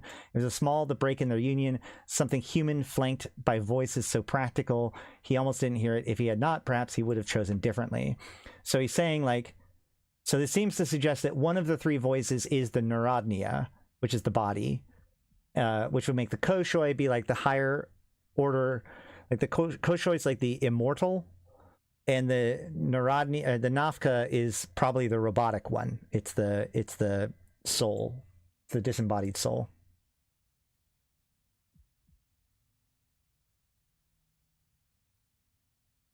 Unfortunately, this is another deep and uncertain topic, so we'll leave this one for later. As far as the convocation Now of it's Triglav later. outside of the struggle, the Triglavians live in a state of constant conflict. The Abyss is resource-starved, and they've been trapped there for some time. Each clade and subclade is in competition with one another in something that they call the Proving. However, they also seem to recognize a shared destiny, and so have a grouping, or convocation, that functions to guide the collective and stand apart from the day-to-day Thank you. internal squabbles. They are outside the struggle between the clades. The word clade is borrowed from biology, meaning a group of organisms believed to have evolved from a common ancestor according to the principles of cladistics, an example being the great apes and human clade. The word itself is derived from Greek, klados, meaning branch. We are an emanation of the clades. We are an emanation of the clades of Perun, Veles, and Svarog. So they said, we are an emanation of the clades of Veles, Svarog, and Perun. Now a few words on Slavic mythology and the role of earthly mythos in EVE Online. After the Eve Gate collapsed nearly 13,000 years ago, most of the knowledge and science of old Earth was lost. This time is known as the Dark Ages. However, each of the surviving empires from the Dark Ages maintained traditions using language from the old ways, like a fingerprint upon their culture, albeit warped and the original meanings lost. For the most part, this results in the use of ancient animals and mythos in the naming of ships and equipment, and you can explore the empire's past via the names that they cling on to in the modern day. For example, the ancient Jove have a tendency to use Greek language in their naming, and thus we get the Society of Conscious Thought ships, such as the Gnosis and Praxis, as well as the drifter names of Apollo, Artemis, Charybdis, Scylla, and more. The use of these cultural touchstones hint to a relationship between the drifters, Jovians, and the sleepers. The Triglavians use Slavic mythology in their culture, which sets them apart from the other races. But that also means that better understanding of Slavic mythology may give us a better understanding as to the true nature of the Triglavians. Zoria is the name of the three sisters that represent the morning, evening, and midnight stars. The threefold manifestation is reflected in the threefold nature of the Zoria we know. Additionally, the deity Triglav is a three-headed god who rules over the heaven, earth, and underworld. And wouldn't you know it, the three sub-deities of the Triglav are, as you might guess it, Svarog, Perun, and Veles. So here we have an agent of the convocation of Triglav, who's named after the three sisters, who serve a god whose name is the name of their collective. And this god has three heads, whose names are also the names of the three major subfactions of the clades. Now, don't get me started with that, but Ashtarothi, the three gods of the Triglav are actually Perun, Svarog, and Dazbog. And to your straw man, I say, but Veles replaced Svarog later on. Which may also matter to our understanding of the Triglavians in ways that I'm not really willing to go into it right now. And this is as far as I'm willing to go in pretending that I know anything about Slavic mythology. So I do want to back that up a little bit. So, the Dazbog subclade of the Svarog clade actually was eliminated, or whatever. So there is a hole there when it comes to that. But again, I'm not the guy to tell you the history of Slavic mythology. This is about as close as I'm gonna get. Hear the words of our prayer. Hear the words of our prayer Heed them. and heed them. So they say, hear the words of our prayer and heed them. That's why I said earlier, like, you may want to make your own decision of whether or not you heed the words of their prayer. Much like the Triglavians use Slavic naming to function symbolically within their culture, they also use religious terminology to mean decidedly non-religious things. In this case, the Triglavians often use the word prayer in their communication to mean some sort of formal message, and often with a request. Ancient domains beyond. The ancient domains beyond the floor of Viraj were lost to us. The ancient domains beyond the flow of Viraj were lost to us. The ancient domains are known space, the 4,000 some odd star systems of the New Eden cluster, as opposed to whatever hellscape they have found themselves in the Abyss. This line suggests that the Triglavians have lost the means to return to our space at some point. However, within the data streams, we have evidence that the Triglavians likely worked with the first Jovian Empire, and at least were aware of the second, which, according to Jovian records, collapsed about 2,000 years ago. I say according to Jovian records because the fall of the Second Jovian Empire is one of the most mysterious times in EVE Online history, known only as the Shrouded Days. Viraj means heaven in the Slavic tradition, and, like the Jovians, the Triglavians seem obsessed with the sacred nature of their mission. This, by the way, is the Court of the Elements. This is the one that I was talking about, that I was hoping that we would visit today, that I say is like one of my favorite ones beyond the Trace Cosmos. So this is the Court of the Elements. Hold on. And this is, of course, E-Gate. Like the Jovians, the Triglavians seem obsessed with the sacred nature of their mission. While we once believed that the flow of Viraj may mean the Abyss itself, the fact that the F in flow is not capitalized when written seems to suggest that it is not a proper noun. The Triglavians also speak of the Poshlost, or corrupt, or vile flow.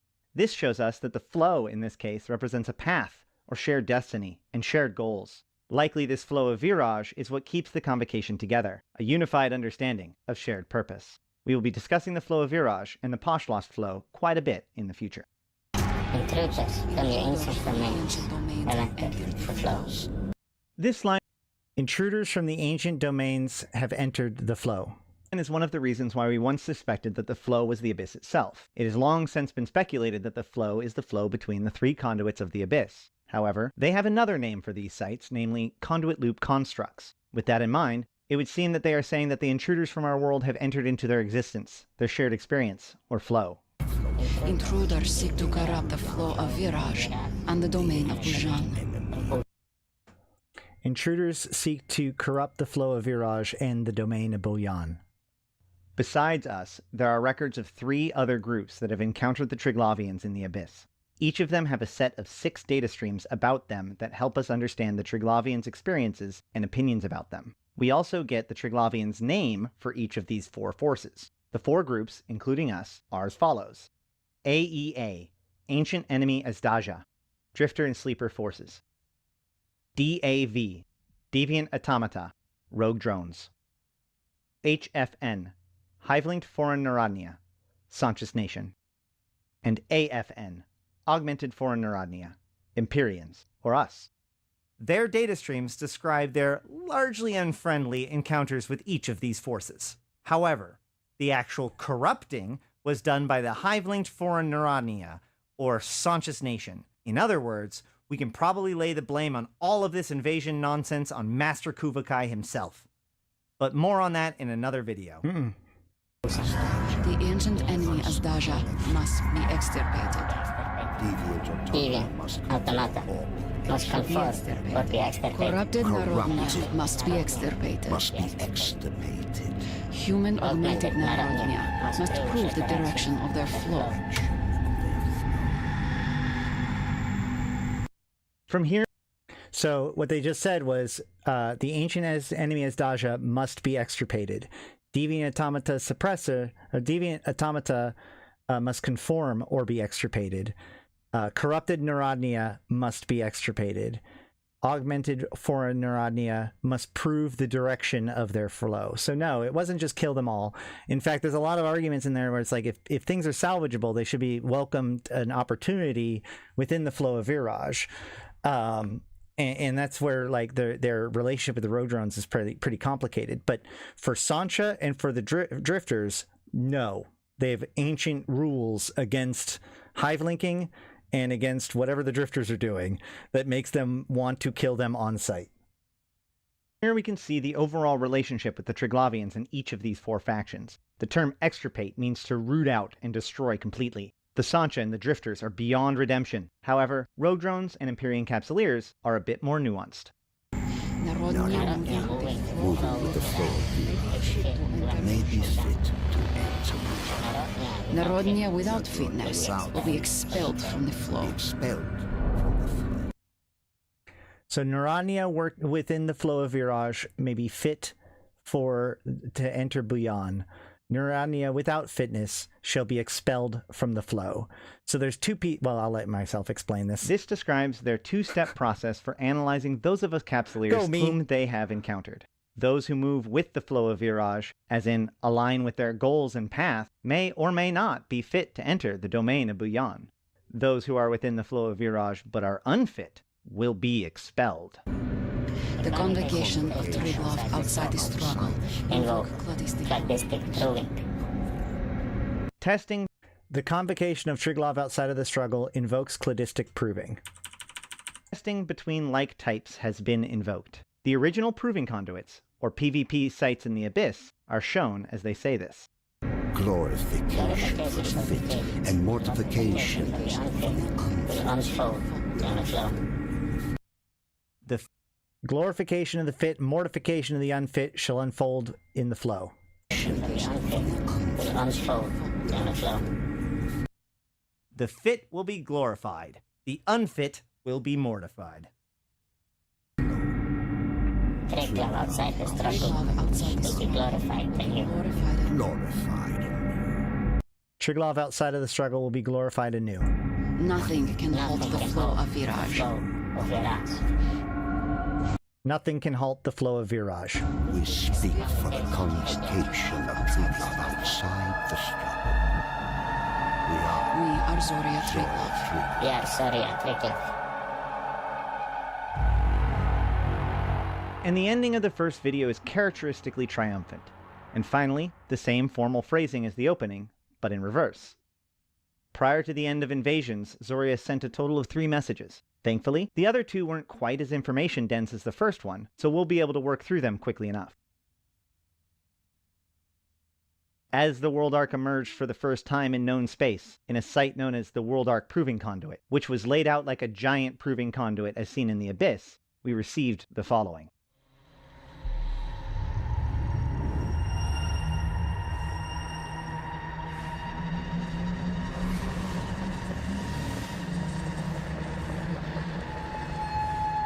The direction of the flow approaches liminality.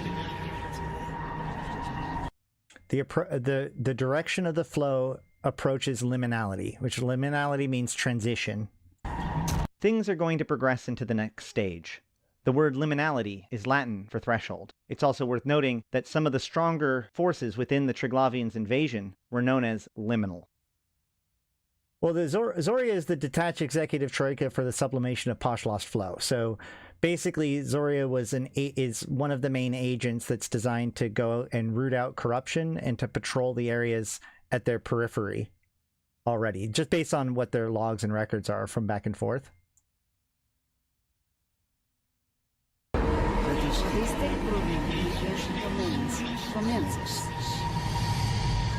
Cladistic proving in the ancient domains commences.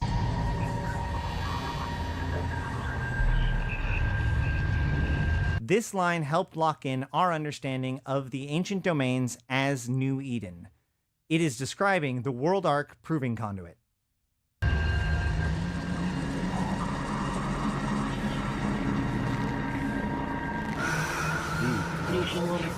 Enjoy the flow or be extirpated. You will join the flow or be extirpated. This should require no real analysis. When things accelerated into Chapter 2, Zoria spoke for a 3rd time. We are Zoria Triglav. We speak for the convocation of Triglav outside the struggle. Glorification awaits those fit to join the flow of Viraj. Glorification awaits those fit to join the flow of Viraj. Liminal potential is divine among augmented Narodnia. Liminal potential divined within augmented Narodnia. They have found the potential to progress with some of us.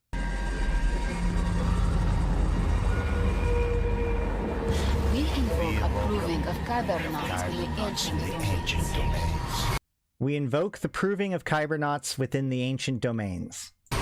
This is the first time that they've ever used the word Kybernauts to mean friendly capsuleers. Guide and ground the flow, and be fit for glorification. Obstruct and and mortify the flow. and you will be Extirpated. Guide and ground the flow, and you will be glorified. Obstruct and obstruct the flow, and you'll be extirpated. Aid in our efforts, and you will be fit for glorification. Get in our way or stop our progress, and you will be destroyed. We speak for the convocation of Triglav outside the struggle. Outside the struggle. We We are are Zoria Zoria Triglav. Triglav. So who or what is Zoria Triglav? What do the Triglavians really want? And what exactly do the Drifters and Sancha have to do with any of this? Unfortunately, those questions and more will have to wait for future videos where we explore the other things that we know and have collected about the Triglavian Collective and other pieces of the Precursor Crisis. I'll see you then. No, the struggle is so okay. The Triglavians basically, the three clades have a disagreement about what is the best way of doing things. They all work together in the fact that they have that shared purpose of like the flow of Virage, but they openly challenge each other and fight each other to see who's superior, and that conflict is known as the struggle. And so they have a group of them that sits outside of that conflict and helps try to guide them as a whole. So you have the struggle between the clades, and then you have the convocation of Triglav outside of the struggle, which kind of runs their overall operation to keep everybody on the same line. So, yeah. Is that? Oh my god! Yeah, that's hilarious that the thing corrected your spelling by putting it wrong. That's great. Awesome. No notes. All right. I think I can hear Zoe, like, destroying things into the other room. Let me go see if I can find her real quick so we can say hi, and then I think I'm going to wrap things up for the day. Hold on a second. Zoe.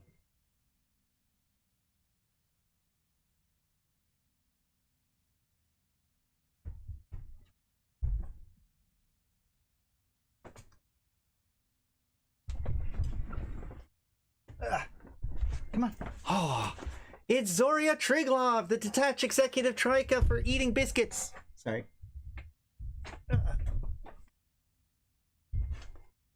Hold on.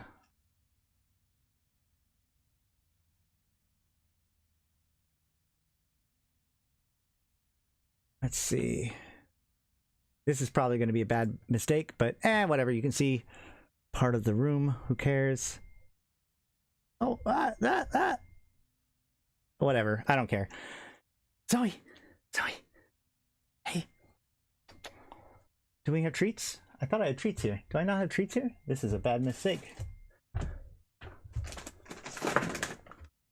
There we go. Here's Zoe. I know, you guys love Zoe. I love Zoe too. So this is Zoria. She's actually, I call her that because she's got a little triangle on the back of her neck. That's how she got the name. But just remember, all your likes and comments and subscriptions and support for the channel, a lot of it goes to supporting her and getting her treats and having a good time. She's my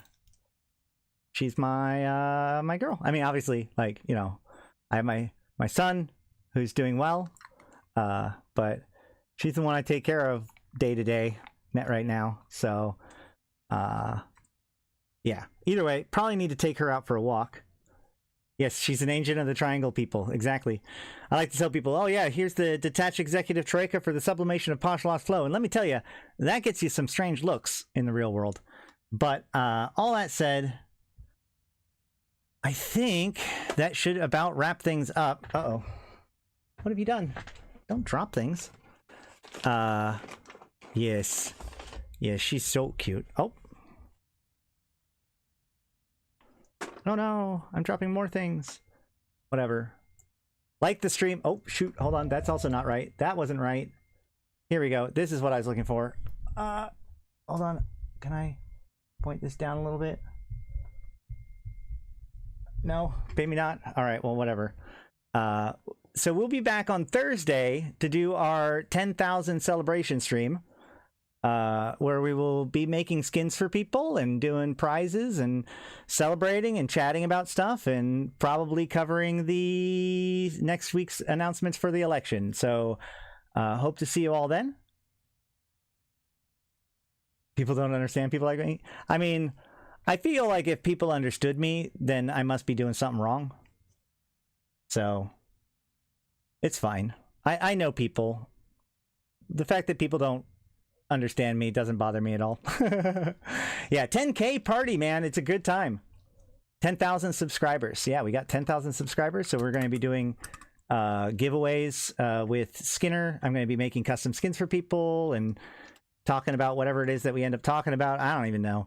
But yeah, I hope to see everybody then. I wanted to make sure to announce that plenty today, so that way people know. I could have done the giveaways today, but I figured like letting everybody know Thursday is the day to be here is the big one. Very interesting. Going to rewatch. I'm telling you, man, there's a lot of those good videos from back in the in my past. The lore playlist is good. And basically any of the video, go back to my videos and see if anything is like 8 hours long or so. Usually that means I got off on a lore topic. But also please make sure you guys head on into the chat, to the Discord. You can come and hang out with us, ask questions, chill out, whatever. The Convocation Empyreans are recruiting. We're here to maximize player engagement with EVE Online. We've been doing stuff to help people get the event stuff done. Plan on doing more. Also, if you haven't joined EVE, or if you're new to EVE, or if you just haven't used it yet, make sure to use the buddy code, which is down below or in chat right now. That goes to a person who helps support, make this convocation possible. So, it doesn't always go to me. It randomly goes to one of the people that are part of my cool list of cool people. So everybody who helps support the convocation and make it possible get game time and the Master Arms Retrieval accelerators and stuff, and you guys get 1 million free skill points. So I really do appreciate that. I want to also again extend all my appreciation to all of you who are willing to hang out here all day and listen to my stuff and go on this crazy tour today. It was a good time. I think we had a great time. I really like how we went and checked out some places and then kind of saw how the whole story came together in the end. So I want to do more tourism stuff. I have done some tourism stuff, but this is a good opportunity. We still probably need to do home fronts at some point on stream. I think it's the one. Well, I mean, obviously we haven't done the Fabricator on stream, but I've showed you guys the videos. And I will upload the videos, the actual raw footage of our of the Fabricator sites. I'm going to upload those and put them available for members only. I'll do that today. We still need to get some of the mining stuff done because I found that mining site, but then I didn't mine it because I gave it to Malak. So we need to get that knocked out. And I probably should do at least one more stream where we hunt down data vaults because the last time was an absolute shit show. So yeah, we got plenty coming up over the next few days and weeks, and we're getting through the election, and then we've got FanFest, and then the next expansion, and the military campaigns, and on and on and on and on and on. So it's a great time to be coming back to EVE. It's a great time to start trying out EVE. It's a great time to participate in the Convocation of Empyreans. So, with all that said, I have been Ashtarothi. I've been playing this game since 2010, talking about it since 2012, and I'm here to put EVE into context for you, my fellow Empyreans. Thank you guys so much for coming, checking this out. And I also want to give a special shout out, of course, to my Immortal tier supporters: 745 MPSI, Arydanika the Queen, Bad Boy Smooth, Ebo Elite, Erladis, Elange, Flash Gordon, Grims, May, Malak, Starfire, Malin, Mercuton, Mike, Michael, Neelam, LM1, Sheesh, Susuro, Thrans, and Rid. Thank you all so much. These are the main people that help make this channel possible through their big contributions. But of course, you can participate by becoming a member or a patron. It only costs $1 a month. You get early access to videos as they're released. I put up polls to find out what content you guys want me to focus on for the next week, although we didn't do that this week because we had the election to do. And you get access to the supporter chat and all that kind of stuff. It's really great. I really appreciate it. Everybody appreciates it because it allows me to do what I do. So but of course, honestly, just hanging out, chatting, huge deal. But most importantly, I'm not even joking, like the channel. I know, it's such a YouTube thing to do, but there's a reason why all the YouTubers do it. I hate it, you hate it, but it's a necessary component. It's how I live. It's how this puppy gets food. Please like the stream and subscribe to the channel. I have been Ashrothi. What else is there? Remember that the Gallente are not aligned with Minmatar anymore. That's correct. Yeah, don't want to talk about the data vaults.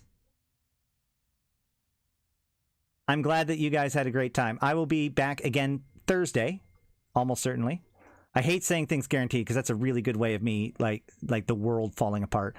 Please also consider, like, we've got merchandise. We've got this Convocation of Empyreans mug. We've got t-shirts. We've got pillows. We've got all kinds of cool stuff.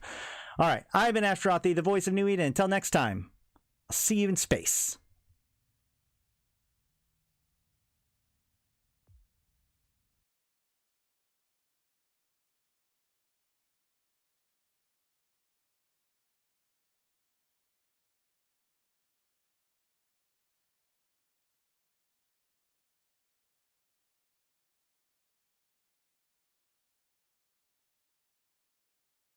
You absolutely will not want to miss Thursday's stream, especially if you want some of those skins.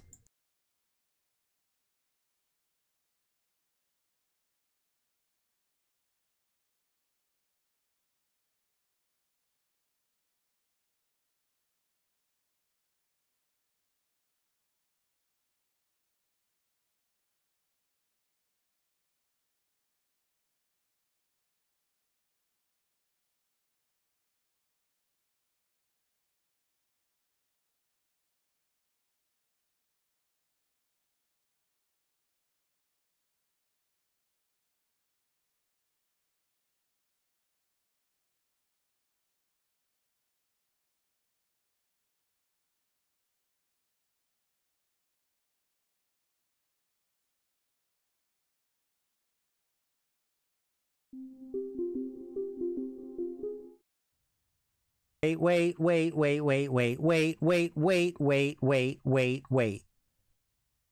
Was that music playing just now? Is that what was wrong at the beginning? Was the wrecking machine playing? I know, this is so... Oh god, I'm muted now. Everything's wrong. No, I'm not muted now. I'm sorry. Is anybody still here? No, it wasn't. You couldn't hear it? It was muted? Was that the problem from the beginning? Oh my god. Okay, well, I figured it out in the end. All right, well, let's play it. Let's play it one more time, this time with actual sound. I know I'm not muted, but the music was. Without the music, it kind of has gravitas. Okay, well, whatever. Either way, we're going to play it, and then I'll be out. I'm so sorry. That explains so much. Okay, great. I'm so sorry.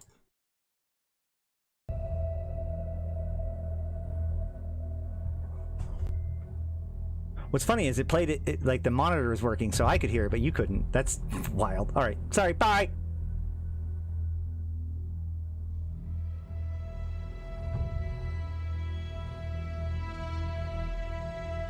Bring on the wrecking machine.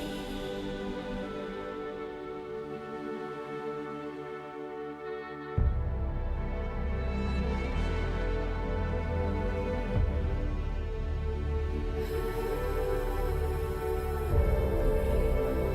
the wrecking machine.